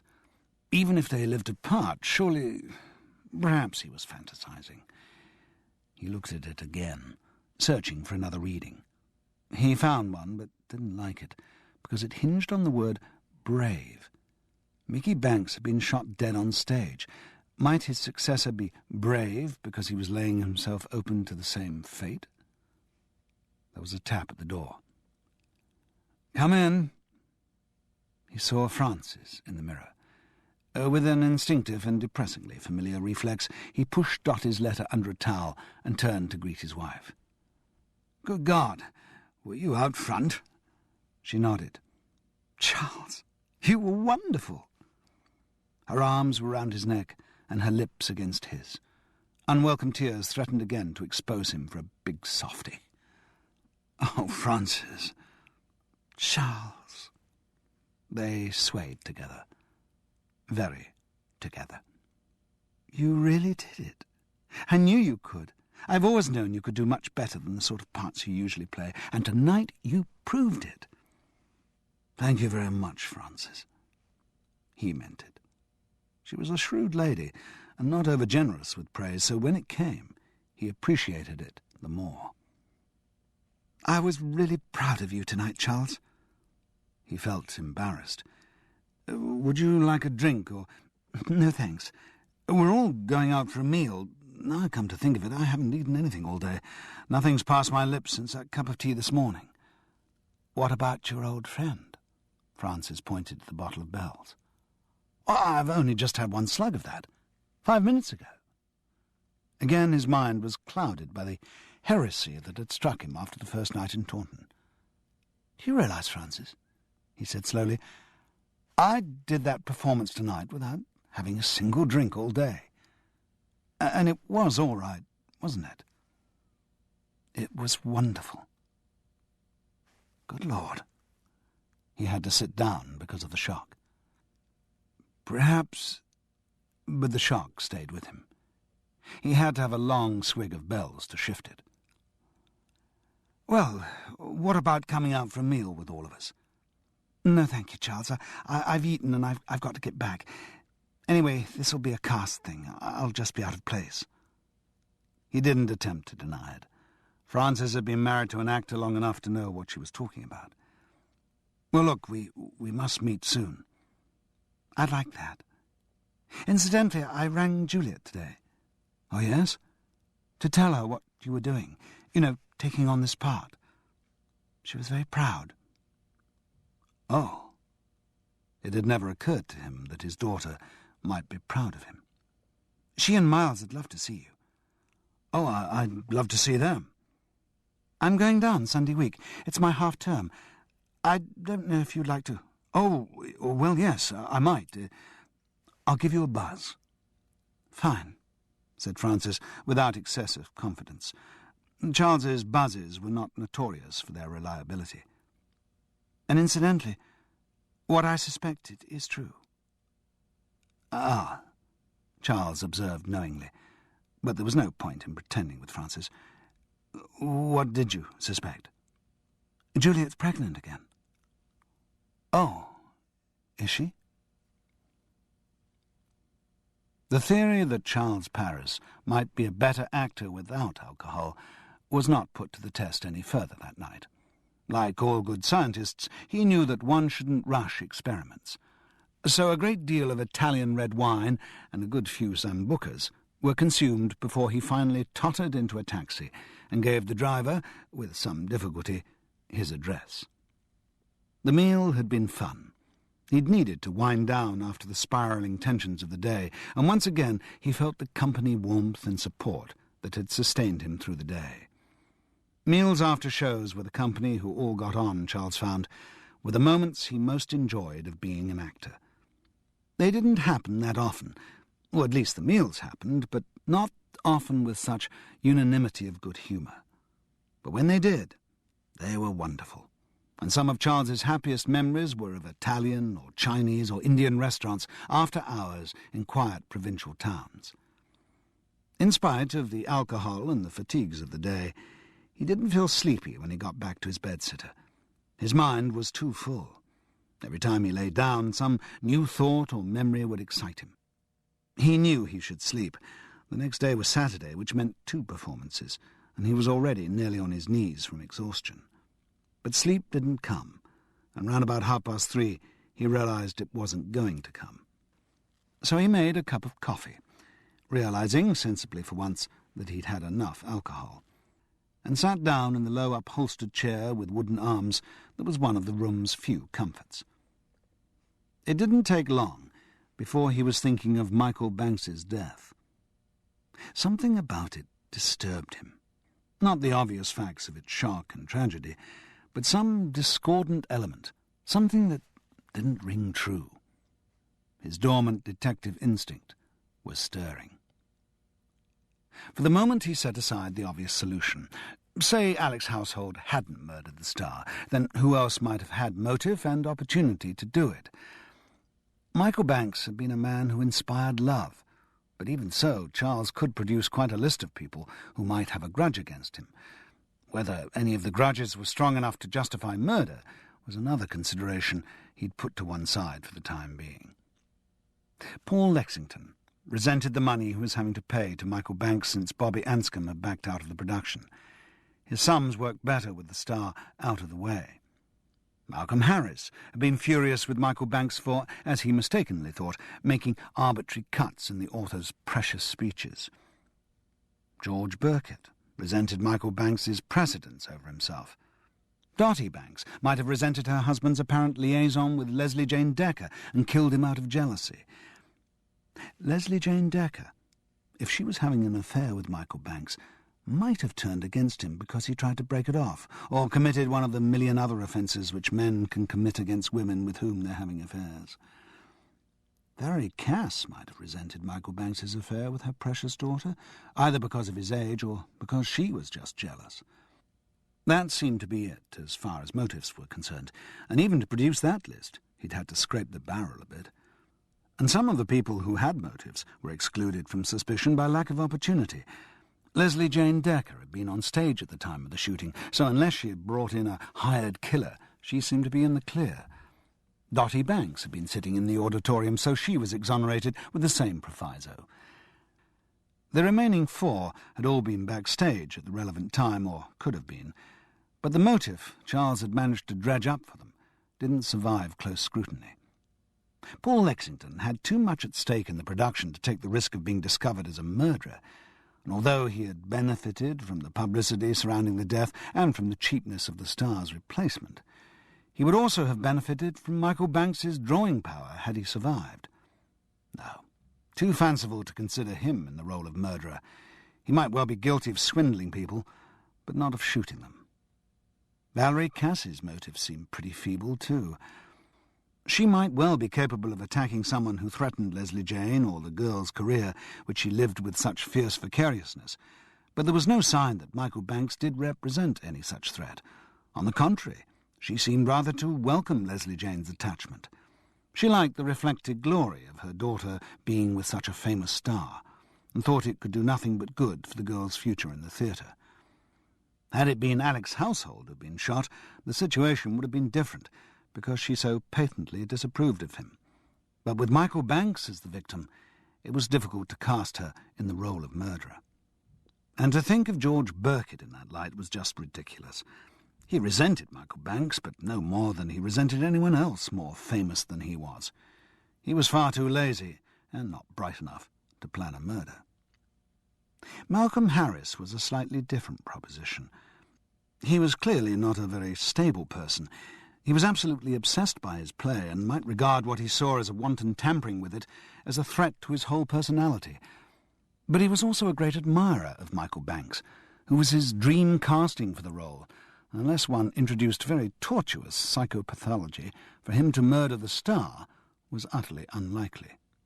And for any of these suspects to have done it, one had to posit a very unlikely set of circumstances. They would have had to have known where Alex's gun was in the green room. They would have had to have run the risk of being observed on the OP side of the stage when they committed the murder. This last was not such a great risk, because most of the stage staff were needed on the prompt side at that point in the play for a forthcoming scene change. But there was one witness the potential murderer could not avoid, and that was the main suspect. No one could have gone into the OP wings and shot Michael Banks without being seen by Alex Household. At that point, all theories of alternative murderers fell apart. Alex Household had a history of mental instability and paranoia. He had recently had a starring part and a new girlfriend, both of which he saw as part of a new start in his life, taken away by Michael Banks. He had voiced threats against the star, and that very evening showed signs of starting another breakdown. He had been sitting all evening in exactly the spot from which the gun had been fired. He was still there right up until the moment of the shooting, because Michael Banks, who didn't know his lines, was still delivering them correctly, and therefore still having them fed to him. The gun that had shot the star was Alex Household's gun, on which Charles had discovered at dinner that evening the police had found no fingerprints but those of the owner. And if anyone needed further proof of guilt after that, Alex Household had run away from the scene of the crime. And in spite of police demands that he give himself up and intensive searches, he was still at large. Anyone who tried to prove Alex Household didn't do it, when faced with all that evidence, needed his head examined. Oh, sod it. It was 5 o'clock. Charles went back on his resolution and poured himself a large bells. Maybe lull himself into a little sleep. All this thought of death was unsettling him. He remembered the words of Tate Wilkinson, the 18th century actor-manager. "No actor can speak of death without a bottle in his hand." Charles Paris knew what he meant. Chapter 12. The Saturday's performances of The Hooded Owl were not very good. In the euphoria of getting through the first night, Charles had forgotten how much concentration that effort had taken, and found it difficult to get back the rhythm of his lines with the ASM. The sleepless night and the excesses which it had incorporated did not help either. And the rest of the cast were less altruistically supportive. They too were suffering from exhaustion after recent events, and had less energy to carry Charles. Their main concern was just to keep themselves going. They had all reached that stage following a crisis, which can often be more difficult than the crisis itself, when it's no longer a matter of one superhuman push, but husbanding resources for an indeterminately prolonged period of stress. There was huge relief when the curtain fell on the Saturday night performance.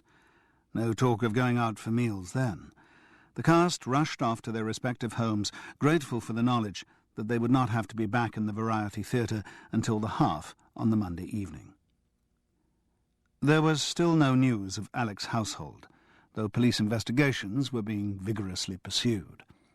Either he had gone to ground very effectively and was in hiding, or, and this was a rumour that spread increasingly amongst the cast, he had killed himself. The more days went by, the more likely it became that the end of the police search would be the discovery of a corpse. It was a thought that depressed Charles considerably. He slept a lot of the Sunday and Monday, and when awake just mooched about his bedsitter in the gloom that inevitably followed moments of high excitement. He thought of ringing Frances, but something deterred him. She had spoken of meeting the following weekend and going down to Juliet's. That possibly meant that she had something else on this weekend, or would be busy sorting things out at school with the run-up to half-term. He didn't feel up to the mildest of rebuffs from her. He seemed to have got back to a relationship like an adolescent infatuation, reading rejection in the most innocent of her actions. His mood also deterred him from ringing Dotty Banks. It was something he still intended to do, but he felt he should be at a peak of confidence to arrange such an encounter. Still, the rest did him good, and the performance on Monday evening was better. It was well received by a fairly small house, about a third full. The publicity of Michael Banks's death had now been replaced in the public's mind with news of fresh disasters, and the show was running on its own impetus. The Variety Theatre's position off the main West End beat, the obscurity of the play, and, Packer George Burkett, the lack of star names, all the elements which pessimists had predicted would work against the show, were now beginning to take their toll. Paul Lexington seemed, as ever, undaunted by the small audience. It was Monday night, he said, and that was always bad. The following for this kind of play would build up by word of mouth, he insisted. The coach parties hadn't started to come in yet, and he was going to give a rocket to Show-Off, whose performance on the publicity front had been absolutely dismal. Get another burst of publicity in the second week, and the show would be fine. Every production went through troughs. As ever, he sounded terribly plausible, and Charles was as willing as all the rest of the cast to believe what he said. How true it all was, Charles didn't wish to investigate, and how the show was now funded, how tightly Paul Lexington was running his budget, what his break-even percentage of audience was, indeed how much of the audience was made up of paying theatre-goers, and how much of free seats. All of these were questions to which he knew he was unlikely to get answers. All they could do was work from day to day, from performance to performance, and through the second week Charles started to feel his confidence in the part building up again. The play settled down with its new cast. The size of the audience didn't increase noticeably, but the faithful few who did turn up seemed appreciative. He even got another nice review. Obviously there had been no notices after the first night, and few of the critics of the major papers would have had time, let alone interest, to give the play a second viewing. But a North London local paper with a weekly deadline had sent along its critic on Monday of the second week, and their review appeared on the Thursday. The significant sentence read as follows. The part of the father, played by an actor unfamiliar to me, Charles Paris, grows in stature through the evening until the powerfully climatic scene of confrontation with his daughter. It was not, of course, unambiguous praise. Indeed, it could have been read merely as an appreciation of Malcolm Harris's writing. It was the part, after all, not the acting, which was said to grow in stature. And to the cynically analytical mind which Charles usually applied to praise, the review could be read to mean that the part grew in stature until the powerfully climactic scene of confrontation with his daughter, at which point, in the hands of this actor, it diminished considerably. But, on the whole, he thought it was good. Like all actors with reviews, he checked through it for quotability, and decided that, with only a slight injustice to the meaning and the excision of a comma, he could come up with the very serviceable sentence, Charles Paris grows in stature through the evening. He even wondered if he ought to suggest to Paul Lexington that that sentence was put on a hoarding outside the theatre, but didn't quite have the nerve. The producer had been satisfied with snipping out from the same review the words, a thoroughly solid evening's entertainment, to join the other encomiums that guarded the varieties' portals. These others, incidentally, demonstrated once again Paul Lexington's very personal definition of truth, and his skill in the use of small print. Since he hadn't got any London press reviews, he had used the Taunton ones, and artfully disguised their provenance. Thus the passer-by would observe in large letters the exhortation, I urge everyone to go and see the Hooded Owl now, Times. He would have to go very close indeed to the hoarding to read the word Taunton between now and Times. In the same way, the Observer, which acclaimed an evening of theatrical magic, was the Quantock Observer, and the Mail, who had rarely been so entertained, was the Western Mail. The cheekiest of the lot was actually from a London newspaper. One of the greatest dramas in the history of the British theatre was, as its byline claimed, from the Daily Telegraph. It had come, however, not from the arts page, but from the front-page description of Michael Banks's murder. There were no flies on Paul Lexington. Charles cut out and kept his probably nice review. He never kept bad ones. That was not just vanity. He always found that while he could never exactly fix the wording of the good ones, the bad remained indelibly printed on his brain, accurate to the last comma. Though over 30 years had passed, he could still remember how his first major role for the Oxford University Dramatic Society had been greeted by an undergraduate critic, who incidentally later became a particularly malevolent Minister of Health and Social Security. Charles Paris had a brave stab at the part, but unfortunately it did not survive his attack. On the Wednesday matinee, when the house was minimal, and so was the cast's concentration, Charles came rather unstuck with his deaf aid. To be honest, it wasn't his fault, or it wasn't completely his fault. He got fed the wrong line. Inevitably, it was in the Hooded Owl speech, the play's focus for either triumph or disaster. Charles had just turned to face the glass case, having made the analogy of the hooded owl and God. The line he should have received next was, "Why not? This stuffed bird has always been in the room." But unfortunately, what the ASM read to him was, "Why not? This bird has always been stuffed in this room." And even more unfortunately, that was the line Charles repeated. The audience probably didn't notice anything wrong.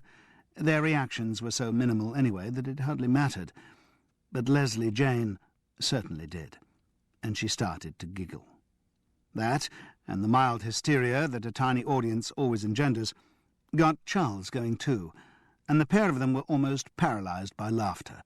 It was what actors call a total corpse, and although they managed to get through to the end of the play, any tension they may have built up was dissipated.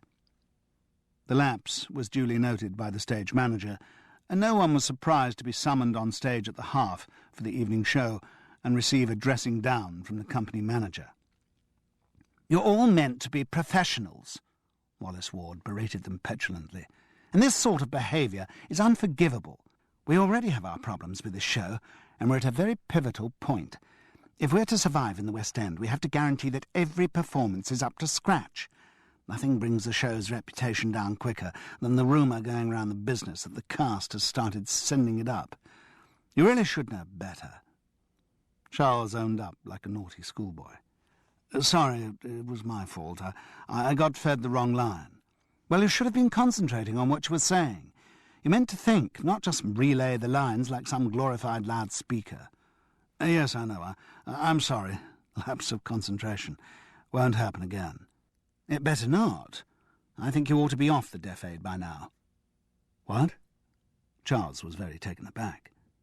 Well, you are going to learn the lines at some point, aren't you? Oh, well, I hadn't really thought about it. He hadn't. Now he'd sorted out the technique of using the deaf aid, he found it wonderfully relaxing. The strain of remembering the lines was removed, and he could enjoy the acting. It hadn't occurred to him that at some point his life support system would be taken away. I think you should be off the deaf aid now, asserted Wallace Ward righteously. But Paul says wait a bit, no hurry, and it is his decision. Right, well, I'll wait till I hear from him. And in the meantime, let's have no repetition of this afternoon's disgusting display of amateurism. Very good, Wallace. Yes, Wallace. Certainly, Wallace, said all the cast, touching their forelocks in mock abasement. Moiskel and personal management? Still holding out for the 20%, I see, Morris. Charles, one has to pay for personal service in this day and age. It's the same all over the board, you know. Well, and how's the show going?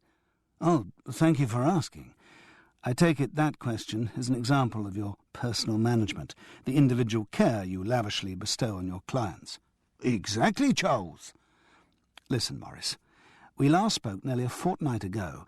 Since then, not only has the show opened in the West End, but also I, your client, have taken over the leading part. And during that time, what kind of individual care have I received? Not even a lousy telephone call. I always have to end up ringing you. I'm never sure where you are, Charles. Rubbish. You could always find me if you tried. I think you're being very hurtful, Charles. I spend all day beavering away on your behalf, and... Oh, damn it, Morris. Can't you... Oh, that's very good, Charles. Very good. Wheezes of laughter wafted down the telephone line. What? Beavering. Damn it. Oh, very good. Listen, Morris. As I say, I am now playing the lead in this show, and I think it's about time you sorted out some deal on the money I get for doing it. Now, Charles, if you would calm down a moment and allow me to get a word in, I'll be able to inform you that I have already negotiated just such a deal for you. Then why the hell didn't you tell me? Because the details have only recently been finalised with Paul Lexington. Well, when did you ring him? He rang me, actually. When? Yesterday. And I suppose that was the first time you knew of my taking over the part. It was, as it happens. I don't bloody believe it. Your office must have a great pile of sand in it instead of a desk, so that you can keep your head buried all bloody day. Now, Charles, an agent's job is difficult enough without his clients being offensive. All right. Tell me what the deal is. Charles had devoted considerable thought to this subject. He knew that he wasn't the most eminent actor in the world, but he still knew that nobody played a starring part in the West End for peanuts. He had to be on $350 a week minimum, surely. Maybe a bit more. Maybe a lot more. Paul Lexington was very fair on the phone, I thought. Very fair. Oh, yes? What he said was, yes, that he continued to pay your existing contract. But that's only $150 a week. Wait, but on top of that, he was prepared to pay a supplement. Oh, good. Because you are actually playing the part. I certainly am. A supplement of £10 for each performance you do. £10? But that's nothing. It's quite generous for an understudy. But I'm not an understudy. This isn't the part which I was understudying anyway, and I'm actually playing the part. Well, not according to Paul Lexington. What do you mean? Well, according to him, you're acting as understudy, and in a few weeks, when he sees how business is going, he'll make the decision as to whether to confirm you in the part or to recast. Good God. As I say, I thought it was very fair. I mean, considering your stature in the business. Thank you very much, said Charles dully. I pushed him up, you know. He only wanted to give you £8 a performance, but I pushed him up. Terrific, Morris. But the sarcasm was wasted. Good, I thought you'd see it my way, and now perhaps you understand what I mean by personal management. Oh, yes, I think I do. Good, well, nice to talk to you. I don't suppose your personal management and individual care would actually extend to coming along to see the show, would it? Oh, now, Charles, I spend all day in the office slaving away on your behalf. Surely you don't want me to give up my evenings too, do you? Michael Banks's death niggled away at Charles like a hole in the tooth. He had done all the sums, and he knew only one answer fitted, but still something snagged. There seemed little doubt that Alex was the murderer, but Charles felt somehow he owed it to his friend to isolate the element about the case that was worrying him. So just before the half, on the Thursday night, he knocked on Leslie Jane Decker's dressing-room door. She was dressed in a silk kimono and lying on the daybed when he went in. Her face was scoured of street makeup prior to the application of her stage makeup. The result was pale and sickly, stress lines showing how much she would look like her mother in a few years' time. It was brought home to Charles for the first time how much of a strain the last weeks must have been for a girl of her age. To have broken off one affair and started another, then to have witnessed the shooting of her new lover by the old one, was quite a lot to take. He knew some actresses, hard-boiled as 8-minute eggs, who would have revelled in the situation, casting themselves as femme fatales with enormous relish. But Leslie Jane didn't seem the type. Her sophistication was paper-thin, and underneath she was just a very young and probably overprotected girl. She made no attempt to move when he came in, just lay there looking vulnerable. Nor did she say anything beyond, "Hello, Charles." Her champagne bubble was distinctly flat. "Tired out?" he asked solicitously. "Shattered." "Yes. It's been tough for all of us. Doing 8 shows a week is enough without all this other business." "Yes." She looked at him, curious as to why he was there, but not that curious. She seemed too tired to be very interested. "I wanted to talk about Michael's death," he began bluntly. "Ah." Even this didn't animate her much. "I'm sorry to go through it all again, but there's something about it that seems odd to me." "What?" "Well, that's the trouble. You see, I don't know. There's just something that doesn't seem right about it." "I don't think murder's often right," she observed with a touch more spirit. "No, by definition it isn't, but listen, we both witnessed that murder. I was out front, and it was pretty horrible from there. From where you were standing, it must have been—" She gulped, forcing back nausea, and nodded. "But what interests me, what I wanted to ask you, is about how you reacted." "I screamed, didn't I? I can't remember very well, but I thought I—" Yes, you screamed all right, but it was when you screamed that interests me." "When?" "Yes. What happened was this. Mickey stopped getting the lines, turned round in confusion, then presumably saw someone in the wings pointing a gun at him. He said, 'Put it down, you mustn't do that to me,' or something, and then he was shot." Leslie Jane nodded. She wasn't enjoying the recreation of the shock. "But you didn't scream then?" "Didn't I? I can't remember. It was all confused." "No, you didn't scream until you looked off into the wings." Delayed shock, I suppose. I couldn't believe what had happened to Mickey straight away. I didn't even know what had happened to him. But when you looked into the wings, you did know, and you also knew who had done it, and then you screamed." "Yes, I suppose it brought it home to me. And who did you see in the wings? She looked at him as if he were daft. Well, Alex, of course. He didn't know what he'd been expecting, but he felt very disappointed. Something inside had been hoping against all logic for a different answer. He didn't know what, just anything that would settle the unease he felt about the death. What exactly did you see? I've been through all this with the police. I know, I'm sorry. It's just I wasn't backstage for all the police inquiries, and I really would like to know. He appealed pathetically. All right. I saw Alex. He was very near the edge of the set. Must have been. Charles knew how impenetrable the shadows were in the wings. He looked over his shoulder at me. Our eyes met for a split second, and then he rushed off, and I screamed. I suppose it was the expression on his face that made me scream. Because it made you realize what he'd done? Yes. I think he'd only just realized himself. His face was, I don't know, it was full of fear. Was the gun in his hand?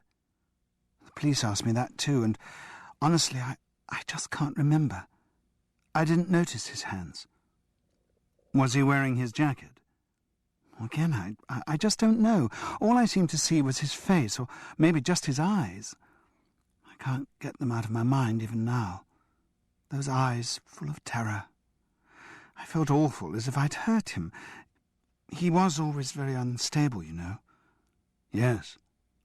Charles reckoned he could take advantage of her lethargic state to push a bit further. I suppose, of course, you had hurt him. You mean by going off with Mickey? Charles nodded. Yes, I suppose so. It didn't really seem like that at the time. I mean, Mickey just seemed so nice, so friendly, and in a strange way, so lonely. Going and having a few meals with him didn't seem evil or furtive in any way. Somehow it was difficult to feel anything was wrong with Mickey around. He knew what she meant. Michael Banks's effortless charm no doubt carried through into his romantic life. And it was just a few meals. He'd hoped she wouldn't notice the impertinence, but she coloured and began angrily, I don't see that that's any business of yours, but yes, it was. Whereas with Alex? That again is no business of yours. Come on, we were all in Taunton together. It certainly had the look to the impartial observer of a full-blown affair. All right, yes. But I had wanted to break it off after Taunton. It was getting awkward even before I met Mickey. Awkward? Charles said gently. Well, Alex was so strange. More time I spent with him, the stranger he seemed to be. All his mystical religion thing, or his faddishness about food, his belief in being close to nature, following nature. All that appealed to me at first. It was so unlike anything I'd come across before. He was so unlike any of the people I'd met before. Certainly unlike the nice middle-class friends of Mr. and Mrs. Decker, Charles imagined. But after a time, I began to see all his ideas as sort of odd. Not charming eccentricities, but, well, you know, symptoms. Symptoms of what? Of his mental state. I knew he'd had the breakdown, and at first I didn't mind. I thought, oh, he just needs someone who really loves him and will look after him. And you thought you could supply that want? She nodded. I thought we really would make a new start, that I would sort of, well, make him blossom. She blushed, as if aware of the cliché she was using. Charles wondered how many naive young girls had got caught in messy affairs with older men, from the belief that they would bring new love into their lives and make them blossom. But, he prompted. But I came to realize that it's all very well gambling about the countryside, feeling at one with nature, but people don't change completely. We couldn't go on pretending that the first 47 years of Alex's life hadn't happened. And as soon as I realized that, as soon as I thought about his breakdown, I started to worry. I started to see just how unstable he still was. I started to be afraid. Afraid of what? afraid that he would do something. Well, something like he did do last week. Charles nodded slowly. And what about now? Where do you think he is now? Tears came to her eyes. I think he'll have killed himself. Charles nodded again. It seemed depressingly likely. Further conversation was prevented by the door opening, unknocked, to admit Valerie Cass. She was smartly dressed in a fawn trouser suit and seemed in high spirits. "Hello, darling. I've brought you some—" "Oh, hello." This last was to acknowledge Charles, whom she looked at for a moment with suspicion. "Charles just dropped in to wish me luck," Leslie Jane supplied hastily. "Don't worry, Valerie. I'm not another older man sniffing around your precious daughter, which, considering the fate of the last two, is perhaps as well. As a matter of fact, I don't really fancy her. I used to, I think, but since I met you and saw what she was likely to turn into, I seem to have gone off her. In spite of your excellent state of preservation, Valerie Cass, I'm afraid there's something about you that doesn't appeal to me." Valerie cut short further interior monologue by gracing him with a smile and saying, "I just brought Leslie Jane some homemade soup for the interval. She doesn't eat properly. I keep saying she should eat little and often, but the young don't listen. You have a daughter, don't you, Charles?"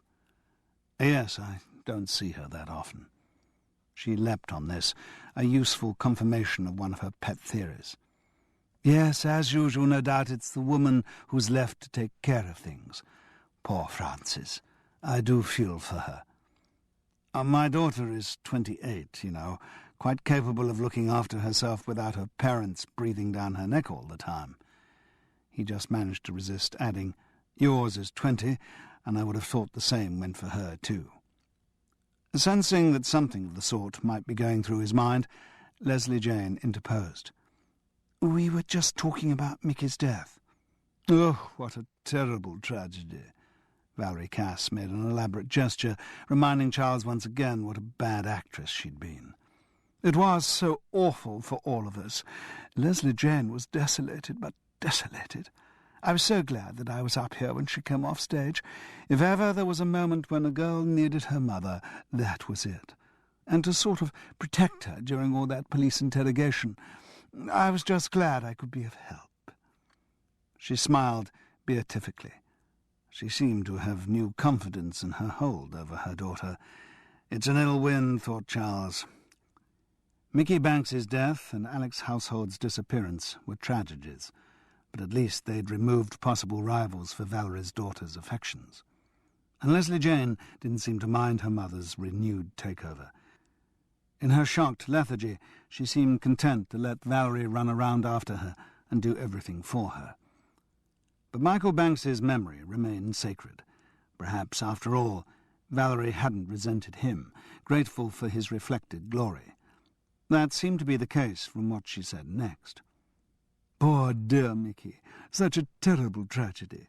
Just when he and Leslie Jane were getting close. Oh, I know some people would say it was May and December, but I thought it was a lovely relationship. He just seemed so delighted, so rejuvenated to meet my little baby. What might have been. Ah." She sighed the sort of sigh that drama teachers spend 3 years eradicating from their students. Leslie Jane, perhaps from long experience of having her mother going on about her, or perhaps just from exhaustion, did not seem to be listening. "Oh, yes. I think Leslie Jane could have mixed with some very eminent people. She's just the sort of girl to stimulate the artistic temperament. Don't you agree, Charles?" Charles, who shared G.K. Chesterton's opinion that the artistic temperament is a disease which afflicts amateurs, grunted. He could well believe that Leslie Jane could stimulate male lust, but he found her mother's visions of her launched in society as a kind of professional Laura to a series of theatrical Petrarchs a little fanciful. "Mind you, at the same age, I myself," she blushed, "was not without admirers in the world of the arts. If I hadn't been trapped by marriage so young, who knows what might have been, though of course I wasn't half as attractive as Leslie." This was said in a voice expecting contradiction, which Charles wilfully withheld.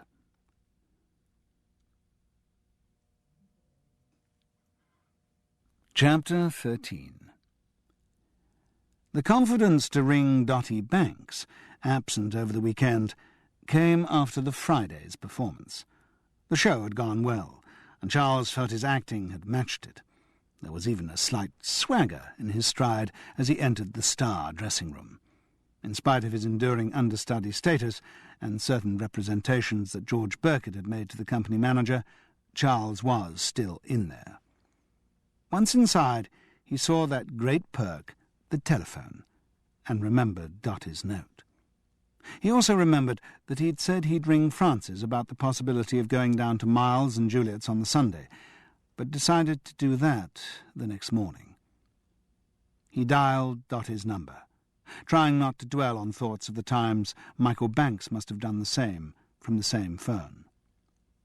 No, she didn't mind his ringing so late, and yes, she was glad to hear from him, and yes, she had meant what she'd said in her note, that it'd be nice to get together for a chat and things. And why didn't he drop round to her flat in Hans Crescent for a drink after the show tomorrow? Charles conceded that he would be free and graciously accepted the invitation. Drinks with strange women after the show fitted well into the fantasy of himself as the big West End star that the night's performance had engendered. Even as he thought it, he couldn't help remembering that West End stars tended to be paid a bit more than he was getting with his humble understudy plus supplement deal. He really must have a word with the company equity representative about that contract. Surely equity wouldn't approve of it. On the other hand, since his agent had accepted the terms so avidly, he thought there might be problems in getting them changed. Still, there was plenty of time to sort that out. His main priority was Dotty Banks. When he thought of their forthcoming encounter, he felt the guilty excitement of a schoolboy sneaking into the cinema to see an ex-certificate movie. The block of flats in Hans Crescent was expensive and discreet. The porter, who rang up to Mrs. Banks and directed Charles to her flat, was also no doubt expensive, and would have been discreet if he had refrained from accompanying his directions with a wink. Charles got the impression that perhaps he wasn't the first to have followed this particular route. The Dotty Banks who opened the flat door was looking expensive. As to her discretion, he would no doubt soon find out. The black satin trousers, the fine black silk shirt, and the black lace brassiere, which was meant to show through it, they too were expensive, and just about discreet. "Charles, how nice to see you." She threw her arms around his neck and kissed him on the lips, enveloping him in discreetly expensive perfume. "Come in and have a drink." The same adjectives which had applied to everything else applied to the flat. Charles was unused to moving in circles where interior designers were used. Most of his friends just accumulated clutter and wielded emulsion brushes when things got too tatty. But he recognized the genuine article when he saw it, and he had to admit it was well done. There was a great deal of Michael Banks' memorabilia about: photographs, framed posters, the odd award statuette. Whatever the nature of their relationship, it was clear that husband and wife had shared the same flat. Charles was looking at a film still of Banks in one of his most famous roles as the captain of a doomed frigate, when Dotty came back from the kitchen with a bottle of champagne. "You open this." "Fine. There are some things I always feel men do better than women." Charles recognized that there would come a point when one found this relentless sexual innuendo irritating, but he knew he hadn't reached that point yet. He put down the still and took the champagne bottle. "Yes, poor Mickey," Dotty Banks sighed. Poor, poor Mickey. It was said without any sense of tragedy, but with affection. It must be pretty awful for you, having lost him. The cork popped, and Charles caught the spume in a tall glass. Yes, of course I miss him. Not as much as I would have expected, in some ways. Dotty shrugged. I mean, well, as a marriage, it wasn't... Well, it wasn't a marriage in the conventional sense. We got on well. We went around together quite a bit. We were nice to each other, but we always had our own friends. She looked at him unequivocally, so Charles asked the direct question. You mean you both had affairs? I did. But Mickey didn't? He had friendships. I see. So perhaps Leslie Jane had been telling the truth in her description of the relationship. Just a few meals. What I mean, Charles, is that sex wasn't very high on Mickey's list of priorities. Ah, well, some people don't have much of a sex drive, Charles observed fatuously, aware that his own was revving up like mad. In Mickey's case, he didn't have any. Sex drive? None at all. She shook her head to punctuate the words. He couldn't do it anymore. Ah. Charles wasn't sure whether to say he was sorry or not. He didn't know the correct etiquette for replying to a lady who's just told you her recently murdered husband was impotent. This made us, in certain respects, incompatible. Dotty Banks emphasized the obvious by placing her hand on Charles's thigh. Oh, well, yes, I can see that. Her fingertips started to move gently up and down. He felt it would soon be the moment to make a move, and her behaviour left him in little doubt as to what sort of move it should be. Indeed, the only question seemed to be whether he should even bother to make a move or just let her do everything for him. But even then, the nagging thought in his mind would not go away. Dotty, about Mickey's death. Uh-huh. She was now leaning over towards him and breathing very close to his ear. He could feel the hard outline of her breasts against his upper arm. Did you think there was anything odd about it? Odd? She murmured. Well, no odder than any other murder that takes place on stage during the first night of a new play, when the leading actor is shot dead by his understudy. No, I just thought you, knowing Mickey so well, might have... She shook her head, which wobbled the ear she was now nibbling in a way that he found extremely stimulating. But he still sat still, puzzling, the scene of the murder running like an old movie in his mind.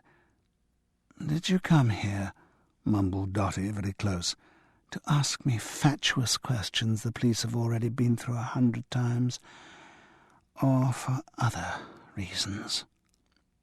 For other reasons, he assured her, though deep down he wasn't certain. Well then, she said, are you paralyzed?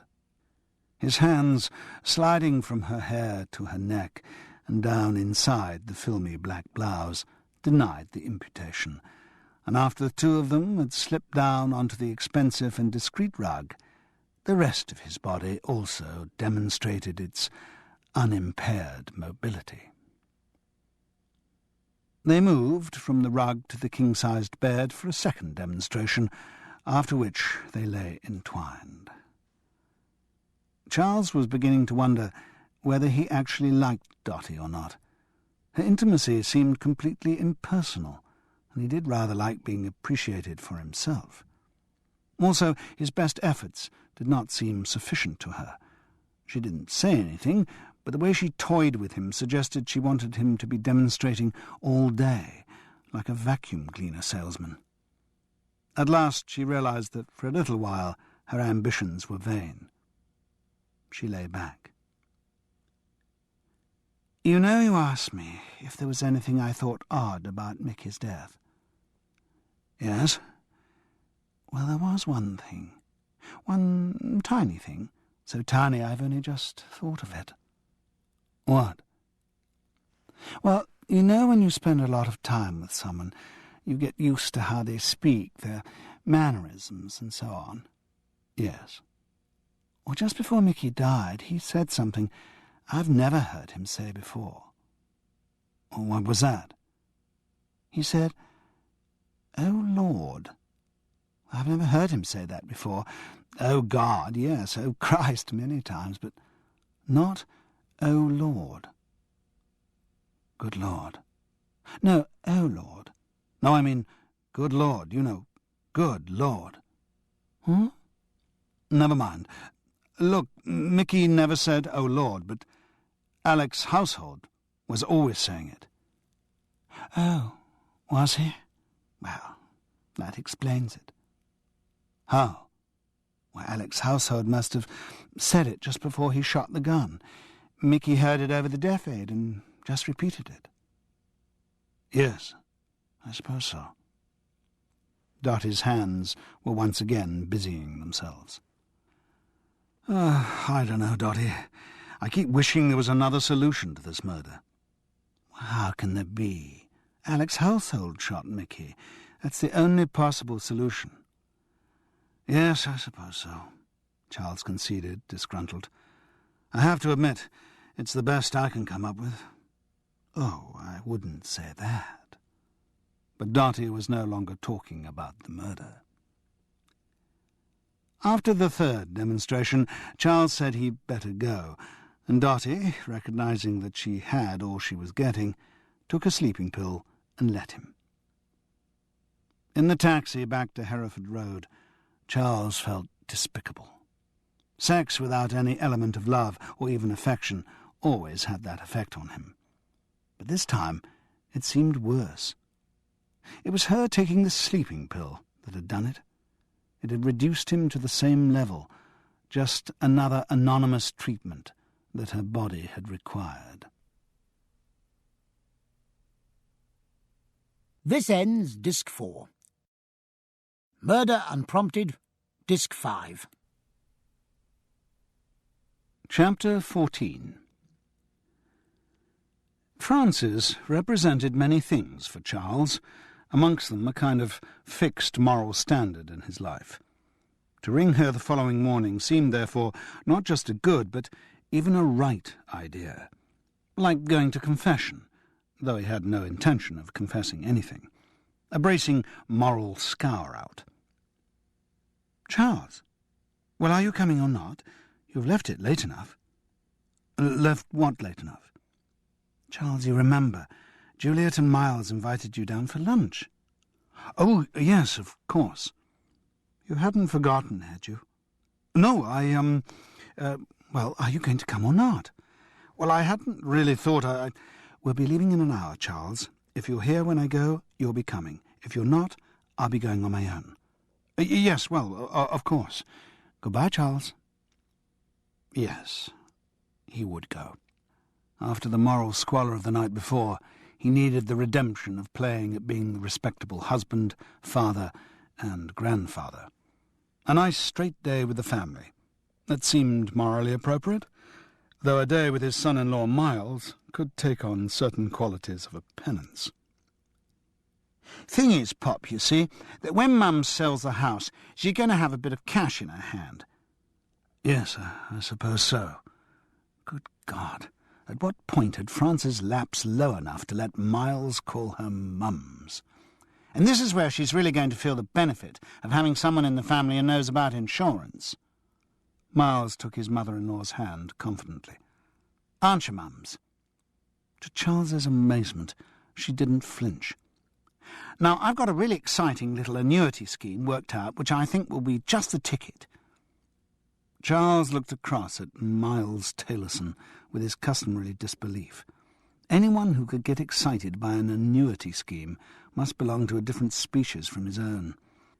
And yet Miles appeared to have the same complement of arms and legs as he did, the same disposition of eyes, nose, and mouth. Maybe, Charles reflected, his son-in-law was the result of some cloning experiment, by which creatures from another planet had created something that looked like a human being, but lacked the essential circuitry of humanity. Maybe one day Miles's head would flip open like a kitchen bin to reveal a tangle of wires and transistors. "You haven't thought any more about insurance, have you, Pop?" "No, I think I can honestly say that I haven't. And come to that, what's this more?" His mind continued silently. "It's one of my proudest boasts that I have never thought about insurance, and I am convinced that even under torture I could resist the temptation. I was just thinking that now's a good time. Now you're getting regular money from this West End show, it'd be a good opportunity to put a little aside each week. It needn't be much, but you'd be amazed how it accumulates." "Thank you. I'm sure if ever the occasion arises when I want advice on insurance, you're the first person I'll come to." Charles thought that wasn't bad. It was the nearest he had ever got to saying something to his son-in-law that was neither untrue nor offensive. Miles seemed to appreciate it too. He sat back with a satisfied grin and looked contentedly around the open-plan, hygienic nonentity of his executive sitting room in his executive estate in Pangbourne. His wife seemed to recognise some signal and took up the conversational baton for the next lap. "Incidentally, Daddy, I haven't said how delighted we all are about this West End play. We really hope to see it soon, but, things are pretty busy, what with this and that and the boys." Of course. He couldn't help feeling affection for Juliet whenever he looked at her. There was something about the set of her eyes which hadn't changed since she was 3 years old, when she'd been all hugs and trust for her father. He often wondered what it was that had brought about such a change in their relationship. Maybe his walking out on Francis. He looked across at his wife. She was unaware of his scrutiny, gazing with fondness at the two blonde-headed little boys who were shovelling gravy-sodden potato into their mouths, an exercise, and apparently the only one, that kept them silent. At such moments he knew that he loved Francis, and he could feel the seductions of a conventional marriage, of meals such as this happening every Sunday, of knowing each other's daily news, not always having to catch up on a few months' worth of events. There was a kind of peace about it. And maybe that peace was not completely beyond his grasp. If he really made an effort, perhaps something could be salvaged. "No," Juliet continued. "I mean, this West End thing is something I can really tell my friends about. It was like when you had that part in Z-Cars, something sort of respectable." "Thank you," he muttered. Good God, what had happened to Juliet? Her mind had set irrevocably into middle age when she was about 10. Marriage to Miles had only hardened her mental arteries further. The pair of them had just quietly fossilized together. Julian finished his potatoes and looked gravely around the family gathering. "My penis," he announced, "is as big as the Empire State Building." His 4-year-old twin, Damien, not to be outdone, immediately responded. "My penis," he proclaimed, "mine penis is as big as the World Trade Center." In the confusion of scolding that followed, Charles reflected that maybe there was hope for the family, after all. Closer acquaintance did nothing to dispel his good impressions of his grandsons. After lunch, Juliet, looking peaky and feeling grim, as she had done in the early months of her previous pregnancy, went upstairs to lie down. Francis and Miles went off to the kitchen to do the washing up, and no doubt to talk annuities, leaving Charles to entertain the children. He found that this was a two-way process. The two little boys were full of ideas for games, and even if most of them ended rather predictably in throwing the sofa cushions at their grandfather, they showed considerable powers of invention. They were also at the stage when they still found funny voices funny, and Charles had his best audience in years for his Welsh developed for Under Milkwood, a production which demonstrated everything the theatre can offer except talent. Nottingham Evening Post. His Cornish, as used in Love Labour's Lost. Charles Paris's Custard was about as funny as an obituary notice, New Statesman, and the voice he had used as a Chinese broker's man in Aladdin. My watch said that the show only lasted 2.5 hours, so I've taken it to be repaired. Glasgow Herald. Somehow they got into a game of prisoners. Charles would capture one of the boys and only release him if he said the magic word. The secret of the game was to keep changing the magic word, making it longer and longer and sillier, in the hope, always realised, that the prisoner would be giggling too much to repeat it. Since while the prisoner struggled to escape, the unfettered twin would be bombarding his grandfather with cushions, the game was not without hilarity. Charles clasped his hands around Julian. "What's the magic word?" Julian gasped. Whoomph went a cushion from Damien into Charles's face. "The magic word is ongle bongle boodle boodle boodle." "Ongle bongle boodle giggle giggle," Julian repeated, wriggling free. Damien rushed into the imprisoning arms. "What's the magic word?" Whoomph went a cushion from Julian into the back of Charles's neck. "Nick picky wickety pingle pang." "Nicky pickle diddle poo poo." Damien snickered at his daring. But it wasn't good enough to secure his release. "No, you have to repeat exactly what I say," insisted Charles. "No, you have to repeat exactly what I say," repeated Julian, who was catching on. As he said it, he threw a cushion which went whoomph into the side of Charles's head. "But it's nonsense," objected Damien. "Even if it's nonsense, you just repeat it like a machine." "Even if it's nonsense, you just repeat it like a machine," crowed Julian. "Even if it's nonsense, you just repeat it like a machine," agreed Damien. "Whatever I say, you have to repeat without thinking." "Whatever I say, you have to repeat without thinking." "Whatever I say, you have to repeat without thinking." Like a light switched on, Charles's mind was suddenly clear. He knew what it was that had struck him as odd about Michael Banks's death, and he knew that Alec's household had not committed the murder. "Good God! I've got it!" he shouted. "Good God! I've got it!" shouted Julian. "Good God! I've got it!" shouted Damien. He was dialing when Miles and Francis came in from the kitchen. "Sorry, I hope you don't mind my using the phone." "Feel free." But Miles didn't look very pleased. It rang for a long time.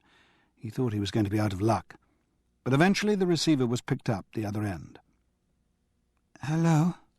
Her voice was rather woolly. "Leslie Jane, it's me, Charles." "Charles?" "Charles Paris." "Oh." She didn't say, "What on earth are you ringing for?" She just put it all into the "oh." "Sorry, I was asleep." "I was glad to find you in. I thought you might be away for the weekend." "Yes, I was going to my parents, but I decided not to." "Listen, I've just thought of something important." "Oh, yes?" She sounded belligerent and slightly resentful. Was he going to give her some note on performance, some idea he'd had for a new bit of business in the play? Surely it could wait till tomorrow. "It's about Alex." "Oh?" "I've just remembered something he said to me in Taunton." "Oh, yes?" "He said that one should always sort out a bolt hole for oneself." "Well, what does that mean?" "I thought you might know." "No idea." "What I mean is, when you were in Taunton, you were fairly discreet about your affair. I wondered where—" "Oh, I see." "You said something last week about gambling in the countryside. Was there somewhere?" "There was, but—" "Where?" "Do you think it's a possibility?" "I think it's worth investigating." "You?" "Why not?" "I don't know. It just seems vindictive. The idea of bringing him to justice. Still, I suppose you could just tell the police, and—" "I wasn't thinking of bringing him to justice. I was thinking of finding out from him what actually did happen." "Really?" "Yes. Tell me where it is." She told him. "But I've a nasty feeling," she concluded dismally, "that if you do find anything there, it'll just be Alex's body." He put the phone down and turned round to see the whole family looking at him open-mouthed. Juliet stood halfway down the stairs, familiarly pale. Charles's mind was working well, making connections fast. He felt confident. "Francis," he asked. "Do you fancy a little trip?" "Where to?" "Somerset." "When?" "Now." Miles's face contorted. "Oh, really, Pop, it's a hell of a long way. You can't just do things like that, on a whim." "Why not?" Charles looked at Francis. "It's your half-term, isn't it? Be good to see some real countryside. We could stay in a nice hotel."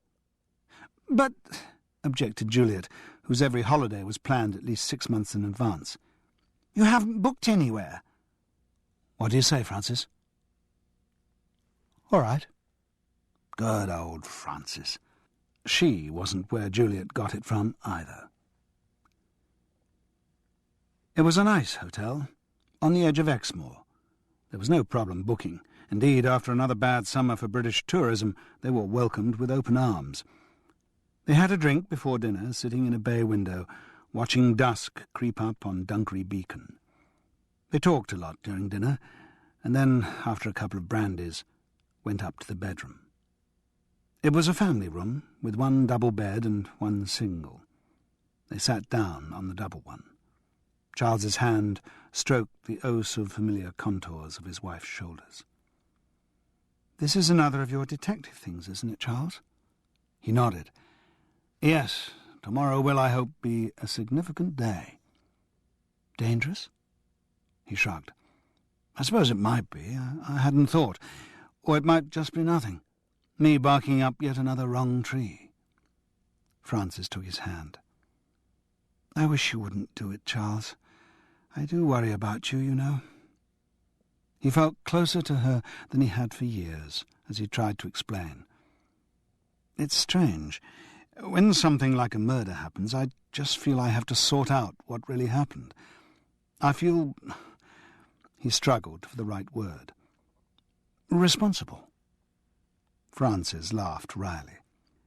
"Responsible for anonymous corpses, but when it comes to those close to you—" He felt suitably chastened. "I'm sorry, Francis." He looked out of the window at the clear night over Exmoor. "I was thinking about that today over lunch. About you and me. About, responsibility." "Oh, yes?"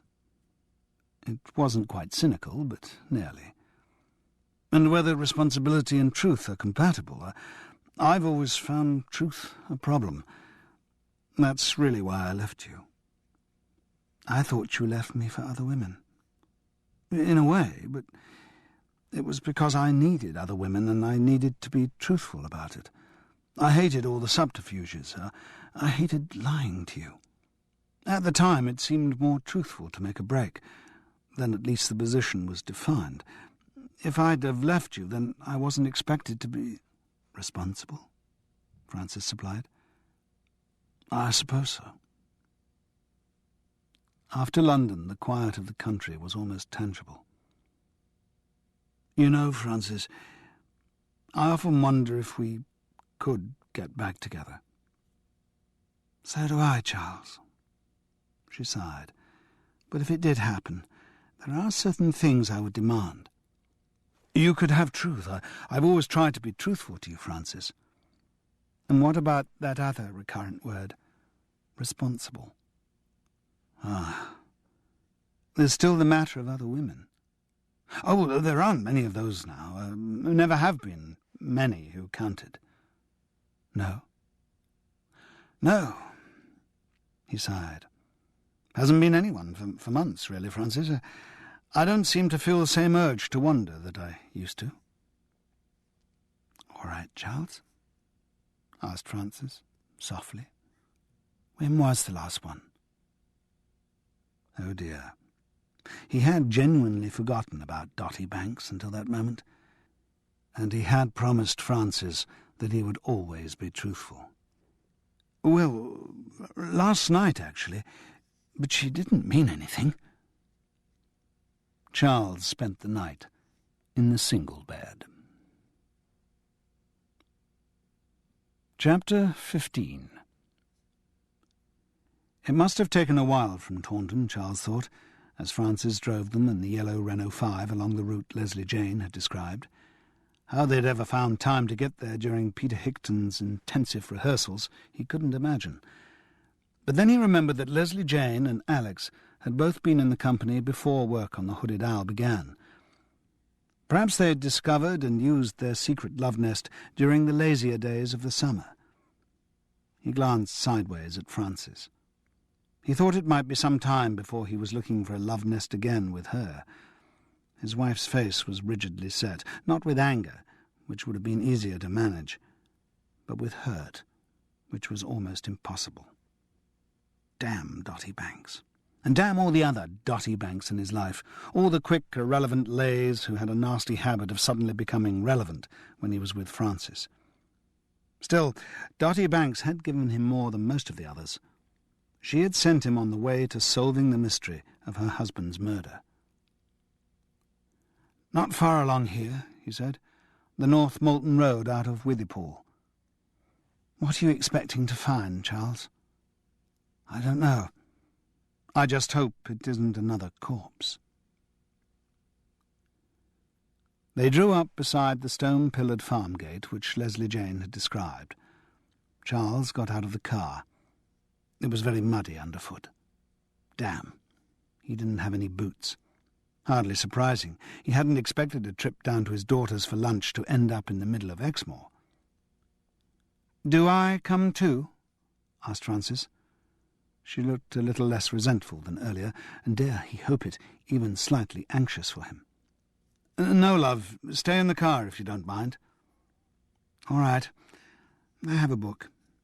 "What are you reading?" "Rereading. Anna Karenina." "Oh, well, that should keep you going for a little while."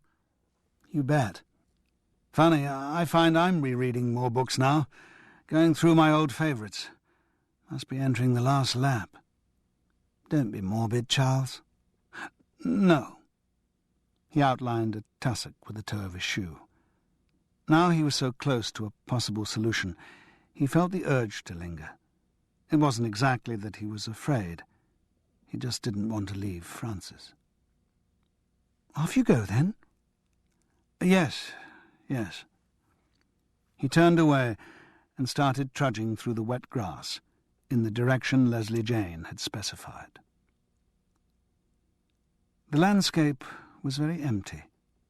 Charles could see why it had appealed to Alex's household. Humankind and human structures seemed a long way away.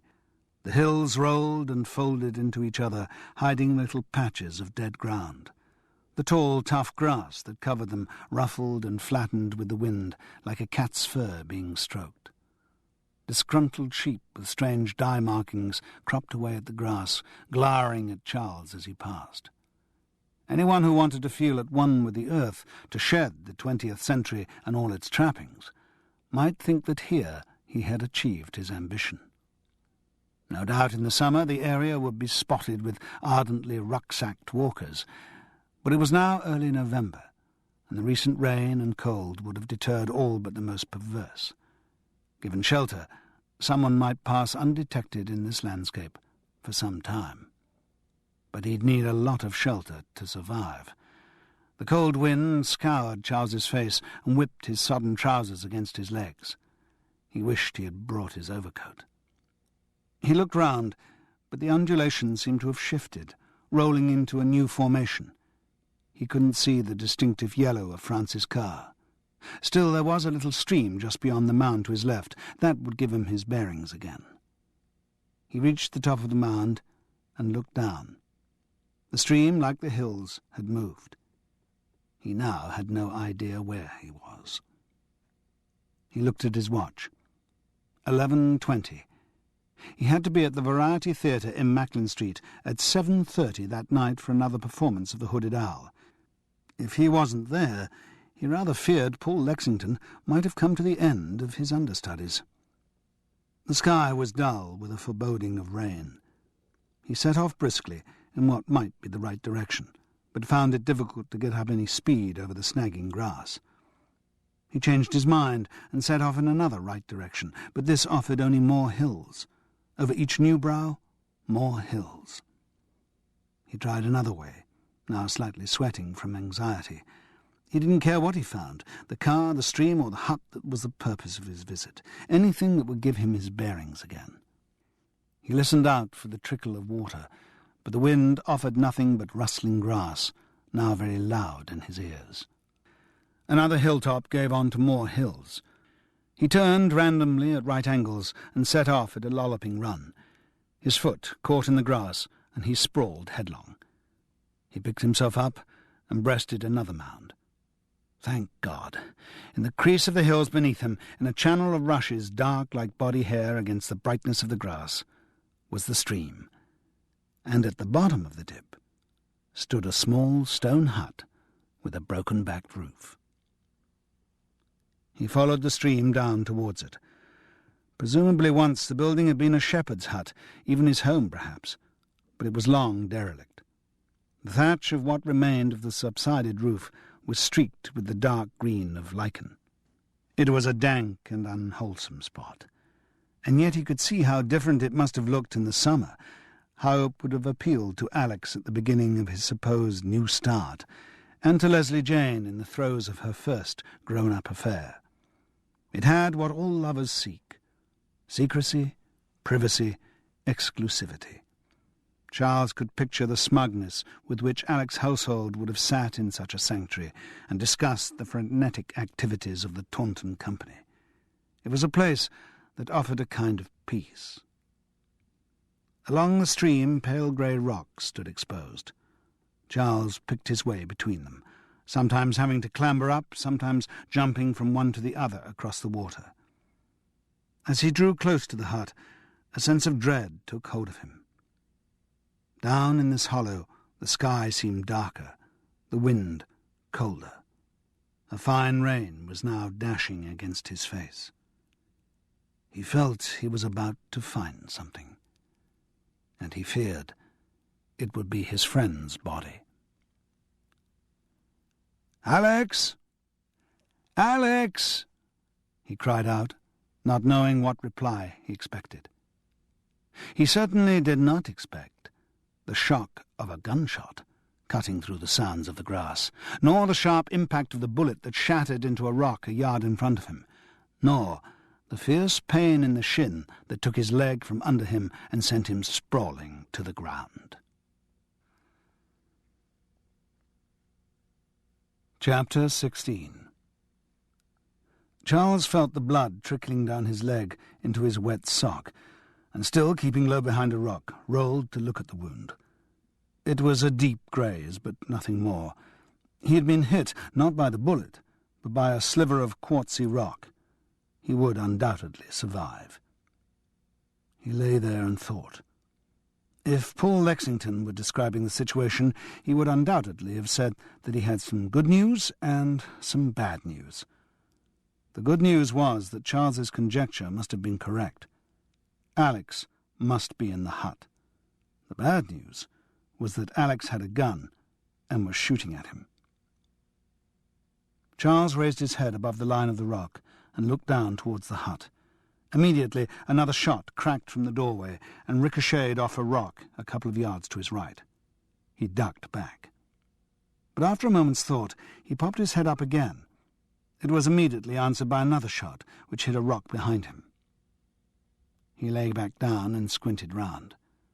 There weren't that many rocks, certainly not enough to afford shelter for him to get nearer the hut. But he read another significance into their scarcity.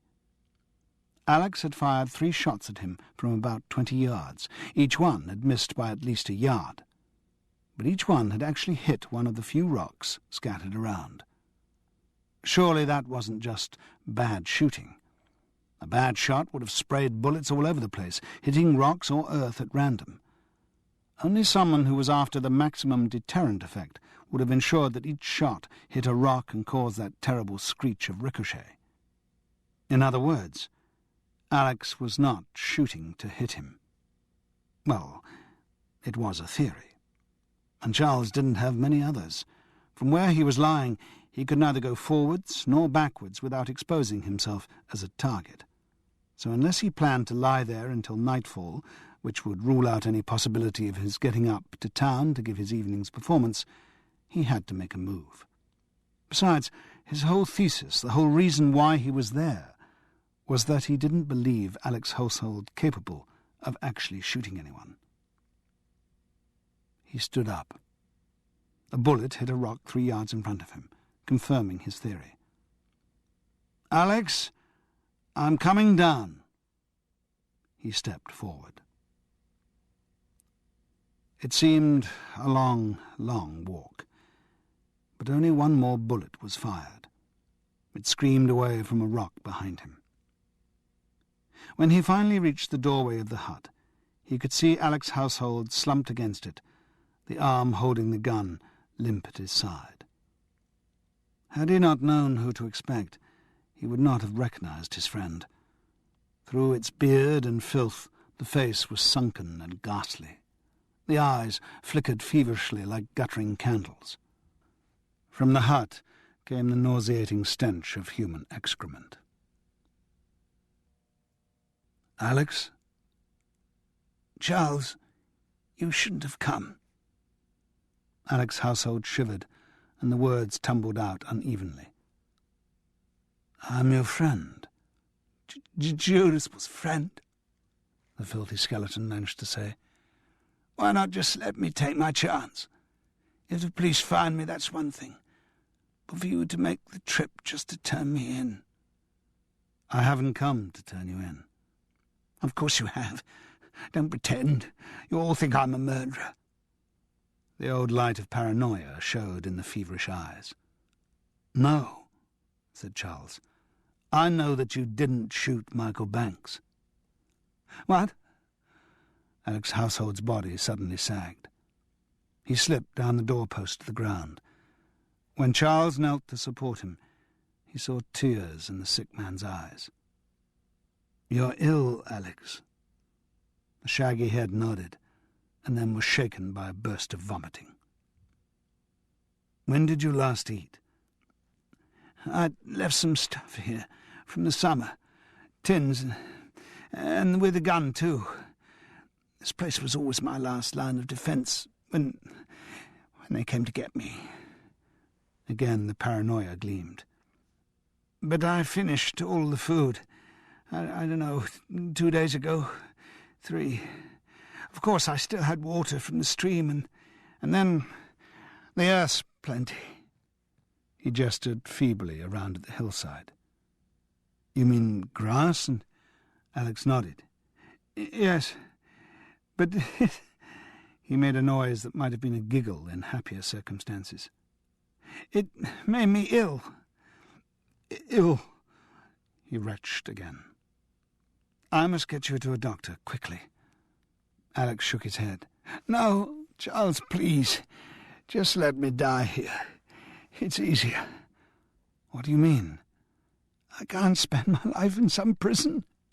If I'm alive, I need to be free." "But you will be." "No, Charles. Everyone thinks I killed Mickey Banks. Go on, be truthful. They do, don't they?" He couldn't help admitting it. "But I know you didn't, Alex."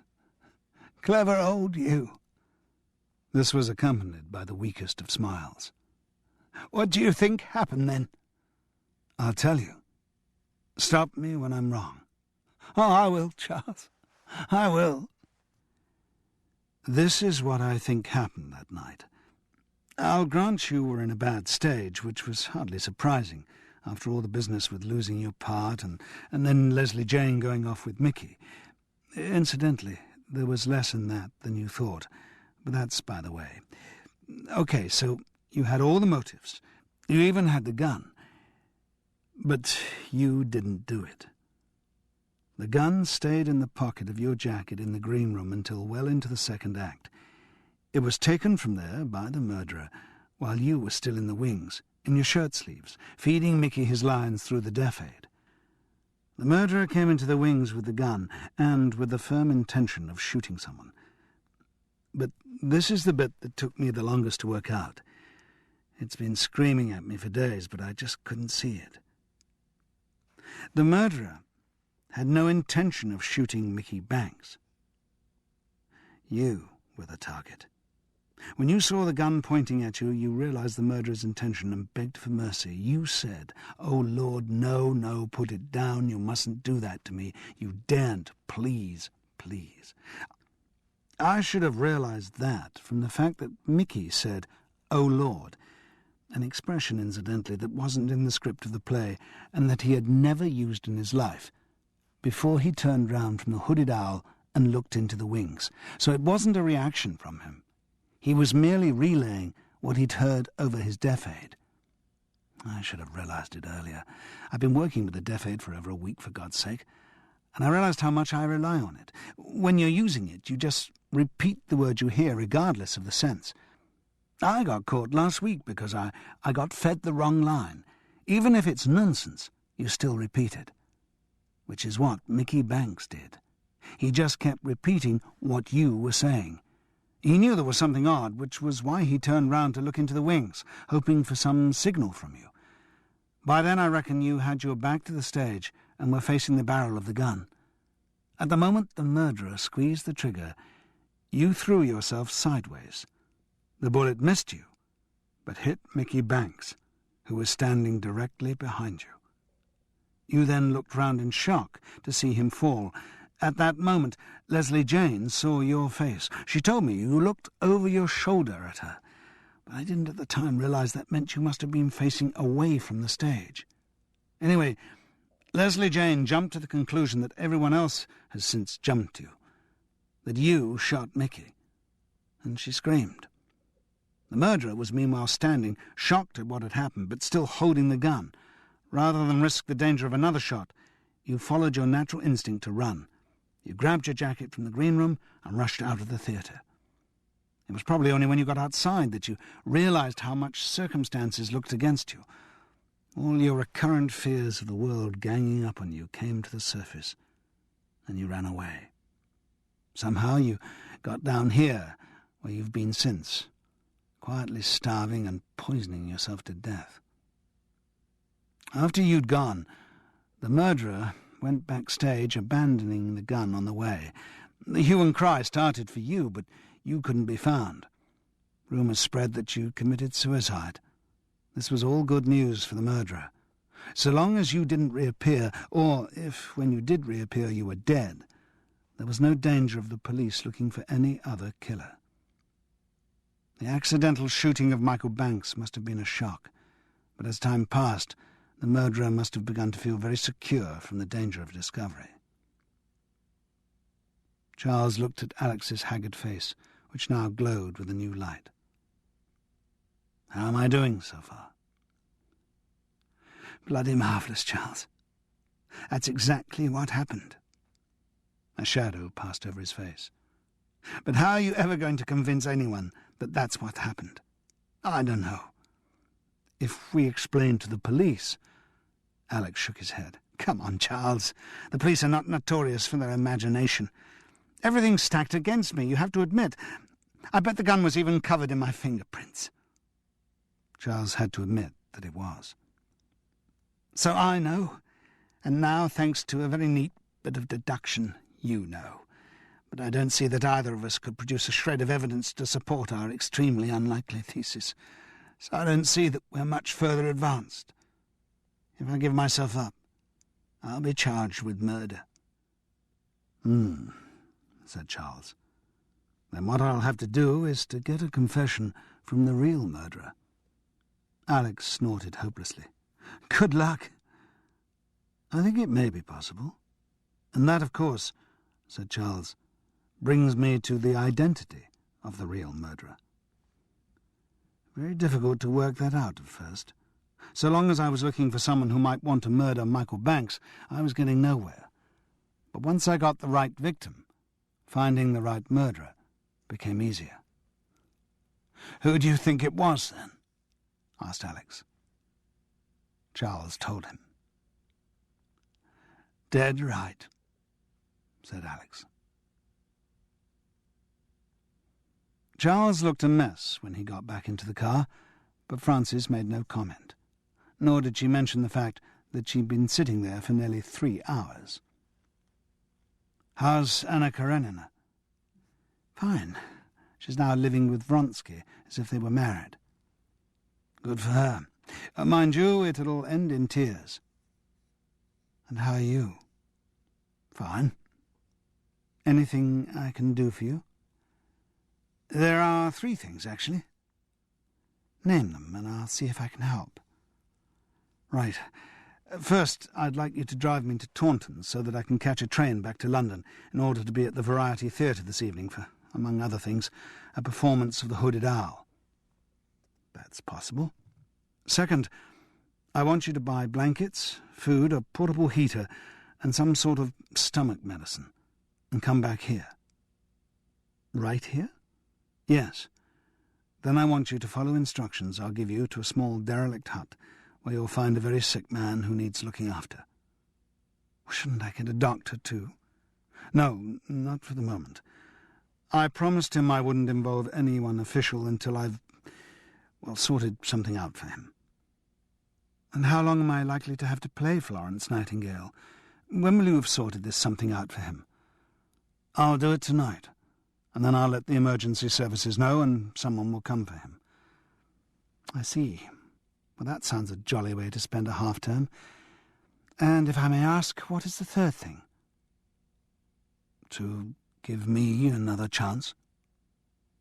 Oh, Charles, said Francis sadly, I'm not so sure about that. Chapter 17.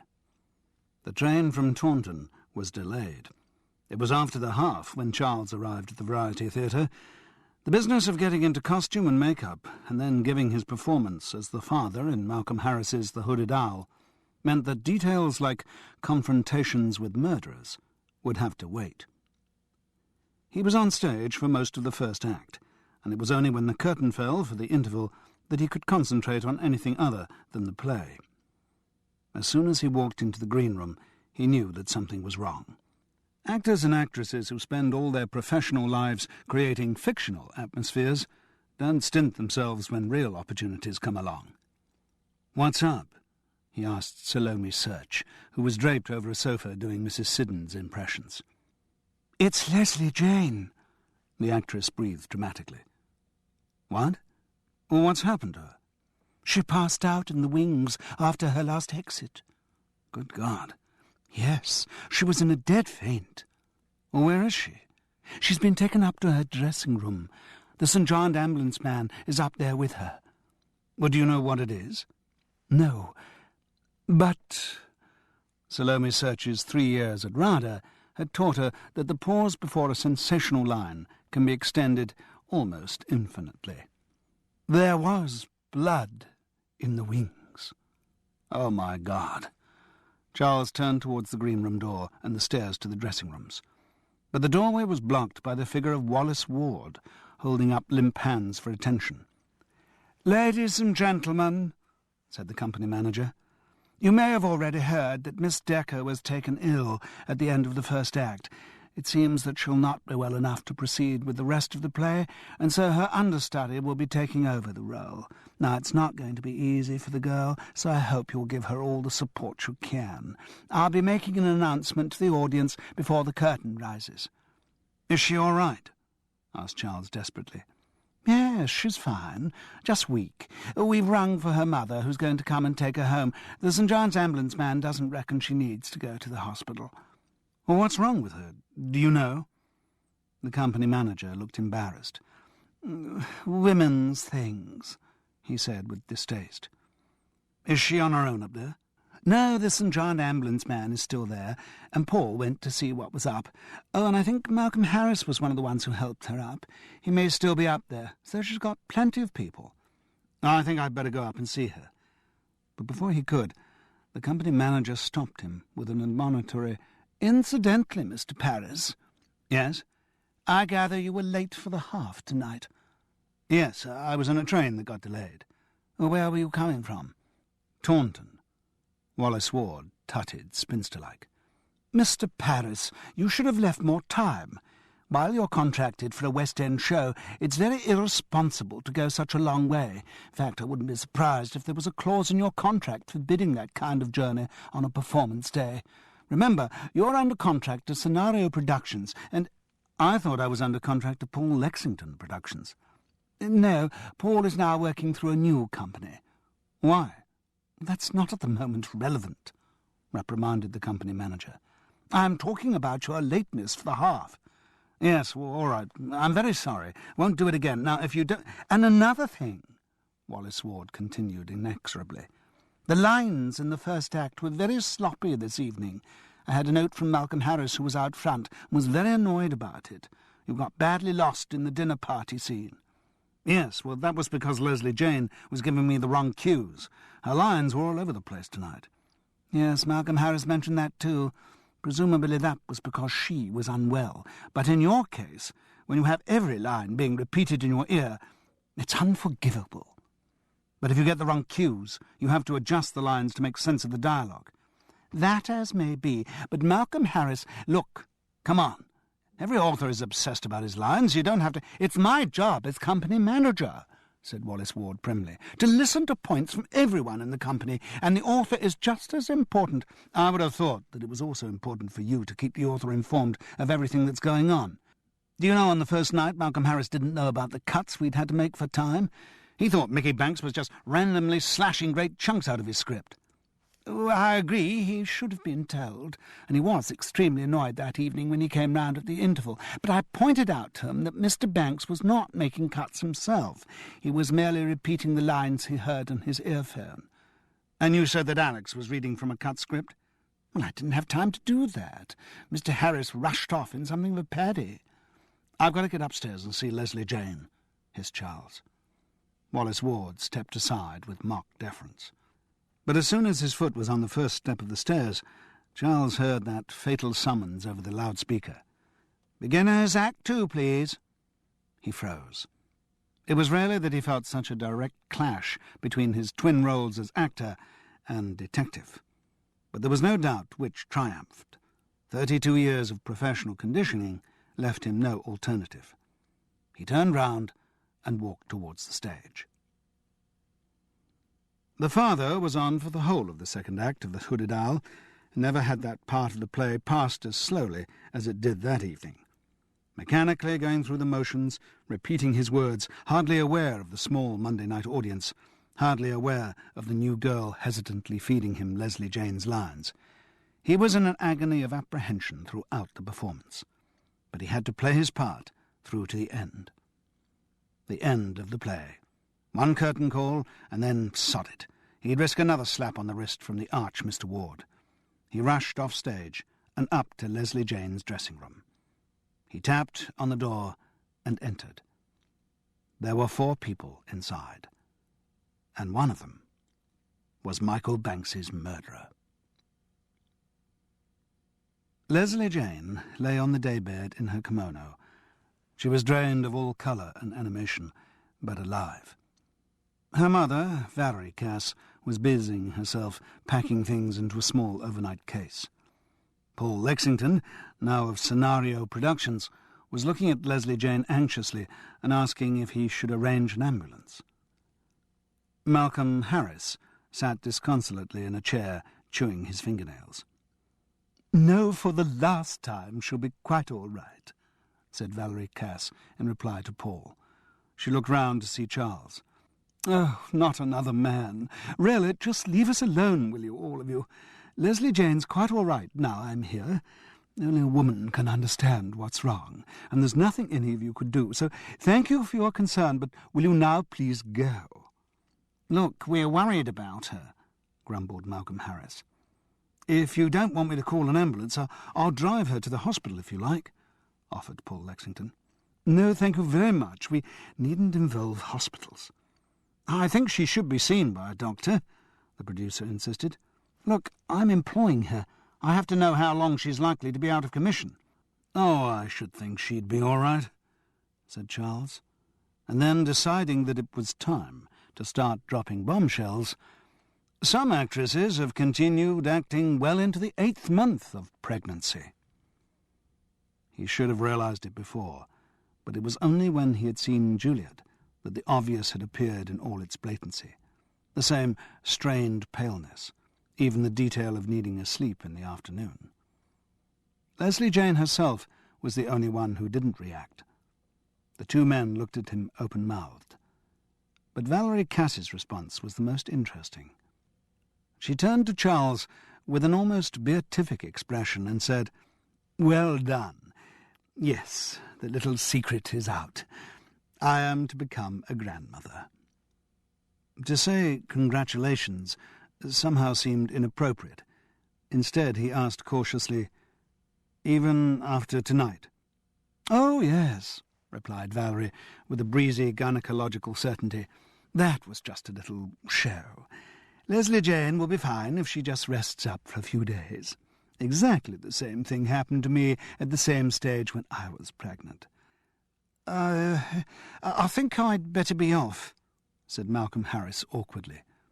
Charles stood aside and let him go. Paul Lexington also looked embarrassed. "Well, of course, this will affect her availability for the show." "As I say, only for a few days. Then she'll be fine. It'll be a good 3 months before she shows, and with skilful dressing she could go on a lot longer." "But," said Charles, "it's going to curtail her theatrical career a bit, isn't it?" "Oh, no." Valerie Cass looked at him radiantly. "I've got it all worked out. I'll be able to look after the baby. Leslie Jane's career will hardly be interrupted. No, my little girl's talent will still take her right to the top." The prospect realized Valerie Cass's most exotic dreams. Her daughter would be perpetually in her debt, perpetually chained to her, and she would have the new stimulus of another baby to bring up. Best of all, there would be no father around to challenge her supremacy over either her child or her grandchild. "Yes," grunted Paul Lexington, "I still think she should see a doctor. I'll get our family doctor to take a look at her in the morning. There. Will that satisfy you?" "I suppose it'll have to. Let me know what the prospects are." "I will." Paul Lexington moved towards the door. Charles stood aside and let him go. "Oh, now, Charles, as you'll see, everything is fine. I'm now going to take my little baby home, so there's nothing to keep you here." "Oh, but there is," said Charles. "I want to talk about Alex's household." "I can't think what relevance he has to anything." "Can't you? He's the child's father." "As I say, I can't think what relevance he has to anything." In those words, Valerie Cass expressed everything she felt about the relationship between the sexes. "You think the father is irrelevant?" "Yes. It's the woman who carries the child, the woman who does the work. Man does nothing." Charles restrained his anger and started on a new tack. "It was on the first night that Leslie Jane told you she was pregnant?" Valerie Cass was silent, surprised by the change of direction. "She told you Alex was the father, and suddenly you saw the awful vision of history repeating itself.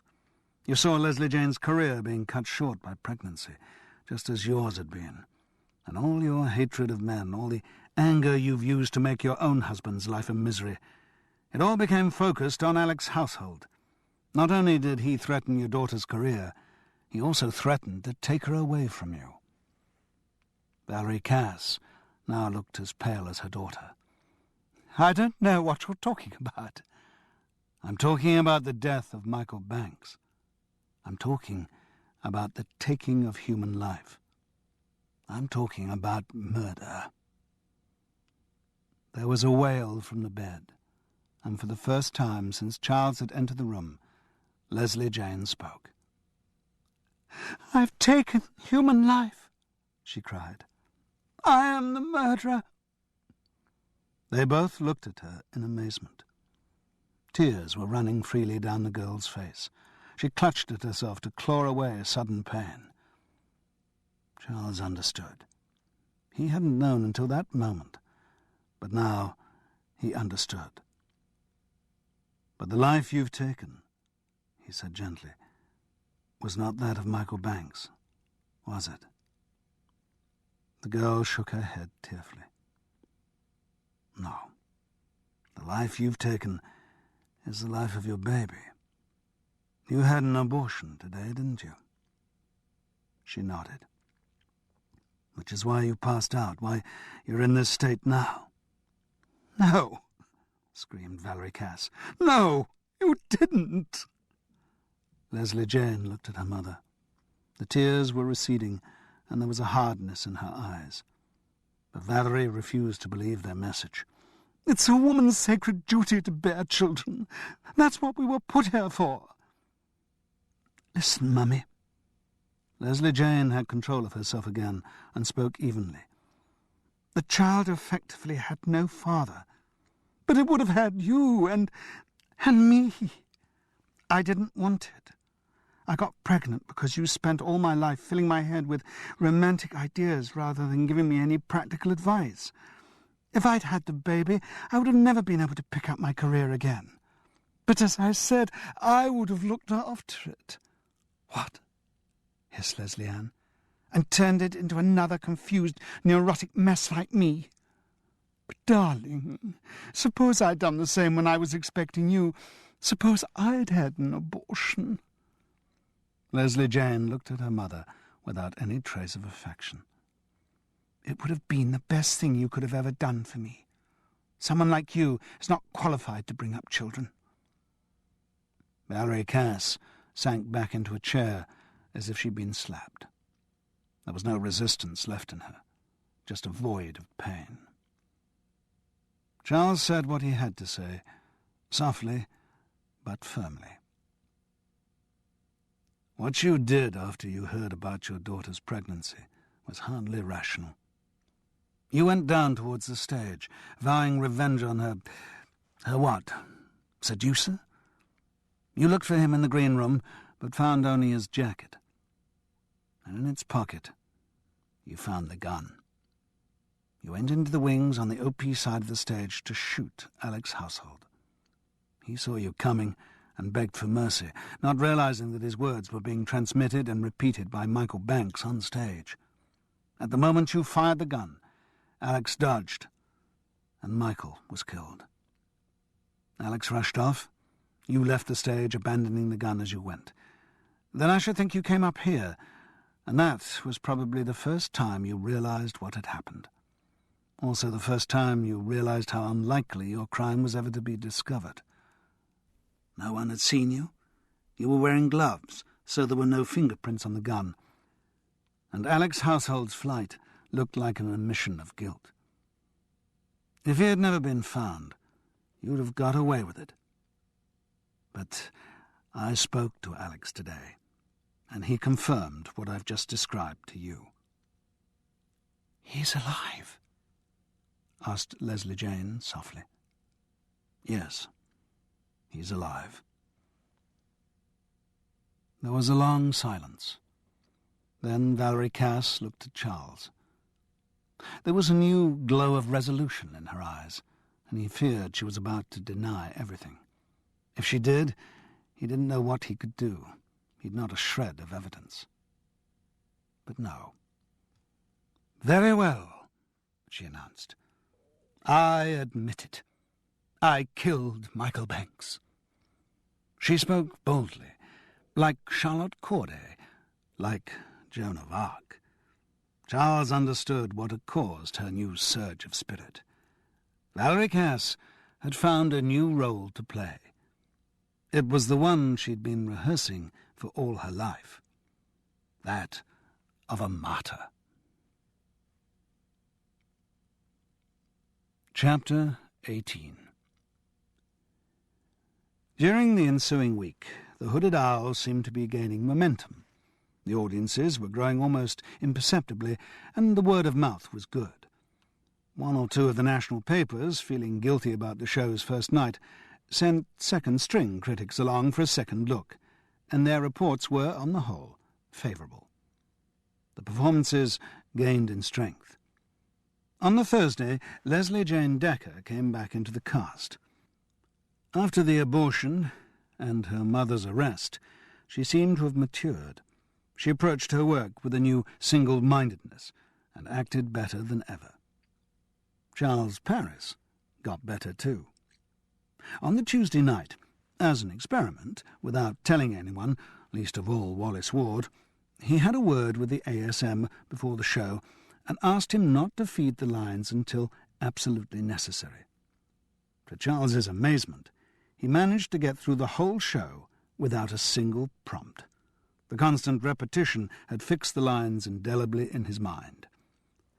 The loss of this crutch did not, as he feared, diminish his confidence. Instead, it made him feel more relaxed, stronger, more in control, and he knew this improvement was reflected in his acting. He also came to rely less on drink. He had proved he could give a performance without it, and though it frightened him to remove another support, he dared another night without his customary stimulus. To his surprise, he found his head was clearer, his concentration better, and his nerves no worse. He repeated the experiment on subsequent nights and felt better for it. He'd still wind down with a couple of large bells, but he got out of the habit of drinking before the show. He also spoke to his agent and the company equity representative, and finally to Paul Lexington direct, about his unsatisfactory status in the play, acting the part regularly and being paid only as an understudy. The producer, probably already under pressure from equity and unwilling to take on the expense of another star, agreed that he would regularize the position as soon as possible. So, for a couple of weeks, the Hooded Owl soldiered on in the West End. Everyone knew the early weeks would be tense. Like a sick baby, a show has to be carefully nursed until it can build up its own strength. But the Hooded Owl seemed to be winning the fight for survival. The audiences in the second week after Valerie Cass's arrest were definitely getting bigger, and the reaction more positively approving. At this rate, the production should soon reach the break-even point its budget required. A few coach parties started to come. Soon the show would be an established signpost in the entertainments columns of the newspapers and begin to run on its own momentum. When the company was summoned to a meeting on stage at the Half on the Friday of that week, they expected some sort of announcement of how near they were to their break-even. The signs were good. They'd been running for nearly a month and were gaining strength daily. They were in for a disappointment. Wallace Ward clapped his limp hands for silence and began without Paul Lexington's ambivalent opening. "Ladies and gentlemen, I'm afraid I have some bad news. As you know, today is the day you should be paid. Now, since the money goes to your agents in most cases, you won't yet have noticed anything wrong. But I'm afraid I have to tell you that no money has been sent to your agents." He raised his hands again to still the outcry which this provoked. "Ladies and gentlemen, I'm sorry, but it appears that there's no money anywhere in this show. The production company has gone bankrupt." The screams of fury which greeted this finally resolved themselves into one question. Where was Paul Lexington? "I'm sorry, ladies and gentlemen, but I cannot answer that. Not for any reason of discretion or protecting him. The fact is, I don't know where Paul Lexington is. He hasn't been seen around the theatre for 2 days, and when I spoke to his landlord this afternoon, I discovered that he had left his flat yesterday, taking all his belongings and owing 3 months' rent." In fact, not to put too fine a point on it, Paul Lexington had done a bunk, living up to another stereotype of the theatrical producer, though not usually the sort of producer who reached the heights of the West End. So, that was it. "As a result, ladies and gentlemen," the company manager concluded unctuously, "I regret to inform you that the notices will go up tonight. We'll do the 2 performances tomorrow because of advance bookings, but I'm afraid otherwise that is the end." So it was that after 3.5 weeks at the Variety Theatre, The Hooded Owl by Malcolm Harris closed.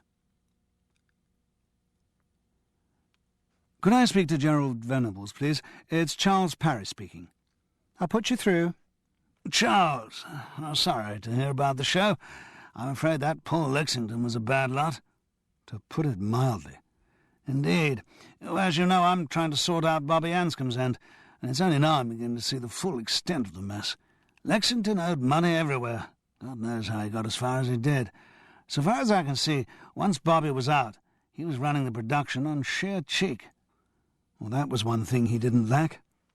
No, he seems to have kept going for a while by constantly starting up new companies and borrowing on them. But quite honestly, it's going to be some time before everything's crawled out of the woodwork and I can get a clear picture. What'll happen to him? I don't know. I doubt if he'll get prosecuted unless one of his creditors decides to make the effort. He hasn't got any assets, apart from the fact that he's vanished off the face of the earth. So there's not a lot of point in suing him. That's what I'm going to advise Bobby.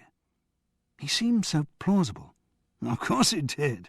To all of you in the company. He always said what you wanted to hear. He painted in your dreams for you. Yes. Trouble is, he was really out of his league, trying to tangle with the big boys like Bobby, and Dennis Thornton was ripping him off too. Was he? Oh, yes. Langthorne Productions only took on the show because they didn't want the Variety Theatre dark. Really? Yes. Well, they just wanted a show in there because they'd acquired the lease and wanted to demonstrate that it could still work as a theatre. But I thought the Hooded Owl was going to be their big opening. No. That's going to be a revival of Flower Drum Song in March. Been planned for months. But if the Hooded Owl had run, we'd still have been there in March. Dennis Thornton knew it wouldn't run. He's a wily old bird. Best thing had happened for him when Paul agreed to let Show-Off do the publicity. Since they're part of Langthorne, Dennis could control how much coverage your show got. You mean he deliberately limited our publicity? Oh, I mustn't say that. Might be slander. Let's just say that most of Show-Off's energies during the week of your opening went into Langthorne's Productions' new musical at the King's. But surely that's criminal. Oh, tut, you mustn't use words like that, Charles. When you've been dealing with theatre managements as long as I have, you come to realise that there's a very thin dividing line between skillful dealing and what you choose to call crime. Paul Lexington wasn't sufficiently experienced, so he ended up on the wrong side of that line. I wonder what'll happen to him. Well, I think it'll be a long time before he surfaces in the West End again. The Society of West End Theatre Managers will see to that. Yes, but I've somehow a feeling he'll pop up again somewhere. That sort always finds someone new to believe them. True. Oh, incidentally, Charles, Kate was saying the other day what a long time it is since we've seen you, and wouldn't it be nice if you could come over for dinner one of these evenings? I said it'd be difficult because you've got the show, but, now, of course. Yes, sounds great. With Frances, of course, I mean. I gathered at that first night that you were back together again. You are, aren't you? Well, not exactly. So what happened to them all in the weeks running up to Christmas? Valerie Cass was convicted of killing Michael Banks, but the charge to which she readily confessed was manslaughter, and she was sentenced to 3 years in prison. Leslie Jane Decker landed a very good part in a television series about the Bloomsbury Group, which guaranteed her 6 months' work and national recognition when the show hit the screens. She also, in her mother's absence, got to know her father for the first time, and found she got on with him very well. Alex Household spent 2 weeks in hospital, and when he came out, decided to give up acting and join a monastery dedicated to a pantheistic view of the universe. Peter Higton kept his cast up most nights rehearsing for the Prince's Theatre's Taunton's annual pantomime Babes in the Wood, in which Salome Search played a somewhat gnarled principal boy. Paul Lexington, from his new base in Hull, set up a company called Pierre Productions, whose aim was to put Northern Club comics into end-of-the-pier summer seasons. Malcolm Harris, who had received no money from the production of The Hooded Owl, except for the pittance of the long-lapsed option, went back to his school teaching. In his evenings, he worked on a play about Mary, Queen of Scots, because his wife's mother had read somewhere that costume drama was coming back. Dottie Banks continued to entertain a stream of men in Hans Crescent. Then, to everyone's surprise, she died of a drug overdose on Christmas Eve. She must have missed her husband more than she showed. George Burkett received the first scripts of Fly Buttons and sent them back to the producer, complaining that his character hadn't got enough lines. He also opened 2 supermarkets, which pleased him greatly, suggesting, as it did, that people were starting to think of him as a star. Wallace Ward met a very nice black dancer at a party and settled down with him in Pimlico. Francis Paris had an offer on the house in Muswell Hill. It was 2,000 less than the asking price, but because the housing market was depressed, and on the advice of her son-in-law, she accepted it. And Charles Paris? He got drunk. The end.